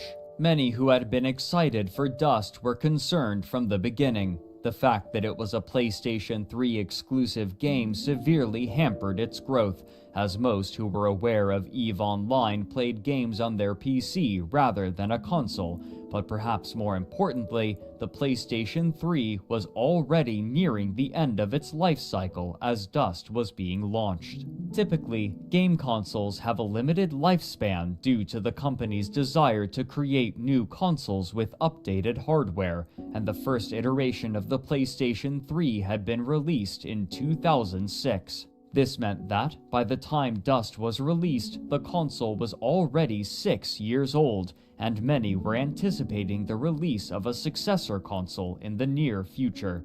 These expectations proved correct, as in February of 2013, less than a year after the release of Dust, Sony announced that the PlayStation 4 would be sold during the holiday season of that year. Frequently, console gamers will leave behind old consoles in favor of new ones quickly, and this meant that the future of Dust was in jeopardy. The game had originally been announced with a 5-year development plan, and CCP's Vice President of Business Development, Thor Gunnarsson, confidently repeated these claims to gaming publication Destructoid. Quote, "We know that our fanbase, Dust-curious players, are buying the PlayStation 3 to get into our game. What we hear anecdotally is that PS3 sales are increasing. Sony have done a phenomenal job of managing console transitions like they did with the PlayStation 2's cost and size reductions. We can make the logical assumption that something similar will happen as the PlayStation 4 comes to market. If you look at the large third-party publishers, you'll see that Sony is not falling away from the PlayStation 3." End quote. The author of the article, Joseph Larray, added that, quote, "Still, CCP will eventually need to develop a PlayStation 4 version of Dust 514, link it to the PS3 version, and then tie both of them to Tranquility, the London-based server that governs everything that happens in the EVE universe. And they'll do it, ideally, with as little downtime as possible." End quote.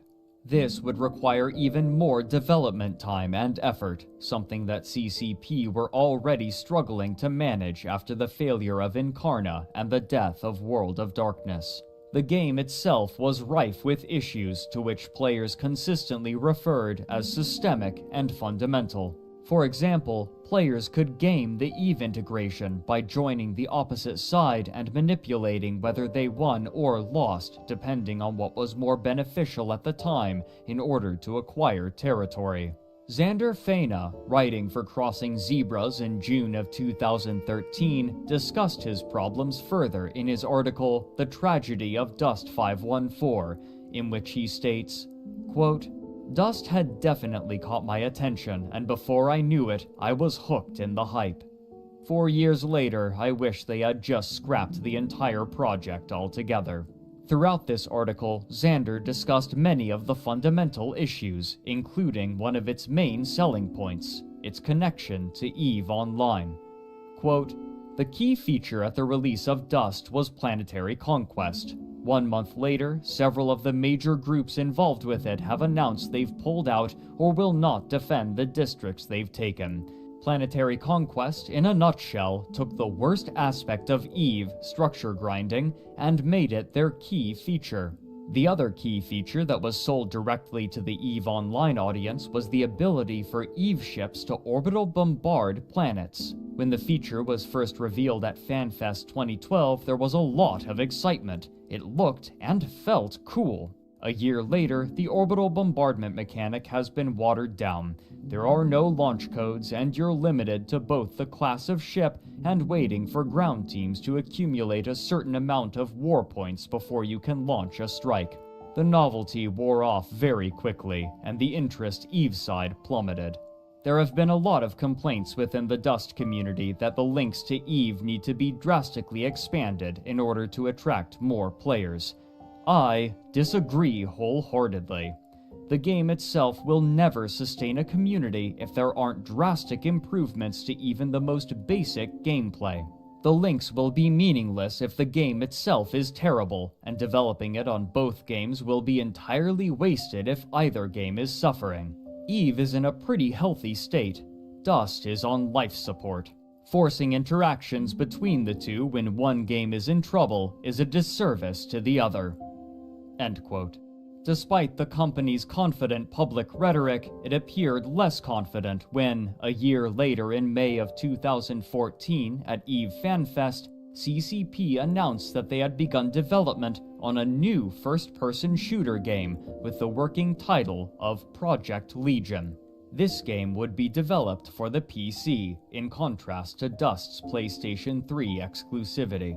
The opening of an article by Andy Kelly for PC Gamer made clear the broad reaction to the announcement, notably referring to Dust 514 in the past tense, despite the fact that the servers were still online and, as far as the gaming public knew, development for Dust was ongoing.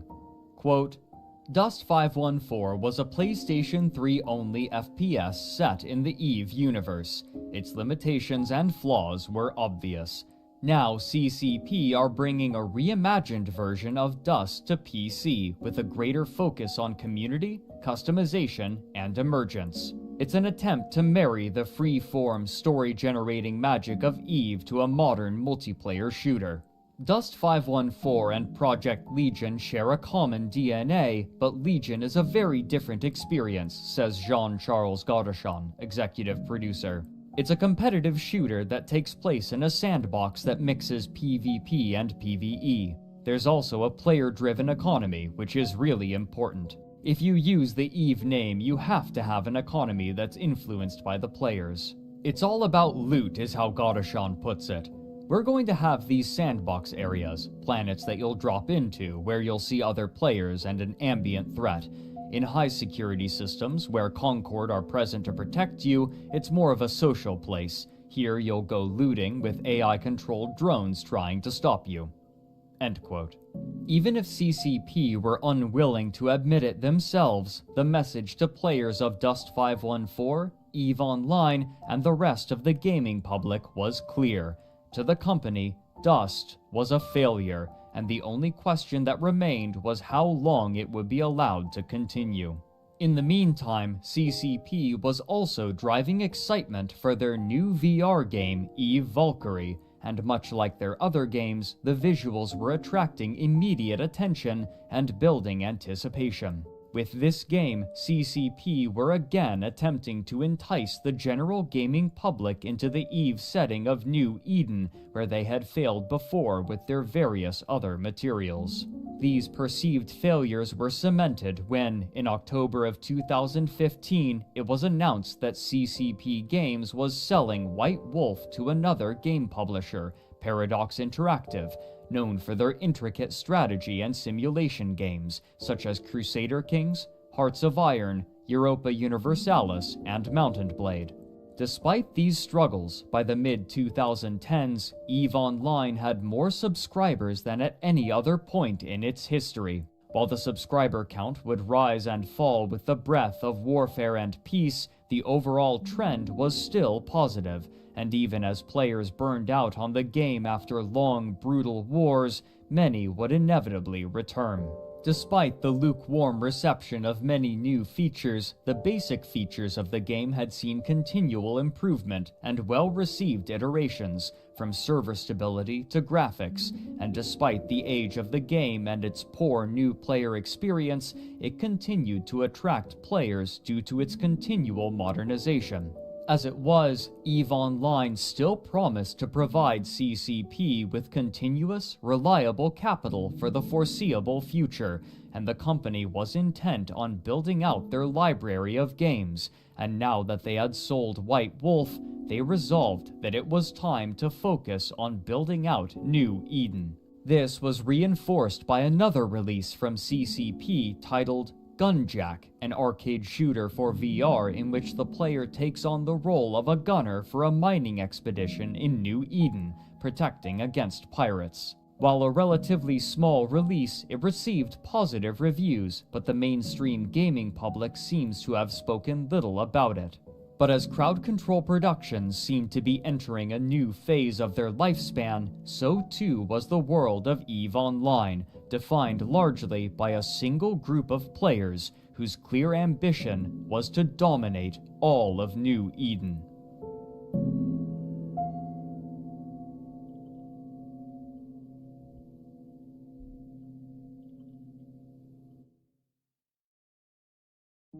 With all other major competitors in nullsec eliminated, the Goons and their federation had very few enemies with the resources to combat them. After consolidating their vast new territory, their first order of business was a name change.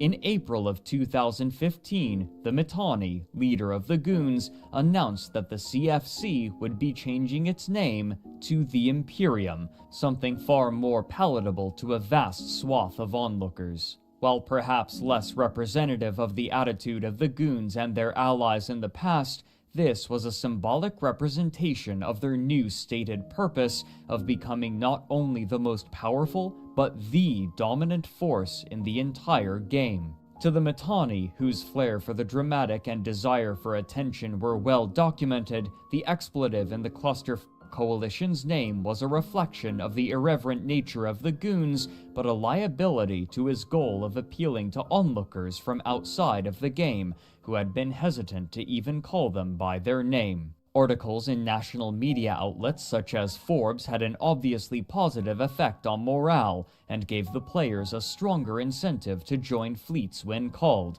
suggesting that they were cementing their place in history. Later that year, he would attempt to crystallize this concept far more clearly. On November 3, 2015, the Mittani and military fiction author Jeff Edwards announced the opening of a Kickstarter to begin production on a book titled The Fountain War, named for the eponymous conflict in which the CFC had annihilated the Reddit-based Test Alliance. Notably, Crowd Control Productions had also chosen to endorse the project. The opening of the description read, quote, "The Fountain War book project brings best-selling author Jeff Edwards together with the Mittani Media and CCP in creating the first ever book about EVE Online based on real player experiences. The resulting novel will be the first book of a completely new genre, sci-fi nonfiction." On the afternoon of July 28, 2013, the armadas of interstellar empires clashed. Millions died, billions destroyed. It might have happened in a fictional universe, but that doesn't make it any less true. This is the Fountain War, the war that changed gaming history. A galactic firestorm that culminated in the largest single battle in gaming history, the fall of 6VDT. It consumed the players of EVE Online, it astounded the worldwide gaming community, and it commanded the attention of the mainstream press. Rather than allow those memories and fascinating narratives to fade, we're going to immortalize those experiences by creating a world-class retelling of the Fountain War. A gut-wrenching thriller based on battle archives, in-game communication transcripts, and the testimonies of combatants from all sides of the conflict. Combining the remarkable writing talent of Jeff Edwards with the strength and support of CCP Games and the Mittani Media, this book is destined to captivate science fiction, action, suspense, and military fiction fans everywhere. End quote. The campaign was asking for $150,000 US, a number that seemed reasonable to those organizing the campaign. For years, the Goons have been taking sponsorships to push games besides EVE Online to the Alliance, business ventures that have proven lucrative to both parties. Similarly, this project would be pushed to their constituent members. But onlookers were dubious. The project's Kickstarter page included a writing sample near the bottom, and a piece of historical revisionism was already immediately apparent. Though they had been known as the Cluster Coalition during the war, the name had conspicuously been changed to the Imperium, the new name chosen only 7 months prior. This change led many to believe that this project would simply be another piece of Goon propaganda. But not even the Goons themselves seemed terribly excited about the project. Significantly shy of meeting their goal, the project was only able to raise $39,000 from 758 backers, a quarter of what they needed. The Mittani's official statement on the Kickstarter's cancellation made clear his frustration. It read in part, quote, In about an hour, I'm going to nuke the Kickstarter for the Fountain War and announce that it will be relaunched in March without all the stupid and now obvious f***ups. The 150k funding goal, the backer rewards, the shipping costs, the lack of sample fiction, the whole thing was rushed as f***, and an easy win turned into an opportunity for our enemies to come at us with long knives and settle scores. The ultimate responsibility is mine. We've never listened to outside experts on anything, but for some reason on this one, even though my intuition was screaming that was wrong, I did the, what do I know, I just run a big space guild, and next thing you know, the whole coalition is attached to a f***ed up version of what is legitimately a really cool project. The f***up was not outsiders led us astray, blame them, the f***up was listening to them at all. Whose fault? Mine. Every one of you got dragged along behind that mess, and I've been kicking myself non-stop since it began, and I'm sorry. The most obvious fuck-up was not making a thread on goonfleet.com saying, yo, here's what we want to do, how should we do this, and what rewards and pricing, etc. do you guys think would be cool, and all this would have been avoided. End quote.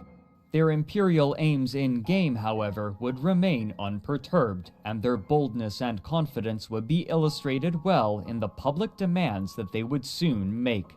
On November 30th, 2015, the Mittani released a statement titled, Minifoe, There's Only One Way to Deal with Rome. The naming scheme of the Goons' internal bureaucracy mirrored that of George Orwell's book 1984, with Mini used as shorthand for ministry. The side of the page was adorned with an advertisement for the doomed Kickstarter project. The release read in part, quote, The Imperium is delighted to present a new department within our bastion of civilization and prosperity, the Ministry of Foreign Oversight, aka Minifoe. Fofo. The Ministry of Foreign Oversight exists to promote imperial values of unity, discipline, and victory in regions near Imperium space, but outside of direct sovereignty control. It is our hope that through Minifoe, we can bring civilization and order to a galaxy which has increasingly descended into incoherent, screeching barbarism. We will usher in a new era of enlightenment and opportunity to those who are not yet able to call themselves imperial citizens or experience the security, prosperity, and variety we enjoy in the galactic Northwest. Representatives of the Ministry of Foreign Oversight offer loyal imperial subjects a number of benefits in return for a small bi-monthly fee. We understand that as a new dark age sweeps across the unenlightened territories of New Eden, some will undoubtedly refuse the kind and polite entreaties of Minifoe in their attempts to elevate their situation. To aid in the establishment of a dominion, the Imperium's Black Fleet has been tasked to ensure that pacification and security are established in a smooth and orderly fashion. Look forward to civilization. Look forward to the arrival of the Ministry of Foreign Oversight and its smiling, polite representatives. Help and hope are on the way. End quote. This release was dotted with links that left little room for interpretation of the Mittani's aggressive and tyrannical intentions. For example, the words small bi-monthly fee linked to a clip from the movie Goodfellas hosted on YouTube titled F*** You, Pay Me, in which the extortion and support system of the Italian mafia was explained in basic terms. The words Black Fleet linked to the Wikipedia page for Black Ships, the Japanese name for the European ships used to force open Japanese ports to Western trade, and the words smooth and orderly fashion linked to a clip from the television show Firefly, in which the captain of the smuggling ship Serenity kicks a bandit leader into an engine turbine after he swears vengeance. The following day, the Imperium announced how this subjugation would take place. The Viceroyalty Program. The most remarkable aspect of these demands was that they weren't limited to those in Nullsec. This extended to the twilight regions of low-security space as well, where pirates and griefers plied their ships to the purpose of destroying and claiming whatever they could. In a public post, the propaganda arm of the Imperium announced that, quote, "The Imperium's plan, organized under the Ministry of Foreign Oversight, involves viceroys, or governors, contacting regional leaders with an offer that comes with two options. The first option is to take the benefits package of the Imperium in return for simple, reasonable bi-monthly fees and/or tribute. The second option is much more violent. If a subject alliance denies the offer, the full might of the Imperium will deploy and exterminate the subject alliance's sovereignty and assets. At first, there will be loads of resistance and rebellion, but that is the point. Resistance means war, and war means everyone gets to shoot spaceships." End quote.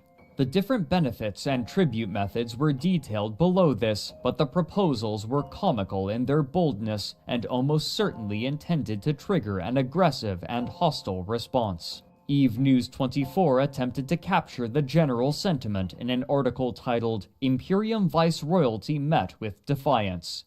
Quote, "This announcement has effectively declared hostilities on the rest of New Eden.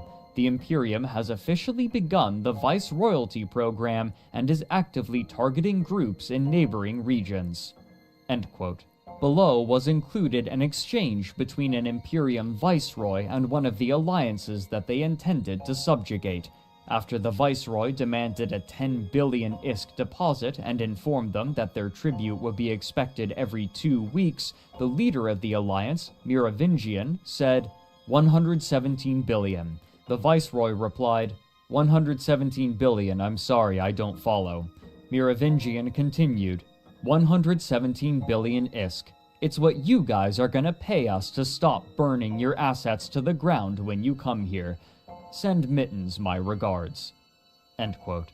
Here, the name Mittens is a nickname for the Mittani, used either affectionately or derisively, depending on the context. It would only be days before the Imperium began their assault on the low-sec empires, but they were met with stiff resistance by the largest corporations, including snuffed-out and psychotic tendencies, who were able to turn fights against them even when outmatched. Inspired by their first unlikely victory, the rest of Lowsec decided that, for the first time in history, it was time for the various pirates, bandits, and griefers to band together and ward off this threat to their way of life, creating an entity that they named Lowsec Voltron. Speaking to Crossing Zebras, Imperium Fleet Commander Lemba said, quote, "Lowsec entities are ridiculously good at fighting with smaller numbers but with more proficiency. The Imperium's idea of nullsec fighting is far different from what is needed for lowsec fighting. The first few times, including a fight I commanded, we got f***ing wasted. It doesn't matter how many numbers you bring. If the enemy brings a fat comp with perfect logi and implants and outplays you, there is nothing you can do but die." End quote. If the Imperium was to subjugate New Eden, they would have to do so inch by inch, and it was clear that this group was more than a match for the forces of the Imperium, repelling them in multiple battles against bad odds. But this war would not be allowed to continue for long, for soon a force long believed to be in repose would suddenly awaken, and their actions would drastically alter the fate of New Eden.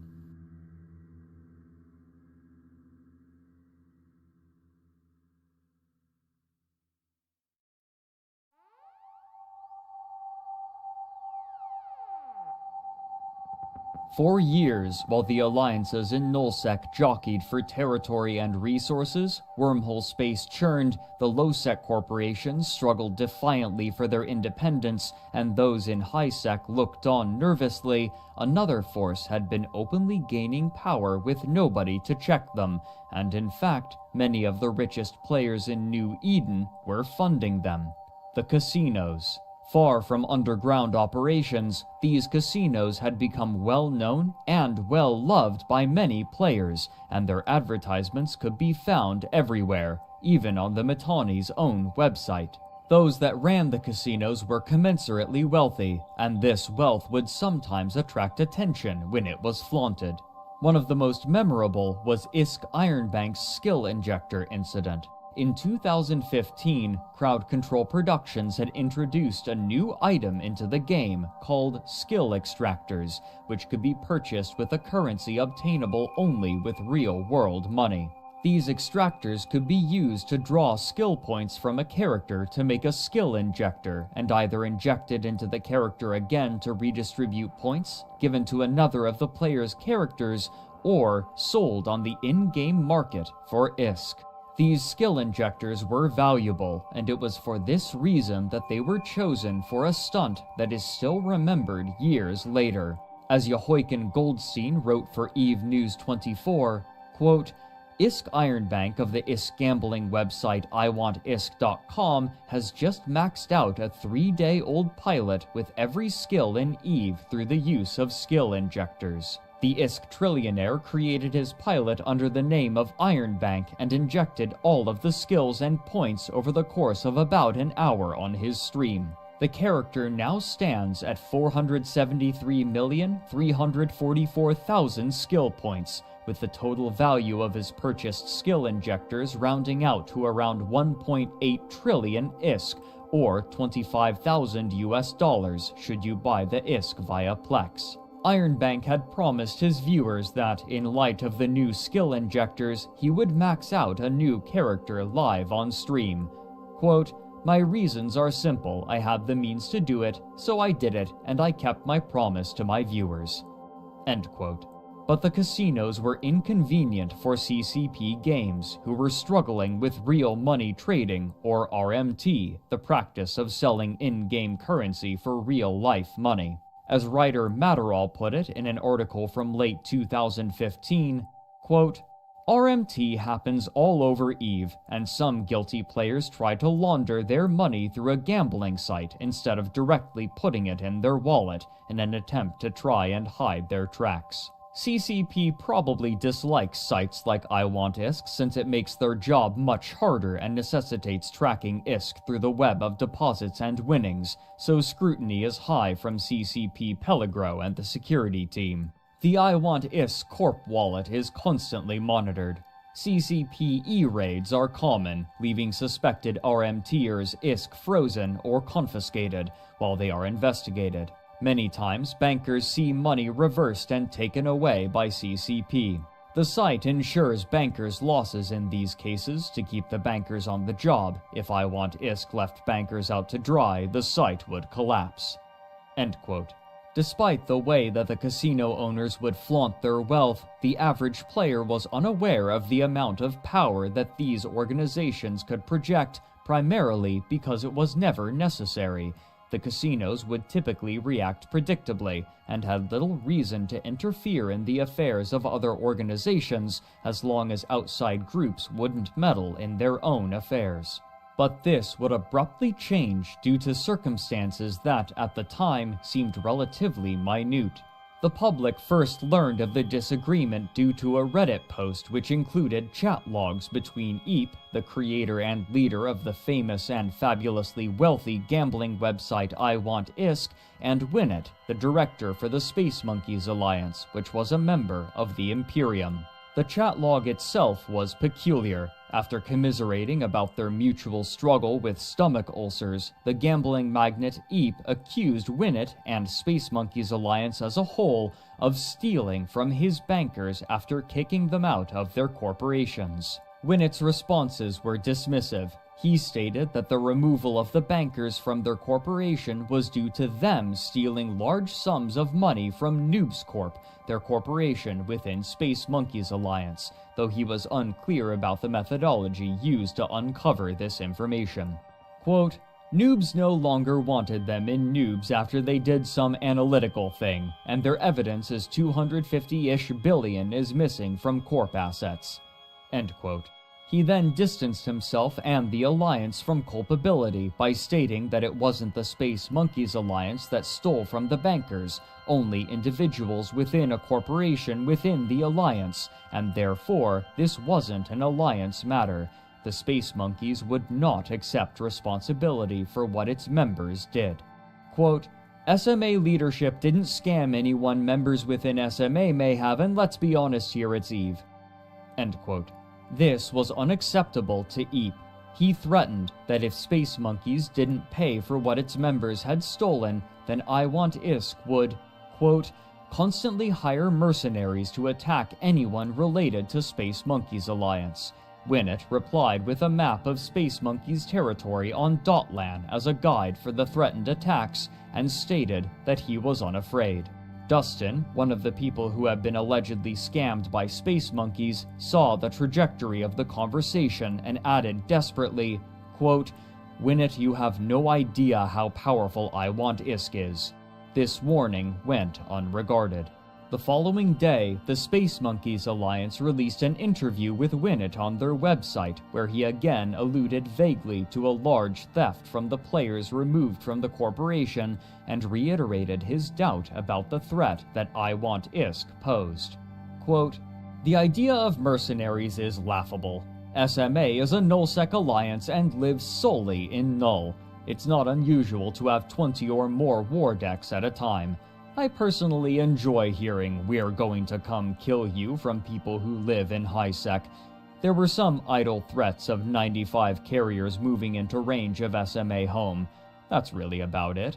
Personally, I would love to see 85 caps within range of our super fleet, let alone the Imperium.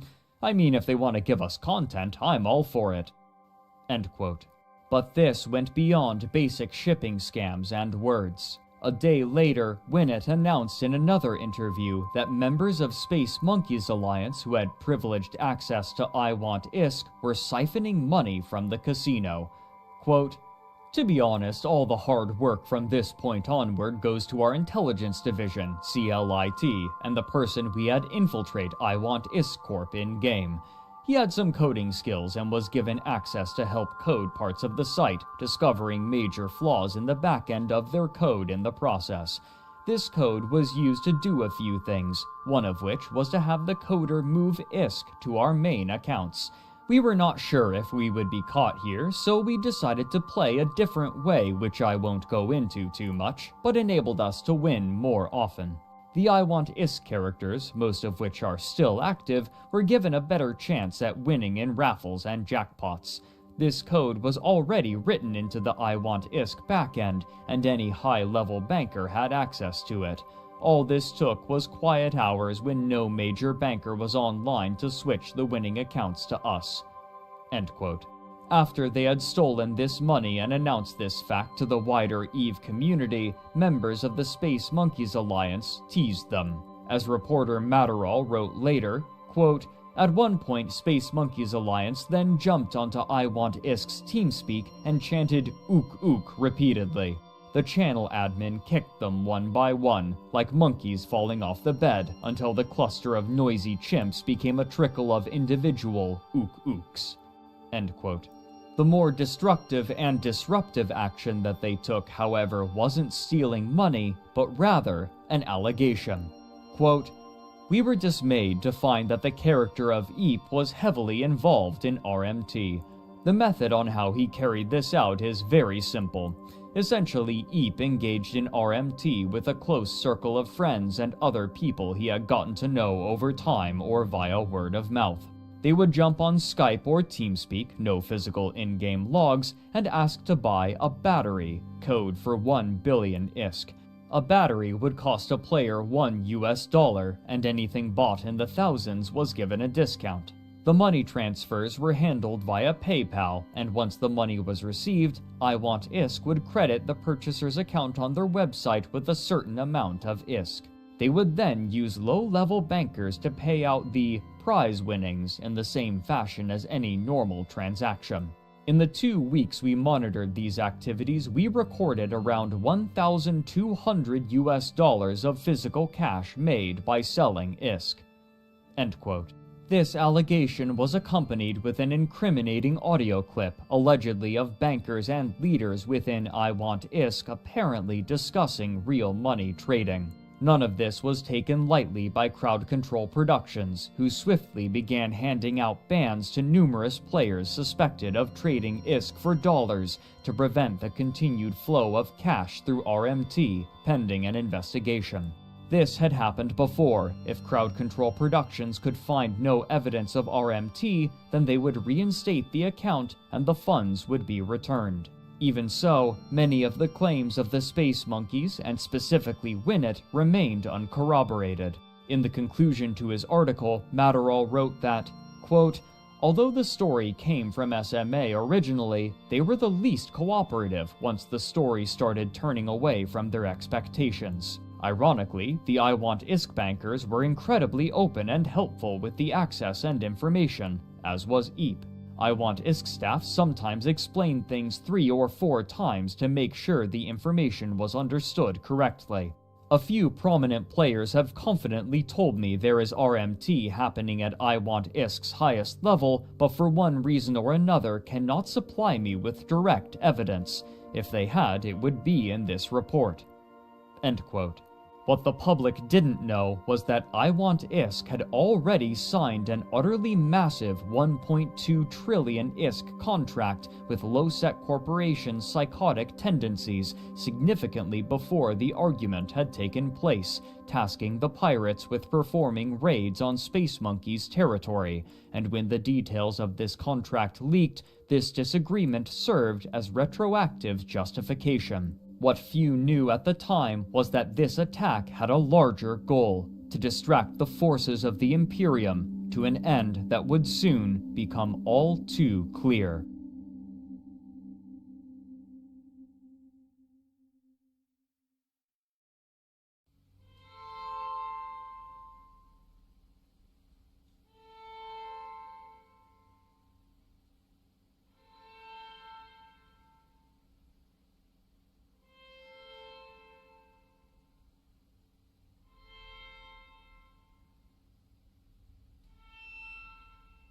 While the fate of a portion of I Want ISK's bankers was in jeopardy, the organization still had vast amounts of liquid assets, and these would be bent to a singular purpose. Making good on their promise, I Want ISK offered the fighters of Losec Voltron a lucrative contract, which would pay out for every Space Monkey's asset verifiably destroyed.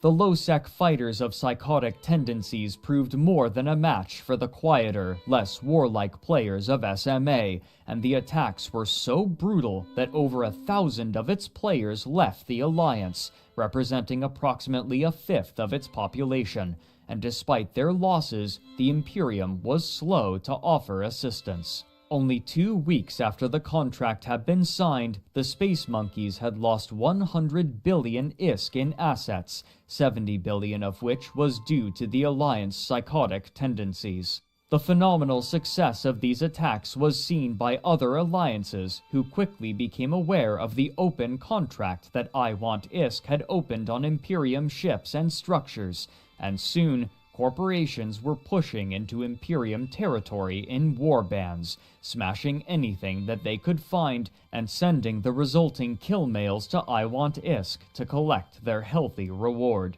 This pattern showed no signs of slowing, and in fact, the website for I Want ISK was seeing significantly more traffic due to the attention they were receiving. It's likely that they were making even more money than before, money that could be spent on further mercenaries. While the money offered by I Want ISK was tantalizing, the prospect of attacking a group so universally disliked meant that players were arriving from all over New Eden to collect their money, while simultaneously biting chunks out of the Imperium. The belligerent announcement of the Viceroyalty program had turned public opinion sharply against them, and their failure in Losec had shown them to be more vulnerable than others had expected. Corporations and alliances not typically known to take contracts arrived and began drawing battle plans together.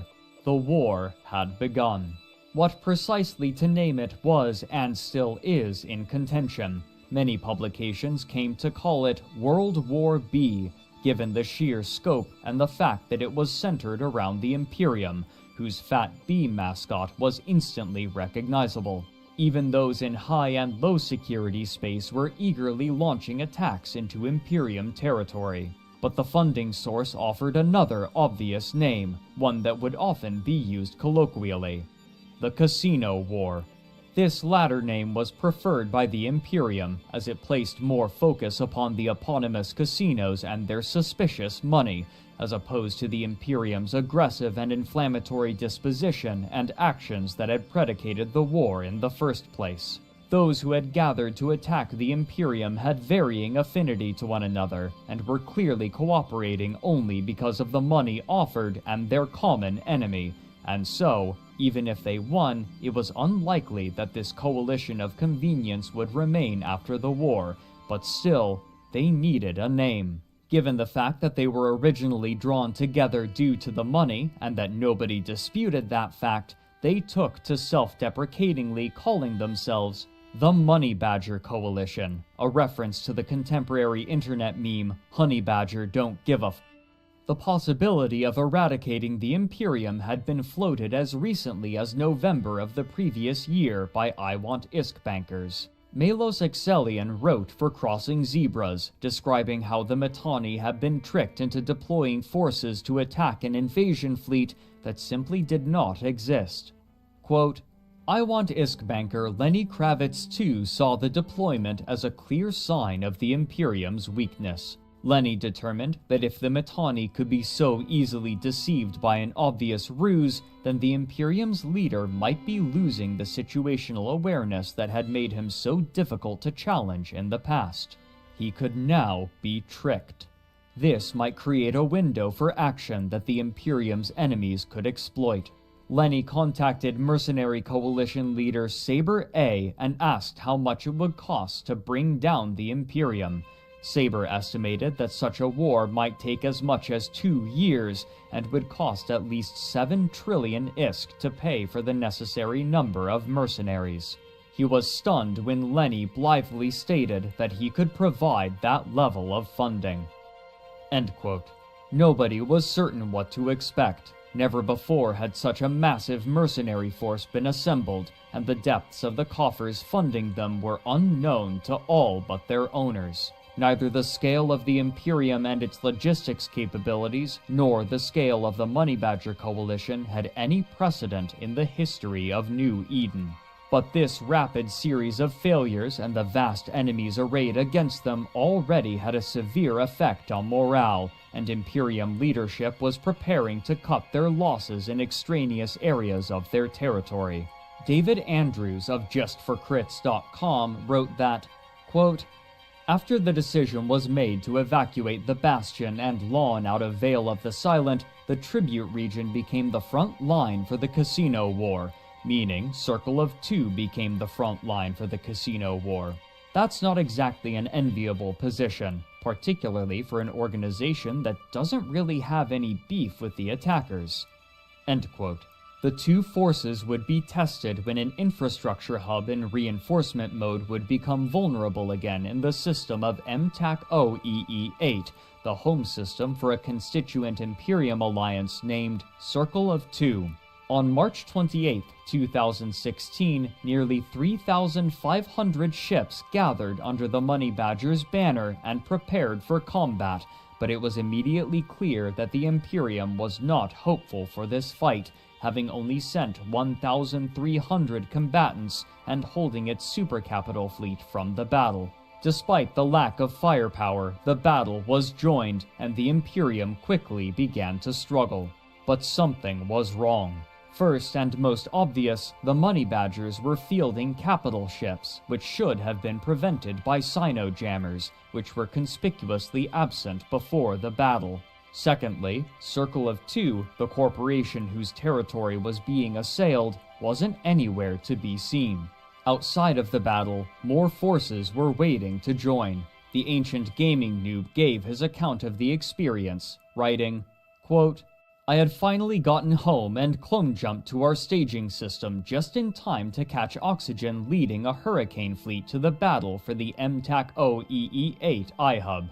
Oxygen got us out to a Titan within bridge range of the 1P-TAC VL2 constellation, where the biggest battle in ages was playing. We landed on the Titan and waited for a bridge. And waited. And waited." End quote. Then suddenly, as this peculiar and losing battle raged, the leader of Circle of Two made a post to the EVE subreddit that stunned the entire player base. Quote, "For years now, we have been loyal toward the Imperium. We as an alliance have, for a large part, never been seen as a full member by Goonswarm Federation. As a result, we've never been treated nor represented as such. The basis of the coalition, it being a meritocracy, became an affront over time. In the same time span, the list of grievances grew. I will not go into detail as the people involved know full well whom and what I'm talking about. They can mostly be summed up as Goonswarm Federation taking care of their interests and at the same time blatantly disregarding the coalition policies they claim to uphold. Over the past few months, it has become increasingly clear that we have served only as a meat shield. Circle of Two is not a meat shield.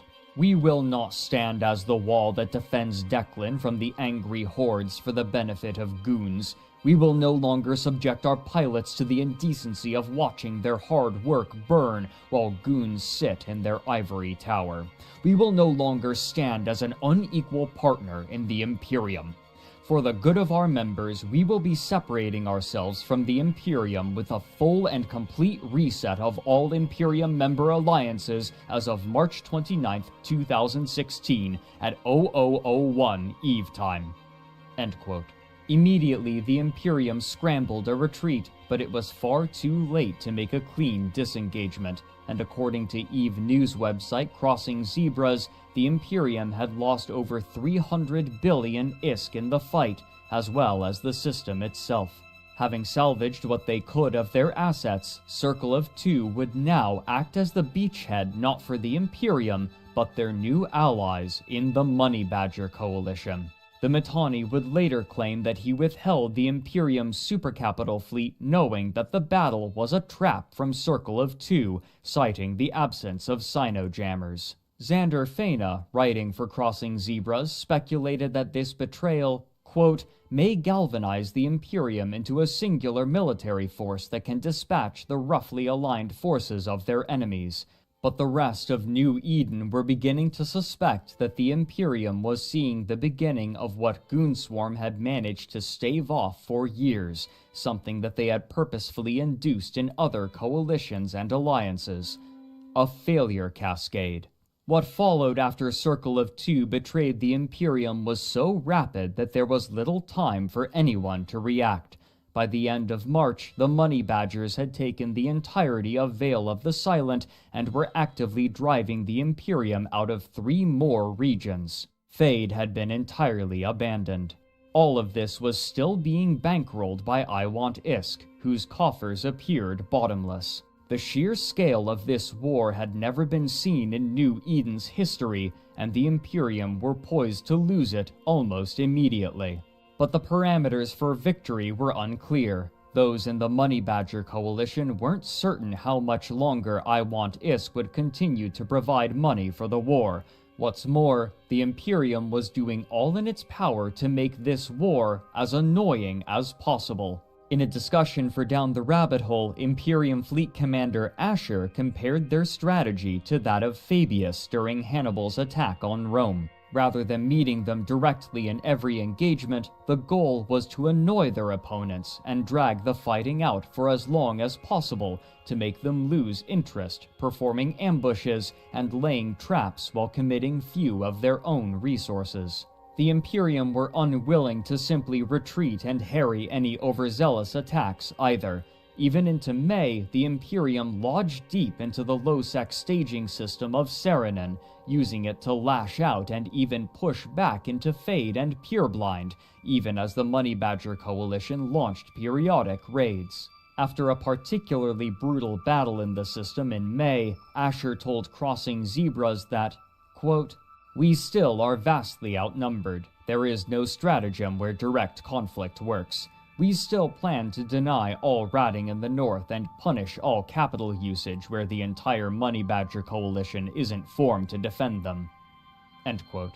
But even as the Imperium shed allies in the attacks, the prospect of destroying them entirely seemed unlikely.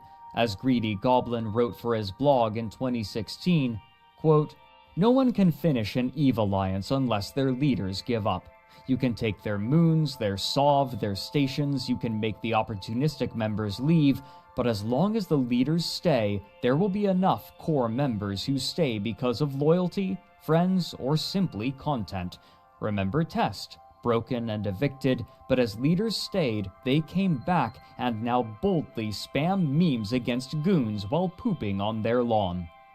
End quote. Also recognizing that they couldn't afford to spread their forces too thin, what remained of the Imperium launched an attack on the contemporary residents of Delve, seeking to once again take the region for themselves, displacing their current residents with their massive supercapital fleet. However, by the time this conquest was complete, the Imperium was a shadow of its former self. Yinton, writing for Crossing Zebras, provided a list in mid-July. Quote, "I would like to explain why I am calling them the Goonswarm Federation and not the Imperium, as has been their preferred nomenclature, and what I have stuck to calling them these past few months. That is because the Imperium, even if GSF does not want to admit it, is dead. It was a defensive coalition based around strong holdings in the north. Counting down the list of GSF's former coalition mates reads more like a mixed obituary and divorce proceedings than a list of allies at this point. SMA, almost completely collapsed with only a 300-man dust corp holding it above the 500-man mark. CO2, turned to the side of the Money Badger Coalition and holding a larger chunk of previously Imperium space. Razor, functionally Y-dotted previously with the acquisition of 4S and fully so with the leaving of both Roving Guns and Gladiators of Rage to MC. And Chaos respectively. FCON, left the Imperium on good terms to find a new home within either the Vanguard Coalition or Stainwagon, depending on what day it is and who you ask. TNT seems to have kept relatively steady. Bastion, down nearly 700 members this month alone. This leaves Goonswarm Federation almost entirely alone in terms of being a strong, self-sustaining alliance within the Imperium, and whilst I would expect them to still lug around the alliances and help them to not cascade to the point of actually becoming non-entities, even the facade of being a coalition of equals is now almost painfully obvious in its falsity to an outside observer." End quote. But by the time everything else had been taken from them, there were few left on the offensive. The Losec coalition had fallen apart over the course of June, as is perhaps unsurprising for roving pirates, and while I Want Isk was still willing to fund the war with their incredible wealth, much of the impetus for the initial invasion had vanished. While ostensibly driven by profit, this narrative was undermined when almost all of the Money Badger Coalition abandoned the offensive, their members exhausted from the fighting and content with their victory. By the time the Imperium had completed its invasion of Delve and lodged themselves in, the only alliance pursuing them was Test, believing that if the offensive was continued, they could stamp out the Goons entirely. But without the support of the rest of the Money Badger Coalition, there was little hope of cracking the defenses of what remained of the Imperium. The supercapital fleet of the Goons was still far too strong, and without allies, they were eventually forced to retreat. Again, Nullsec was fractured, and after half a year, they could return to their numerous smaller wars, as was normal. But this war had elucidated myriad problems for Crowd Control Productions, and even as the company desperately attempted to juggle its other projects, it would have to continue its custodial duties to EVE Online or lose their only reliable source of income.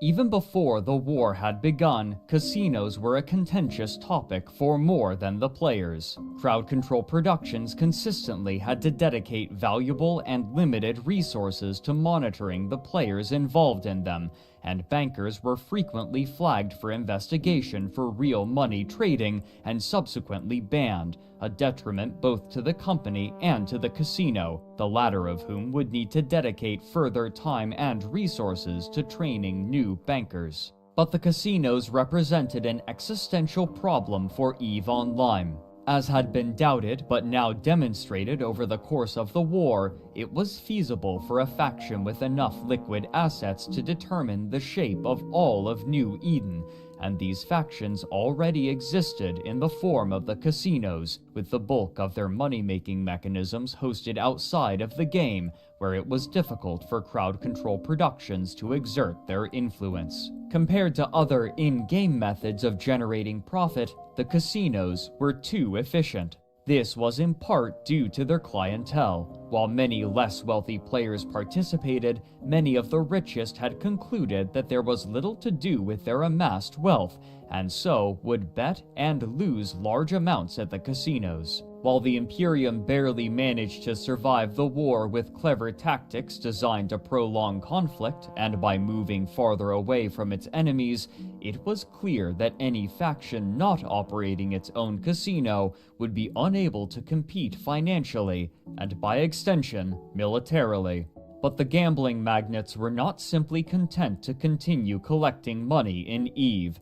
Rather, they were preparing a total takeover of the financial markets, predicated upon an important expansion to the game released initially in April of 2016, during the war.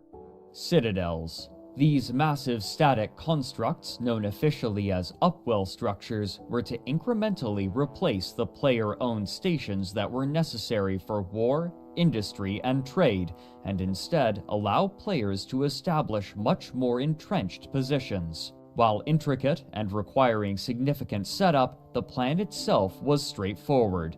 By creating a web of stations throughout all of New Eden, players aligned with the gambling magnates would be able to utilize a special kind of cargo hauling ship called jump freighters, in tandem with the station's unique properties, to make themselves untouchable. Much like other large ships, these jump freighters were able to eschew the Stargate network by jumping directly from one system to another within a certain range, and one potential destination for a jump would be these new upwell structures. If the ship's jump arrival was close enough to an upwell structure, then they would immediately tether to it, making them completely invulnerable to damage. By jumping directly from structure to structure, there would be no time during which a jump freighter would be vulnerable, making it impossible to disrupt supply lines or trade routes without assaulting these sturdy structures. This safety would make their stations the most attractive to traders and buyers, which is where the final mechanism in the plan allowed them to make their profit.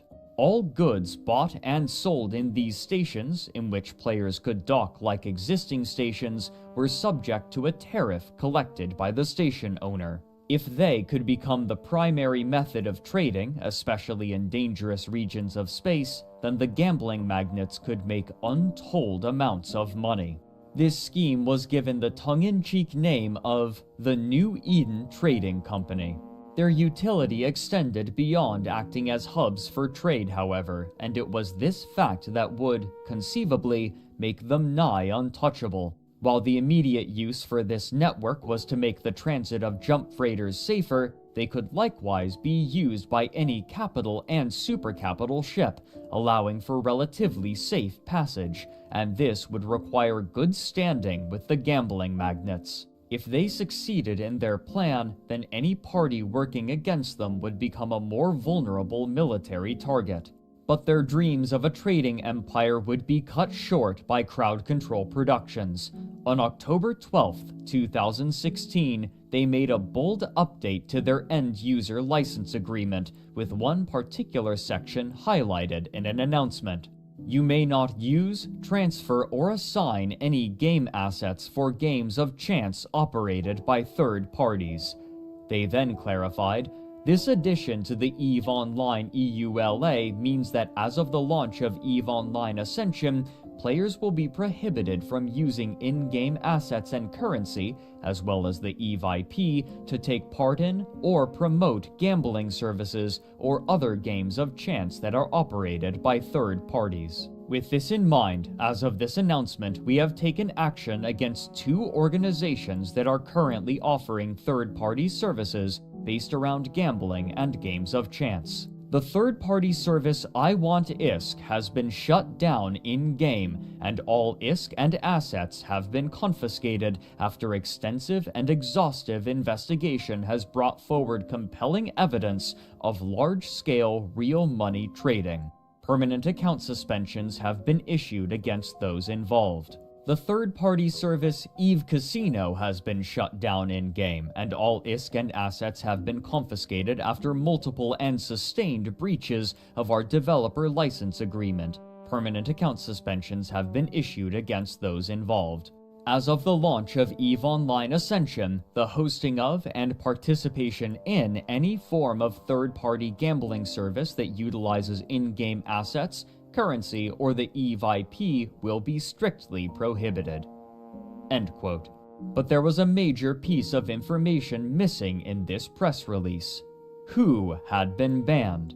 After investigating them, a large number of I Want ISK's bankers had been targeted, but the most notable names were Lenny Kravitz II and Iron Bank, the architects of the war, though they continued to protest their innocence. Lenny would take to Reddit to inform everyone that the trade network would continue as planned, but it would face stiff resistance. After being beaten back into Delve, the Imperium lacked much of their old infrastructure, but they still wielded one of the most threatening fleets in the game, and they would be joined in attacking some of the early structures in the trade network by some of their former enemies in the Money Badgers, intent on preventing its eventual establishment.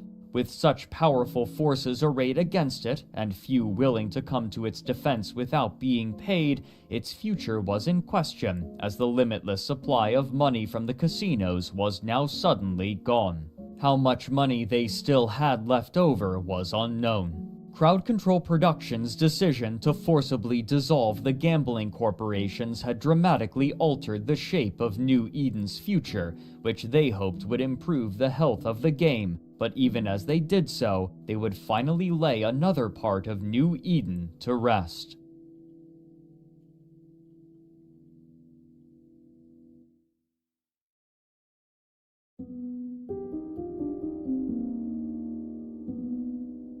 At last, in February of 2016, Crowd Control Productions announced that they would be shutting down the servers for Dust 514 in May, only 3 months later. This was not a surprise for contemporary players who had been monitoring the ongoing development of the game, which had been live for only 3 years. 2 years prior, when the company announced the development of Project Legion, players of Dust were concerned that this new FPS was being developed because CCP lacked faith in their console-exclusive shooter title, in spite of their confident rhetoric.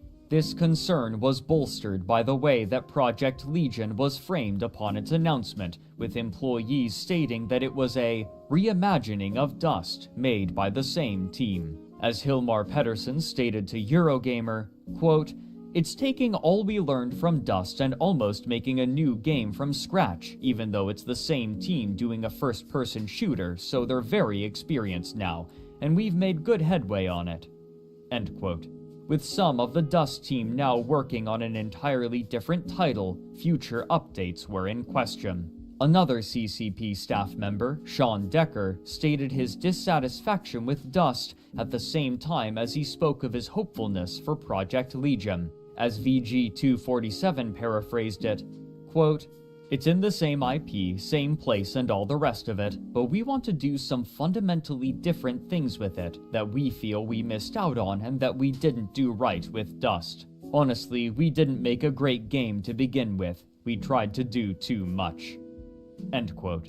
Even as CCP Games proclaimed the success of Dust, their employees seemed to deride it in favor of their new project. The concerns of the players proved correct, and after one final major content update in 2014, the game would only see maintenance and hotfixes until its death in May. But major changes were happening to EVE Online itself as well, and the introduction of citadels promised to dramatically alter how warfare worked in New Eden. In contrast to the posses that had come before, the largest tiers of upwell structures could house capital ships, with the monumental Keepstar even able to house Titans, meaning that any station could act as a staging site both for attack and defense. Perhaps more importantly, any friendly ship close enough to an upwell structure would become tethered, making them invulnerable to damage until taking an offensive action. The tether could be reinitiated simply by refraining from any offensive action for a full minute, again rendering the player's ship invulnerable.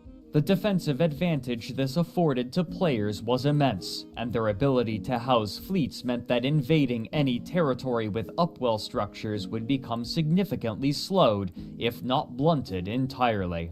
This was particularly helpful to the Imperium, who now had been granted the space to nurture their coffers and rebuild with their core members, waiting for them to return and to bring others into their organization. What's more, the defensive capabilities of these structures were significant beyond their support role. They could be equipped with weapons and modules similarly to a ship, projecting power against anything that came too close and being granted reinforcement timers, much like other structures. Keepstars were even granted their own doomsday weapons. But the introduction of upwell structures had another unintended effect. Before the Citadel update, the parts necessary for capital and supercapital ships were constructed at specialized posses, which could be destroyed in raids if an opposing faction knew where to find them.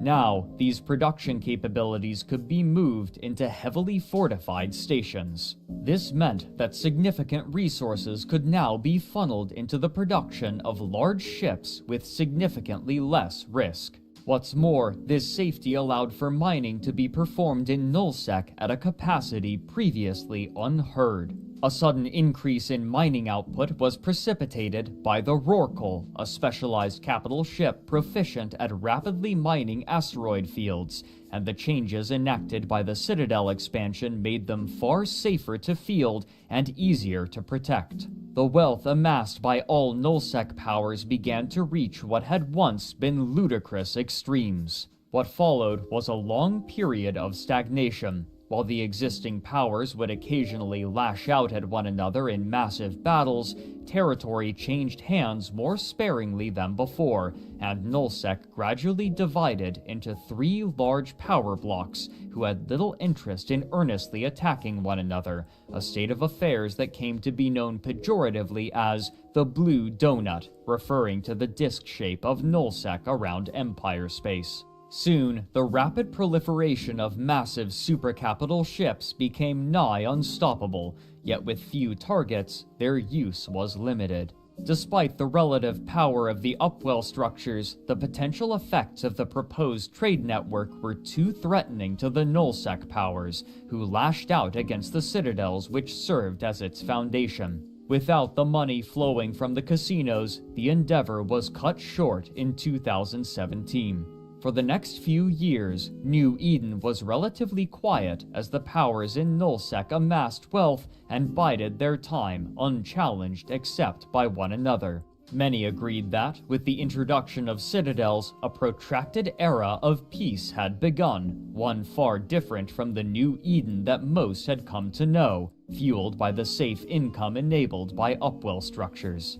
Even though the grand trade network envisioned by the one-time casino owners hadn't come to pass, many players established upwell structures in high-security space and allowed players to trade there, taking a broker's fee from every transaction. In March of 2016, EVE blogger Greedy Goblin made a post detailing his concerns over an increase in the amount of money that players could make in these citadels, writing that, quote, "There won't be any serious wars. Ever. Do you remember whining over top-down income because of moons? Imagine something 10 times bigger, without siphons, without having to fuel towers, without hauling, without even logging in. Remember that if you can RMT 1 billion ISK for $7, the trade citadels net you $200,000 per month. You don't choose playing a video game over getting such money. Every major alliance leader and FC will agree to keep the peace and stomp on anyone trying to disturb it. Such peace will obviously mean the end of Eve." End quote. This state of affairs culminated 2 years later on October 15, 2018, in the establishment of the Tranquility Trading Tower, a Keepstar-class citadel, the largest and most powerful available. Deployed by test and supported by the Imperium, this Keepstar was meant as a central location for their alliance's traders to sell their wares, where the brokers' fees could be collected and split between them and their allies. The location of this station was also conspicuous. It had been deployed in the system of Perimeter, immediately next to Jeddah and its all-important trade hub. Prior to this, their enemies in Federations NC.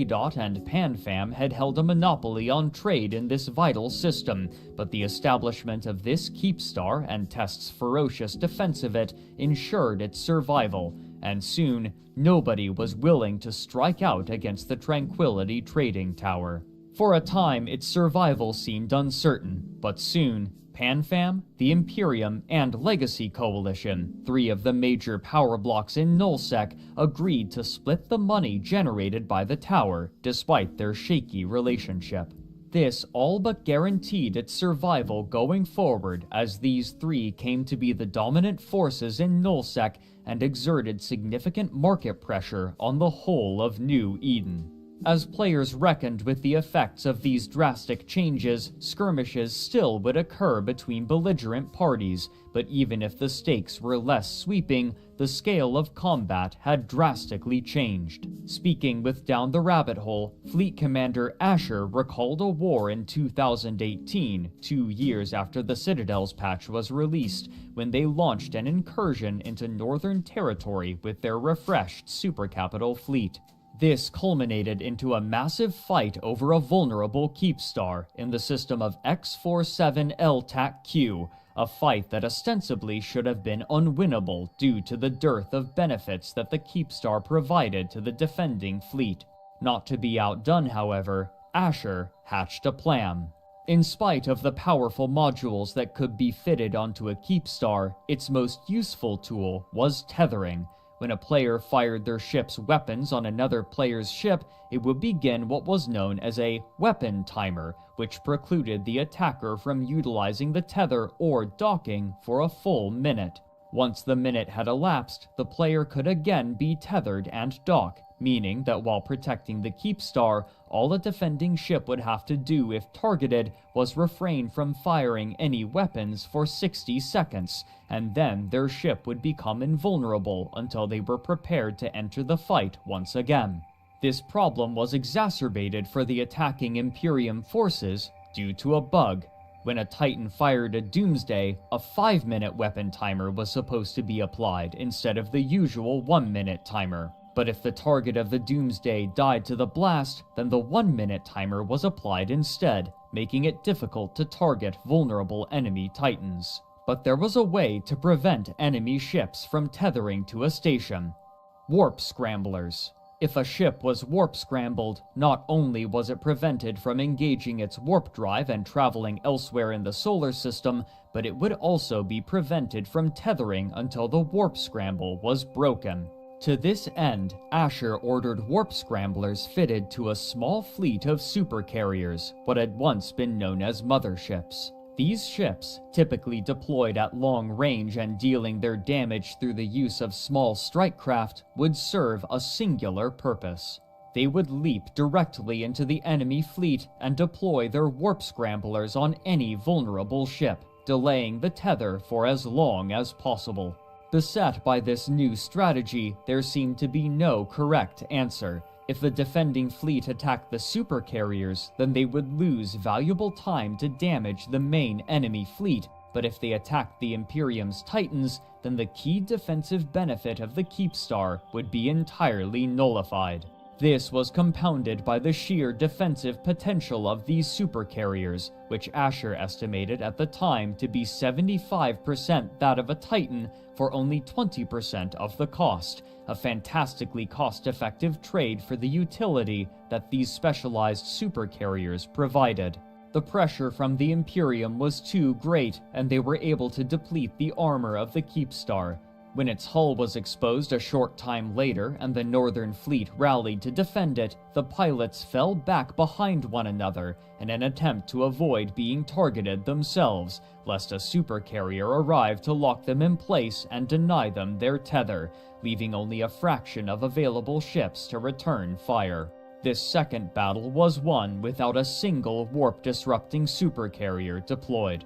Despite this fantastic victory, the territorial gains were minimal, and instead of pressing their advantage, the Imperium retreated back to their home systems, further emphasizing in the minds of players the immortality of the Blue Donut.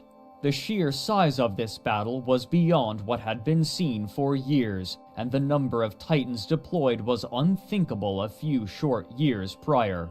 But this raised a question. If the proliferation of supercapital ships had reached such an absurd level, what would an all-out war look like, and was one even feasible given the state of the game? Even before the Battle of X-47, another battle had broken the record for the most number of players in a single fight, with over 6,000 as the Imperium attempted to destroy a Keepstar held by Pandemic Horde. But given the resources that the different factions had amassed, this was clearly far from the level of destruction that was possible. It would take another 2 years, but the answer would eventually be known, and it would defy the scale of anything that had been seen in the entire history of New Eden.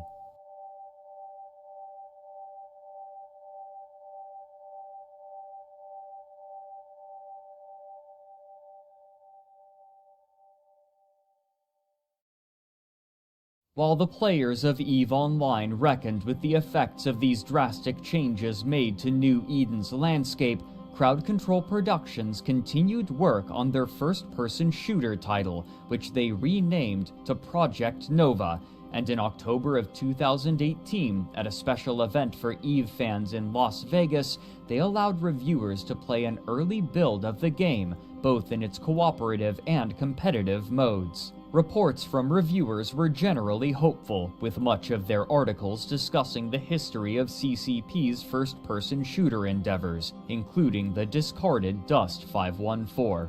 But those who had the opportunity to test it also noted that the game, while enjoyable, would require something unique to draw a player base, something that was still missing from what was playable. Gaming journalist Joe Screbbles, writing for IGN, echoed other reports when he stated that, quote, "It's challenging, hectic, and, it must be said, unspectacular. What I played is an early build, so elements may change, but no matter how right it feels under the fingers, Nova doesn't quite connect in terms of excitement right now. Sound effects are oddly muted. A space magnum with exploding bullets shouldn't sound like my oven door closing.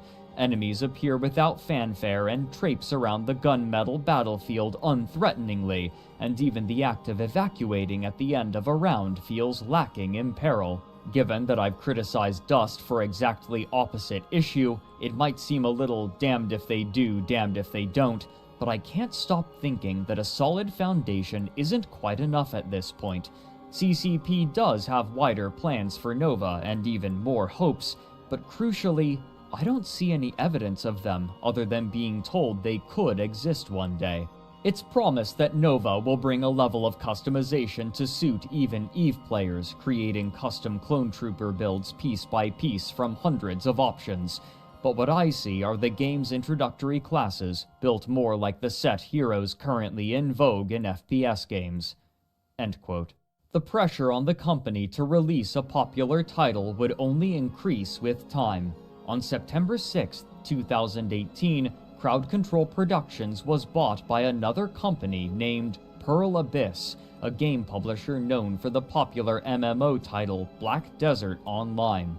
Players were nervous. Black Desert Online utilized a radically different monetization strategy compared to EVE Online, eschewing the subscription-based model in favor of the now far more popular free-to-play method, with numerous microtransactions, selling in-game items such as weapons, consumables, cosmetics, and, most importantly, loot boxes. By targeting a small number of players willing to spend exorbitant amounts of money on microtransactions, called whales by the industry, video game publishers had managed to drastically increase their profit margins, introducing them even into full-priced games to increase their revenue, and the most lucrative method of selling in-game items proved to be loot boxes. Rather than simply buying the items that they wanted outright, players in contemporary games instead were offered these boxes, which would contain a random item or set of items,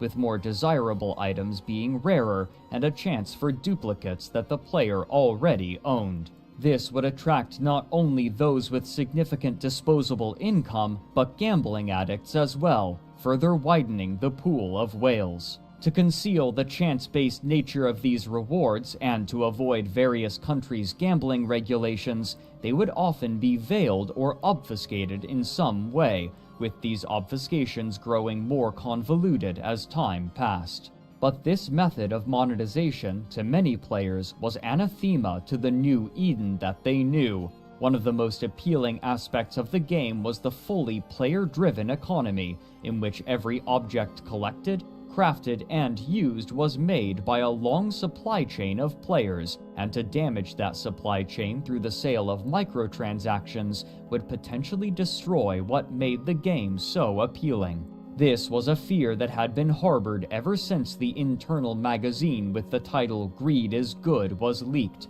where the company had written extensively about their introduction into the game. While EVE Online could technically now be played for free by new players, the vast majority of content was locked behind a paid subscription fee, and most of the other games that still utilized a subscription fee had been released at around the same time as EVE Online. A game that had once been a pioneer in gaming technology now seemed outdated, at least from a business perspective.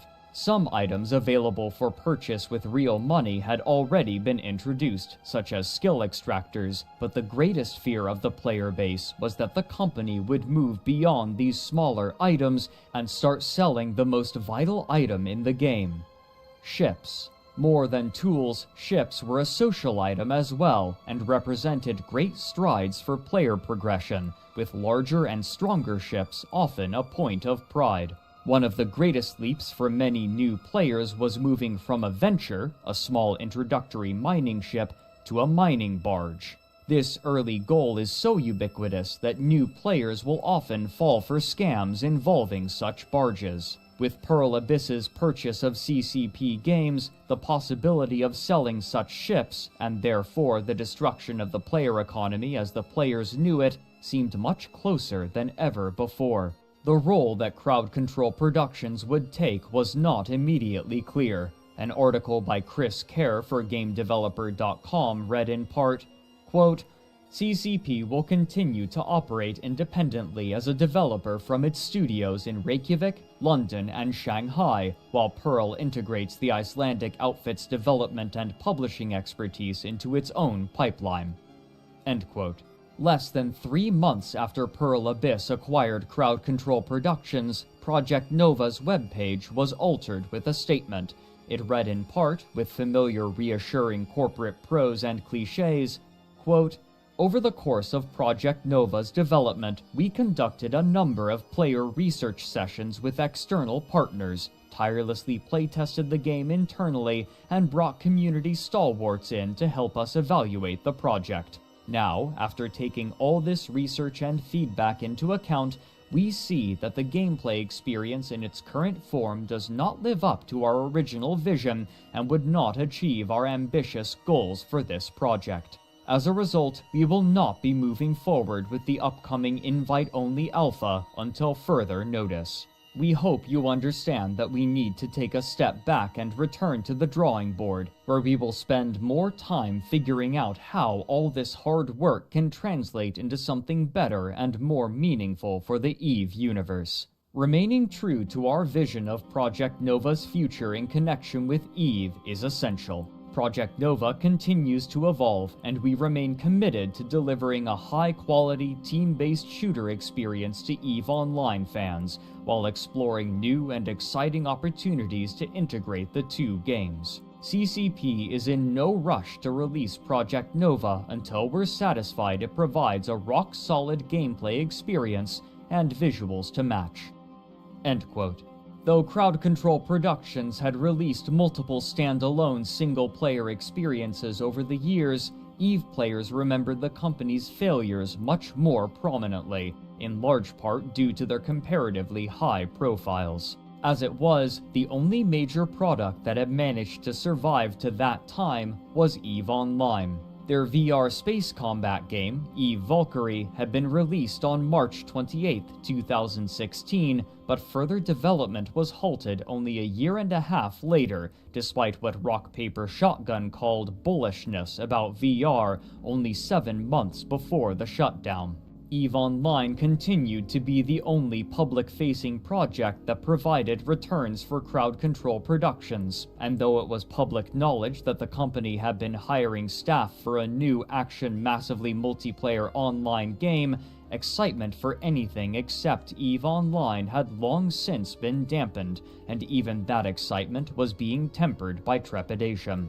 This pattern continued when, on February 17, 2020, Massively OP published an article titled "Pearl Abyss had a strong Q4 2019, but CCP's EVE spin-off Project Nova is officially cancelled."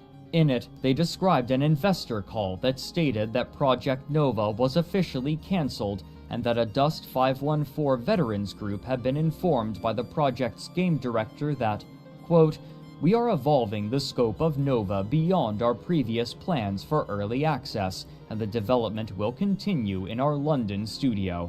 I am personally optimistic about this, but also wistful. That also means that the Project Nova codename is retired, and the London team will find a new one. This is not a fiscal decision. The London team had been working on very interesting ideas and concepts, and adding them to a shooter sounds very promising to me." End quote. With the public knowledge that Black Desert Online was making 6.5 times the revenue of EVE Online, players and onlookers were nervous about Pearl Abyss's outlook on the game.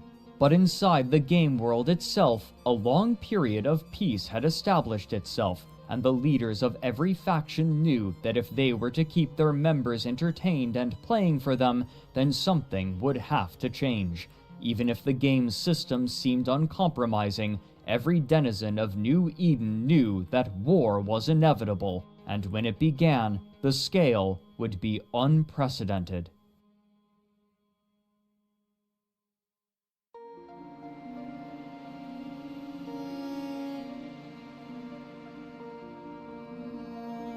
While much of New Eden had been watching the situation in Nullsec pensively and bracing for the effects that a large conflict might have, another group was seeing a resurgence. Early in New Eden's history, when Nullsec was first being colonized, two of the major factions, the Stain Alliance and the Northern Coalition, had been founded in part by role players looking to play characters within the game world, but as time passed, this method of play had declined as the players focused on efficacy took over their space and granted them few options to make an impact upon the game world. However, individuals would sometimes still engage in the practice, and among them was the character Katya Say. While the player had other characters with which they engaged in other sundry activities in New Eden, Katya was created with a singular goal in mind: to be the first character to visit every solar system in New Eden without losing a single ship. When her journey began on December 1st, 2009, the Apocrypha expansion had just been released, and with it, the new systems in wormhole space, meaning that there were 5,201 star systems in normal space to explore, and another 2,604 systems in wormhole space, a total of 7,805 systems, enough that they knew that they would need to pace themselves. In an interview with Polygon, they said, quote, "I only did this for an hour and a half each day just to unwind after work. I wasn't killing myself doing this." End quote. The systems in Empire space were not difficult to visit, and Katya only needed to avoid gankers who were generally uninterested in destroying the small ships that they utilized. But as they moved into low-sec and null-sec, ships with the ability to cloak would be necessary, and for a character trained into such a specialized task, the skill requirements would be trivial. The player also had the skill set to avoid anyone who might be interested in destroying their ship, a kill mail that would certainly be coveted by anyone who could acquire it. In an interview for Down the Rabbit Hole, Katya stated that, with their experience, avoiding such hunters was a trivial affair. They would chronicle their travels by writing in a blog, role-playing as the character and capturing images of places that they found particularly beautiful or interesting, including the hull of Steve the Titan in C9N TAC CC. But their role-playing endeavors would extend much farther.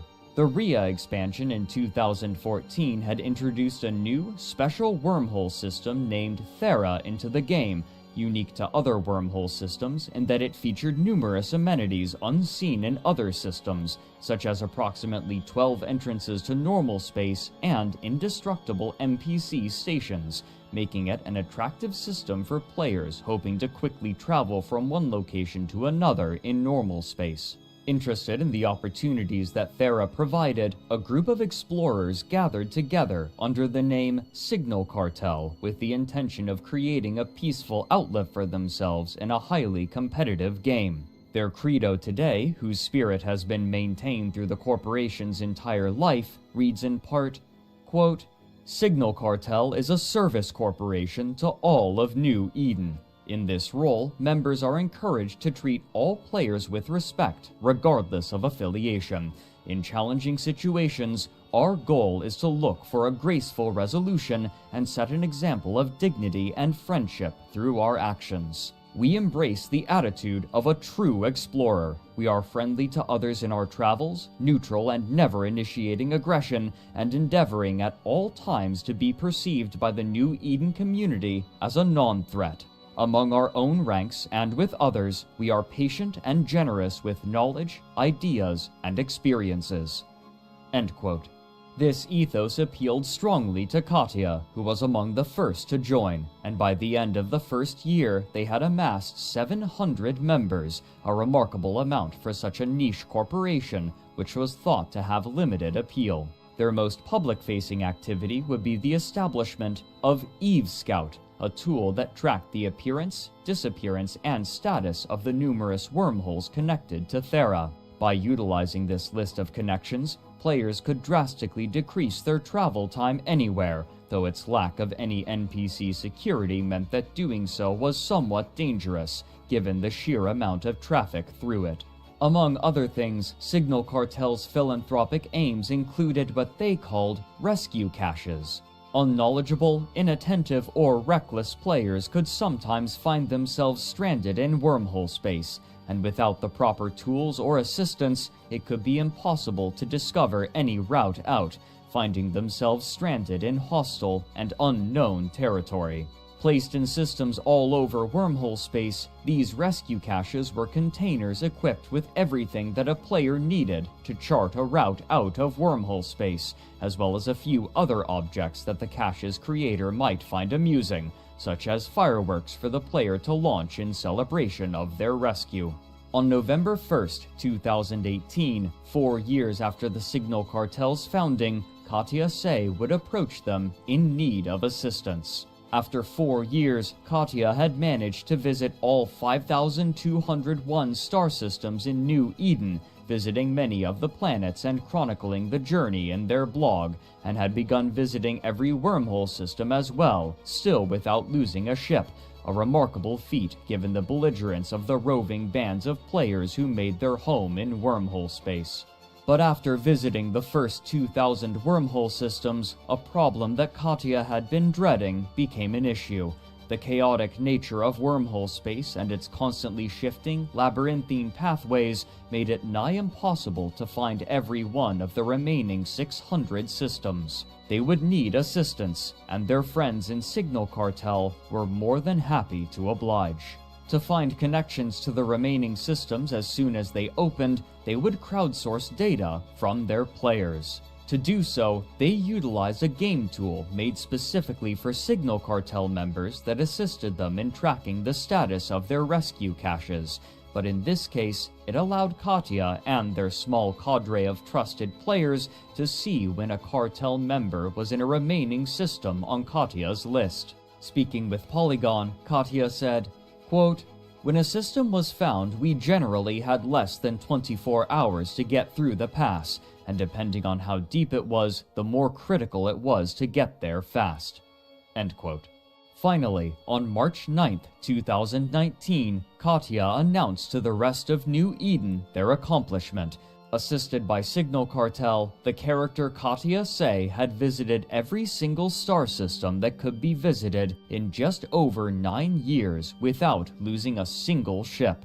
The accomplishment was noted even by those who had shunned roleplay, and the character came to be one of the most famous in the game's history, with a monument created by Crowd Control Productions in-game to celebrate the success. Sometime after this achievement, Katya would become the leader of Signal Cartel, helping to manage it and continue the work of aiding those in and outside of wormhole space through Thera and their rescue programs. But even as Katya, Signal Cartel, and the rest of New Eden celebrated, those in Nullsec bent their aims toward a much different end, and they wouldn't have to wait long to see their plans come to fruition and take part in the most intense and expensive war that the game had ever seen, a war that would drag out far longer than any could have thought.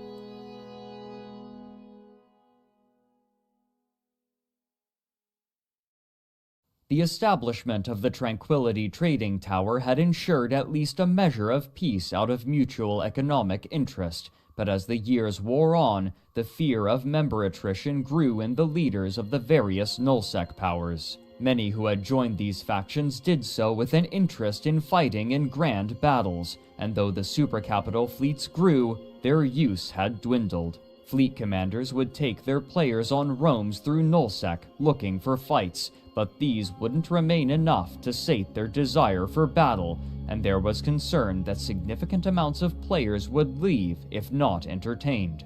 Murmurings of war propagated. Over the years, as more contained wars forced out smaller alliances and corporations from Nullsec, the political situation simplified itself into power blocks. To the west was the Imperium, operating out of their home regions of Delve and Fountain, which had historically been the prize of and home to the most powerful factions in the game, and this period was no exception. To the south and southeast was Legacy Coalition, a group of associated independent states that formed after the war in 2016 and conquered significant territory over the intervening 4 years. To the north and northeast was a larger group going by Panda Fam, consisting of some of the most venerable corporations. In June of 2020, as players began to return to EVE Online in expectation of war, EVE YouTuber Yinton estimated that the Imperium had 50,000 characters, Legacy Coalition had 45,000, and Panda Fam had 62,000. The distinction of characters was important due to the propensity of EVE players to have multiple accounts, a practice that Crowd Control Productions now subtly encouraged through its user interface. Yinton attributed the growing tension in Nullsec to the decayed relationship between the Imperium and Legacy Coalition, the latter of which was home to Test Alliance, who had a complicated past with the Imperium, at times cooperative and most of the time adversarial, having been the final attackers in the last major war, hoping to eradicate the Imperium. While they had worked together to fight against their mutual enemies in the north years prior, Test attacked a smaller coalition in the northwest, a coalition that the Imperium was supporting, and according to Yintan, the Imperium and Legacy Coalition fought against one another in small-scale battles, but the Imperium's allies would fall, leaving a dearth of territory awaiting capture. As Pandafam alliances moved into this territory and skirmished with the Imperium, however, Pro-God Legend, the leader of Test Alliance and one of the principal leaders of Legacy Coalition on the Imperium's southern border, made a strong allusion to war at an Alliance town hall. Reacting to this, and likely other intel gathered from their intelligence network, the Imperium withdrew from their less defensible territory, shipping all stations and goods that they could to their core regions to prepare for what they knew was coming. Approximately a week after Pro-God Legend's statement, a post made to the Imperium News Network website alleged that, quote, "The past couple of months, Pro-God Legend has run around talking to basically every alliance who has ever shot at the Imperium and gotten them on board with the idea of invading us." End quote. The Mittani, leader of the Imperium, announced publicly the strategy that they would employ for what was now understood to be an imminent war. He had commanded all members of the Imperium to fall back to Fountain and Fortress Delve, as well as the more peripheral regions of Quarius and Period Basis, where they would establish their defenses at choke points in anticipation of the impending attack. Soon afterward, the leaders of Legacy Coalition announced their withdrawal from the Non-Invasion Pact, which dictated a 2-week grace period before an invasion would be permitted by the agreement, though as was perhaps to be expected, various breaches of this stipulation were ignored by both parties. The goal of this war was clear, one that echoed the goals of the war 4 years prior. Currently there are well over 400 Titans converging from all over Eve, and that will combine with our Titan fleets from Legacy and Fire and all of our allies, and it will be the largest Titan force ever assembled in EVE Online. Most of EVE is unified around one goal, that this time Goons must finally be destroyed. All of the alliances joining forces today have agreed that we will not make the same mistake we made at the end of World War B. We will see this through to the end. And months from now, when this war is won, we will finally be looking at an EVE that is worth playing. Once again, the vast forces of Nullsec and beyond gathered together, but this time there would be no outside funding. Using the resources amassed during the years of peace, the united forces of Legacy Coalition and Pandafam would fund this war themselves, with the express purpose of destroying the Imperium once and for all. This temporary alliance between these two massive coalitions against the Goons would be called PAPI, a portmanteau of Test Alliance's abbreviation TAPI and Pandafam.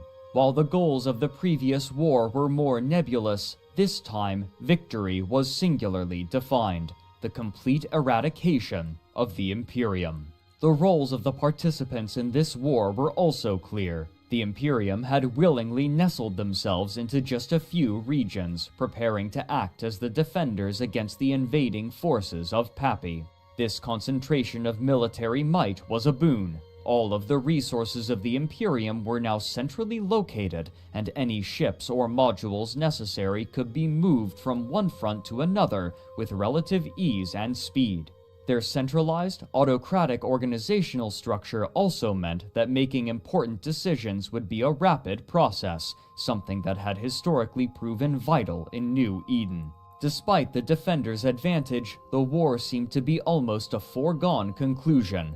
PAPI's forces constituted the combined populations of Legacy Coalition and Pandafam, and together they outnumbered the population of the Imperium 2-1. At this stage in New Eden's history, when population was vital for any alliance, these numbers seemed insurmountable. But the Imperium's defenses were stout. If defended tenaciously enough, any gains made by Pappy forces would be incremental and costly. In an unprecedented show of solidarity and mutual effort, multiple alliances on the attacking Pappy side moved their titans into position, prepared to siege the home systems of the Imperium. But if Pappy forces were to successfully attack the primary home systems of Fountain and Delve, a multi-pronged offensive would be necessary. Attacking from the southern systems would be brutal, if not impossible. The Quarius and Period Basis regions were separated from their easterly neighbors by a massive distance, too far to make a jump. But the only other option was, in practice, unacceptable. Moving fleets of capital ships through the traditional Stargate network was a dangerous proposition, due to the pattern in which ships arrived through them, making them extremely vulnerable to attack, and such a decision was considered out of the question in the vast majority of cases. And so, the invaders from the south decided to take a different route, instead coming through HiSec through the system of FWST TAC-8. Technically, neither this system nor a few nearby systems belonged to the Imperium, but rather they were irrevocably claimed by a non-player pirate faction called the Blood Raiders, meaning that defensive structures such as Sinojammers couldn't be deployed.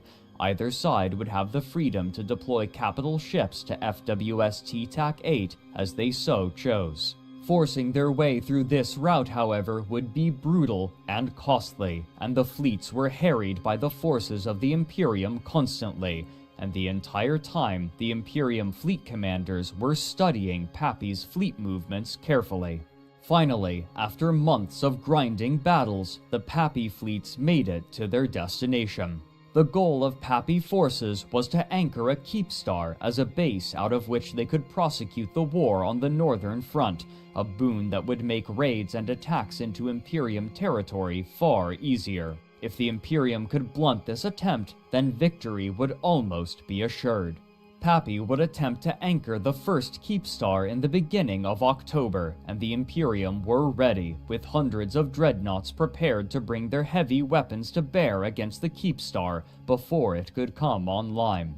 When the Imperium arrived, they were significantly outnumbered by the Pappy forces, a trend that would continue to repeat itself throughout the war, and they had little hope of driving their foes from the battlefield. However, their definition of victory was not to push back the enemy fleet. Rather, they needed only to destroy the Keepstar, a goal that superseded any concerns over cost. As the dreadnoughts focused their fire, they in turn were targeted by enemy ships, and they began to drop one by one. But the damage output of these siege batteries was too great for the Keepstar to weather, and the structure would be destroyed before it could come online.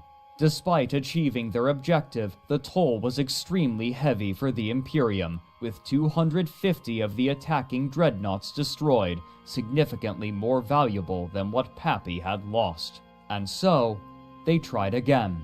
But the response from the Imperium would shock both New Eden and the gaming community at large. On October 6th, the second Keepstar was deployed. Pappy ships surrounded it, ready to defend it against what the fleet commanders expected to be a massive response from the Imperium's supercapital fleet by stationing their own Titans around the Keepstar. But what they received instead was an unbelievably massive swarm. In an offensive that mirrored the old strategies from the beginning of Goonswarm, thousands of players from the Imperium arrived in Raven battleships armed with long-range missile weapons and charged headlong into the fray. What would come to be known as the Fury of FWST TAC-8 had begun.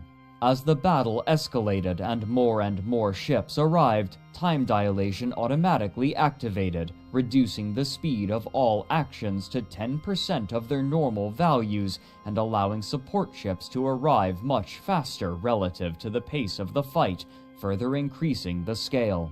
As the hours wore on and more battleships arrived to replace those lost, Pappy leadership realized that the damage was too great for the Keepstar to bear, and forces were scrambled to intercept Imperium ships as they arrived, but the flood of incoming Imperium forces was too great to stem. As the fight spilled into the following day, the Keepstar disintegrated, and Pappy ceded the field.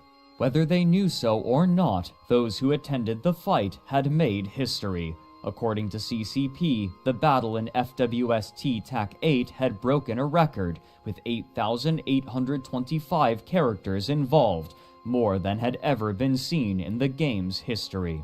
While losing 2 Keepstars was a heavy toll, the losses suffered by the Imperium were even greater, but unlike previous wars, the vast accrued wealth of all sides made such losses far less impactful than they had been in the past. At this stage, the 3 more important factors were strategic objectives, available population to fight, and as always, morale. For Imperium leaders, such monetary losses helped to show their resolve. But Pappy would not relent.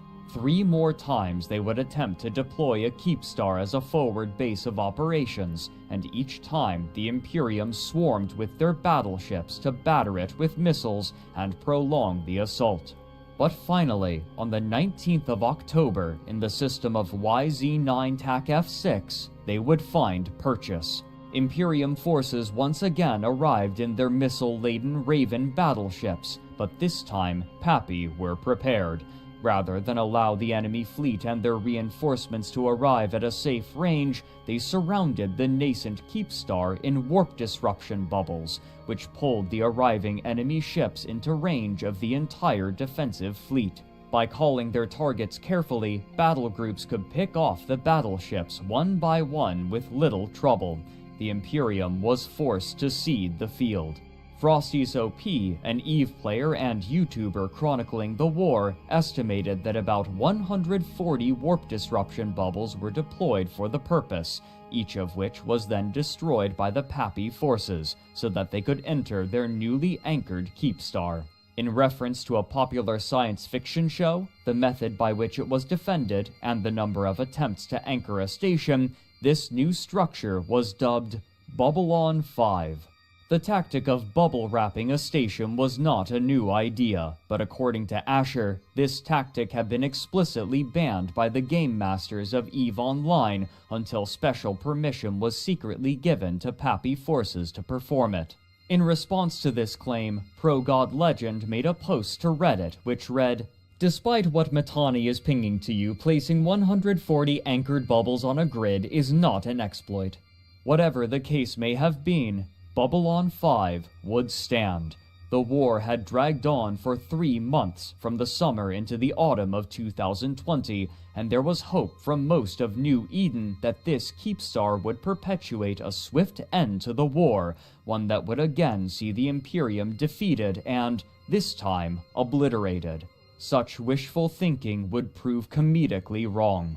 Shortly after this Keepstar was anchored, the Russians of the Red Alliance announced suddenly that they were changing their allegiance from Pappy to the Imperium, bolstering the forces of the defenders who were suddenly taking losses to their infrastructure and facing incursions that disrupted their resource harvesting operations, damaging both their reserves and their morale.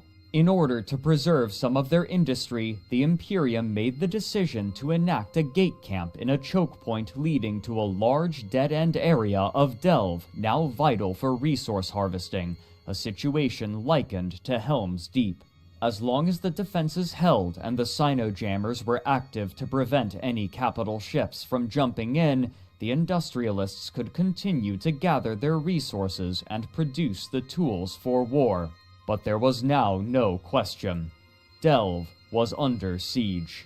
While significant assets were being lost, direct fights were uncommon, as neither side was willing to commit to risky, decisive battles, instead choosing to fight only over major strategic objectives such as Bubble-on 5, and Pappy continued to spill from the north into Quarius as well, foregoing the southern connections entirely. The next major fight, however, would once again break records, and the price of the war would reach absurd levels. Toward the beginning of the war, Asher had bragged that not a single Keepstar had been destroyed, but after the establishment of Bubble-on 5, Pappy had specifically chosen to target the numerous keep stars to break the defenses. This effort was proceeding at a grinding pace compared to other wars in the past. It had already been raging for over 6 months, which dwarfed most other wars in the game, and at the turn of the year, the Imperium was making an effort to take back key systems in Delve. To do so, they lashed out against the Sino-jammers that Pappy had deployed in numerous systems. While they sent a major force to a system, they simultaneously attacked the Sino-jammer in the nearby system of M2 TAC XFE in a lightning strike. With the Sino-jammer destroyed, the Imperium were finally able to bring their supercapital fleet to bear, and immediately the signal was given. A beacon was lit, and a fleet of hundreds of these massive ships moved into position to defend their vulnerable keep star left behind some time ago. For tense minutes, they were silent as Pappy brought their own fleet and began firing on the keep star, unable to target the Imperium's fleet due to the protection of the tethers. But suddenly, the Imperium forces all opened fire at once in a massive cascade to take the initiative. Even as they traded blows in a somewhat conventional battle, the Keepstar was forced into its reinforcement timer, meaning that there was no longer an objective to take, but in a move that surprised onlookers, neither side was willing to cede ground, and the fighting continued. At first, Pappy appeared to be taking the fight, but server downtime was coming, meaning that all of the fighters would be logged off and wouldn't appear again until they logged back in. According to Frost, the Pappy forces failed to make the proper preparations to effect a retreat from the fight, and after downtime, the Imperium pounced, placing warp disruption bubbles on the location where Pappy's Titans would return when they logged back in. Pappy's ships were trapped. As long as the Imperium continued to place warp bubbles, these ships would be out of position when the reinforcement timer finished, and the Keepstar would be vulnerable again. Pappy spent the intervening days bringing more Titans to the front lines to assist the attack on the Keepstar, and when the time came to jump into position, they decided upon a bold strategy. They would jump in directly above the Keepstar, just out of range of the enemy, accepting a small sacrifice of Titans in order to bring the full weight of their ships to bear at once.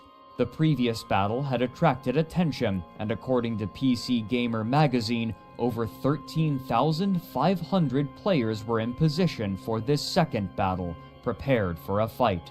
This was a tactic that had never been implemented on this scale, and with good reason. With so many actors operating in the same area at the same time, the EVE servers had a tendency to react in unpredictable ways that were almost always more detrimental to the attacker than the defender, making it difficult for an attacking force to assail a position with too many enemies. Still, the leaders of Pappy decided that this was a risk that they were willing to take. The call was made, and this unprecedented fleet made the jump simultaneously.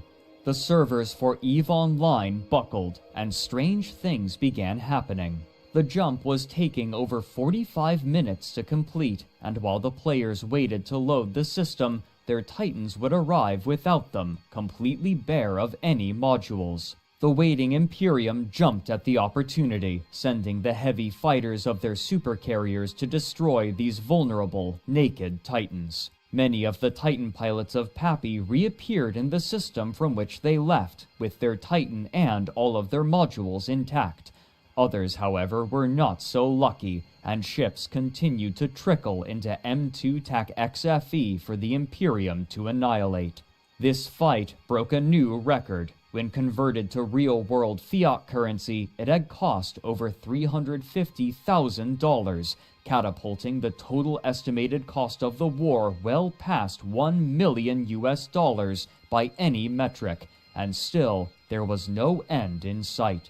Because of the failure of the attack, those approximately 300 Pappy Titans which had been caught by the Imperium were forced to stay in limbo, ready to be destroyed the moment that they returned, but they wouldn't be abandoned by Pappy. Titans were of particular importance because, while expensive to build, they also needed over a month to produce compared to the overnight builds of battleships, further increasing the importance of retrieving as many as they could. Steve Messner, writing for PC Gamer, interviewed Titan pilot Dran Arcana about the plan to break them out. Quote, "When I asked Dran what the next step would be, he gave a vague answer about continuing the fight elsewhere until the right moment presented itself to stage a jailbreak. What I didn't know was that moment had already come. The day before, pilots received a personal message from Villy, Pappy's military commander. Good afternoon or evening, it read. Your Titan/Super has been noted to be in bubbles. Please be available to be online starting between 0430 and 0600 Wednesday Eve time, Tuesday night USTZ. Do not share this message with anyone." End quote. When the time came, almost a month after the camp had begun, approximately 170 of the Titan pilots were prepared, and as they logged in, Pappy suddenly jumped subcapitals into position, who began slamming the Imperium's camping force. The Imperium responded quickly, bringing a Titan fleet of their own to bear, but Pappy were prepared, and they snuck a fleet of over 400 dreadnoughts close to the Titans. As Pappy Titan pilot Tony told PC Gamer, quote, "It forced the Imperium to choose. Continue shooting our extracting Titans, who weren't shooting back, and take extreme losses in their own Titans, or only shoot our Titans with Doomsdays but use their guns to save themselves from the onslaught of dreadnought fire." They chose the latter. The Titans were gradually able to worm their way out of those warp disruption bubbles that weren't destroyed by the arriving Pappy forces, and only 6 Titans were lost, a number shared by the Imperium. In the meantime, Red Alliance was striking back in the south, pulling significant Pappy forces away from the front line in the Imperium's capital of Fortress Delve. The centralized command structure of the Imperium meant that resources could be distributed where they were needed, with primary consideration given to the survival and good of the Alliance as a whole, but Pappy were far more splintered, and while they had been able to work together well enough in Delve, such distractions placed pressure on those living in the southern regions to protect themselves and leave the front line. From Delve, sending liquid assets to the Red Alliance for their fight could create outsized value. What's more, other small alliances pounced on the weakened home systems of Pappy corporations, striking and taking territory while their defenses were away. Suddenly, Pappy alliances were losing territory, and the longer that they fought in Delve, the worse their losses became. The Imperium fleet commanders were also learning the patterns of their opponents in a way that opened up opportunities. After studying the way that their supercapital ships jumped together in a tight formation, they hatched a plan, known internally as Operation Enho, but known to others by another name, the Boson Trap of YZ-9 TAC F6. It would be an ambush the likes of which had scarcely been seen before.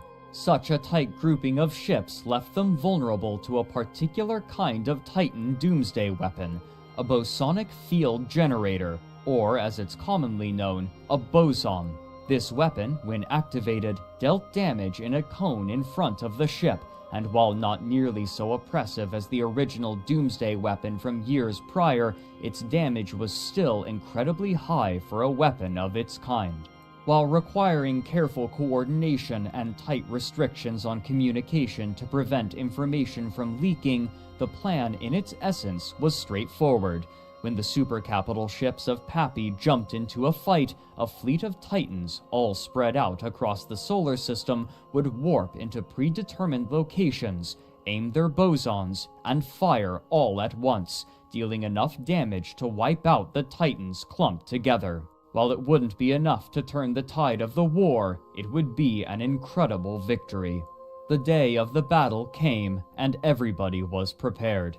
At first there was concern that Pappy's supercapitals wouldn't even show, or they would jump into the wrong location, but such worries suddenly fell away when every cynosural field was placed on top of one another, unprotected by warp bubbles. As Asher wrote after the battle, quote, "The load-in for their supers took forever. Our Titans were creeping closer in warp. Eventually they started hitting grid and no supers had loaded, but the warp-ins were perfect. I thought again, if it works. We had executed the warp-in perfectly, a beautiful spread, a fleet killer. I keyed up to all my fleet members and said, if you believe in a deity, we could use a few prayers right now." End quote. Finally, all of the super capital ships from Pappy arrived and the bosons were fired all at once, capturing the helpless ships in the crossfire in a fantastic display. But as the bosons spooled down, their targets continued floating in space, barely scratched. Due to a bug, only a tiny amount of the damage from the bosons have been applied. With the entirety of Pappy's fleet now in fighting position and the Imperium's Titans all in awkward locations, the only thing that the Imperium could do was retreat. Such a tactic would not be allowed by Pappy again. Months wore on as Pappy systematically destroyed the keepstars of the Imperium, and the gradual pressure even allowed them to lash out against the defenses in Helm's Deep, and over the course of months, system after system of Delve fell. Soon, the Imperium was locked in one final constellation of 7 systems, with their capital of 1DQ1 TAC A as a choke point. The sheer defensive abilities of the Imperium and the key choke point that allowed them to maintain sovereignty in the constellation meant that attacking directly would be foolhardy for Pappy, even given what they had learned in M2 TAC XFE about the effects of massive numbers of players in a single system. Though they had the Imperium surrounded, there seemed to be no way to break into their capital, and the longer they took, the more chaos brewed in their home systems, and the worse morale became. The purpose of the war was clear from the outset: demolish the Imperium, but the Imperium refused to budge. The longer that Pappy took to achieve total victory, and the more losses they took on the home front, the more morale dipped for the attackers. In contrast, the Imperium's morale was only building, as every day that they survived was another day that they defied the enemies that sought to eradicate them entirely from the game. The Imperium continued to hold until summer, when they finally began to strike back out, and Pappy could not afford to leave Delve without losing territory that they had fought so desperately to take and hold. The deciding event of the war, however, wouldn't be military, but economic. As Pappy had been laying siege to Delve, they had relied on the continuous income from the Tranquility Trading Tower, but suddenly, Crowd Control Productions announced a change that would reduce the taxes that players faced when buying and selling goods at NPC stations, making it more profitable to sell in Jeddah rather than at the neighboring Tranquility Trading Tower, meaning that the income for these corporations relying on the trading fees was suddenly and drastically diminished. While far from the only factor, it would prove to be the final one. The call was given. Pappy alliances were ordered to unanchor their citadels and leave. Different outlets would blame different factors, including splintered interests among Pappy leaders, the loss of territory, low recruitment numbers, and waning resources, but it's most likely that all had some role to play in the decision. After a long and arduous year, the war was over. The Imperium now stood victorious and defiant.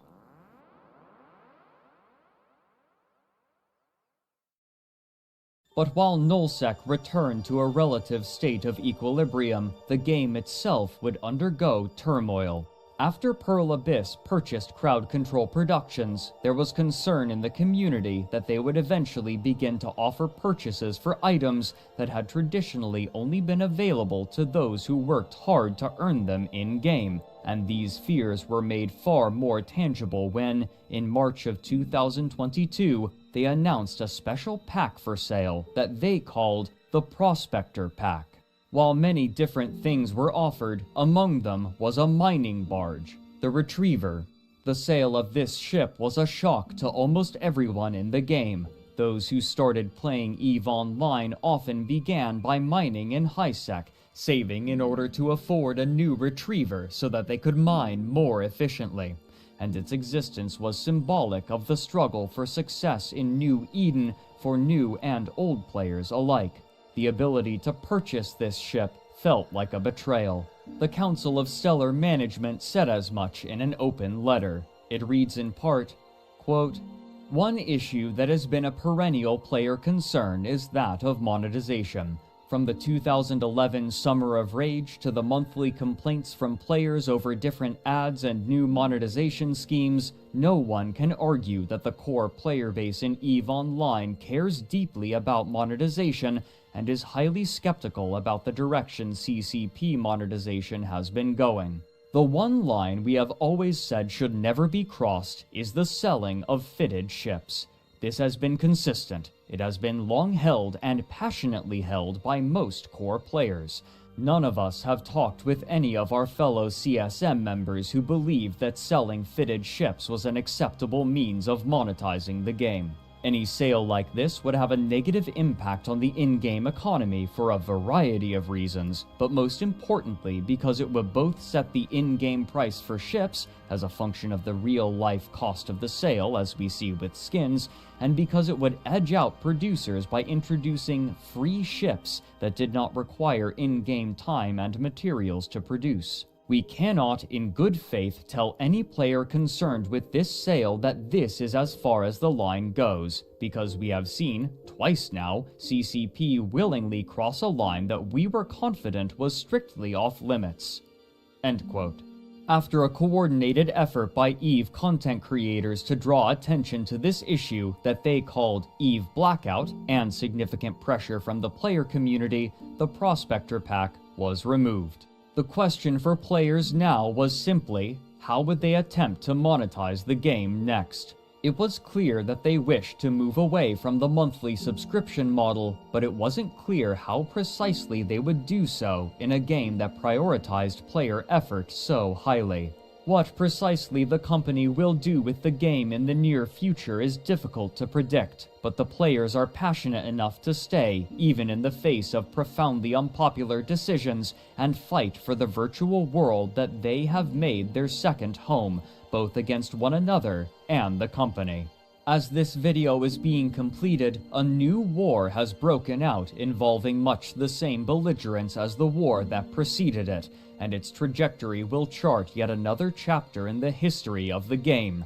After 2 decades, EVE Online not only refuses to die, but continues to thrive, and its stories will continue to be told in characteristic, nigh incomprehensible jargon by players passionately recalling their time spent in New Eden.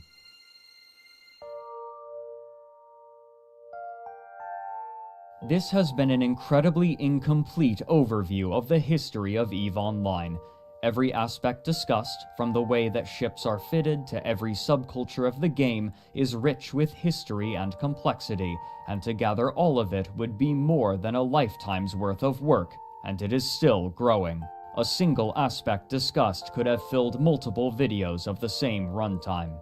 This is true for the maneuverings of high-sec corporations, the drama swirling in low-sec, the intricate politics of null-sec, the history of evictions in wormhole space, the growth and evolution of industry, the history of day trading commodities and economic hubs, the regular tournaments between skilled combatants, factional warfare, the lore of the game, the science of fitting ships and creating fleet doctrines, and a cavalcade of other topics, not least of which being the stories of individuals, such as the maneuverings of the late Vilerat, the resignation of the Mittani from Imperium leadership, and the efforts of Jade Constantine to create the first nullsec trade hub. The harrowing tales of spies, saboteurs, defectors, and fleet commanders cannot be overstated either, all leaving their mark on New Eden. Special consideration goes to Andrew Groen and his work Empires of Eve, without which the creation of this video would have proven far more daunting. His effort to chronicle the history of the nullsec empires has not only been foundational to this video, but its knowledge is essential to all those hoping to understand the complexities of those factions. Eve University and its wormhole campus also deserve mention, without whom the game would have been far more mystifying and impenetrable. I wish to personally thank Rogueflight, who patiently sat with me and explained the most bare of basics multiple times. Much of what was discussed in this video was knowingly incomplete for the sake of viewer comprehension and runtime, and there are almost certainly inaccuracies due to error or ignorance. I have presented this work knowing that these deficiencies exist, and I both hope for your forgiveness and for your enjoyment regardless. Thank you for your time.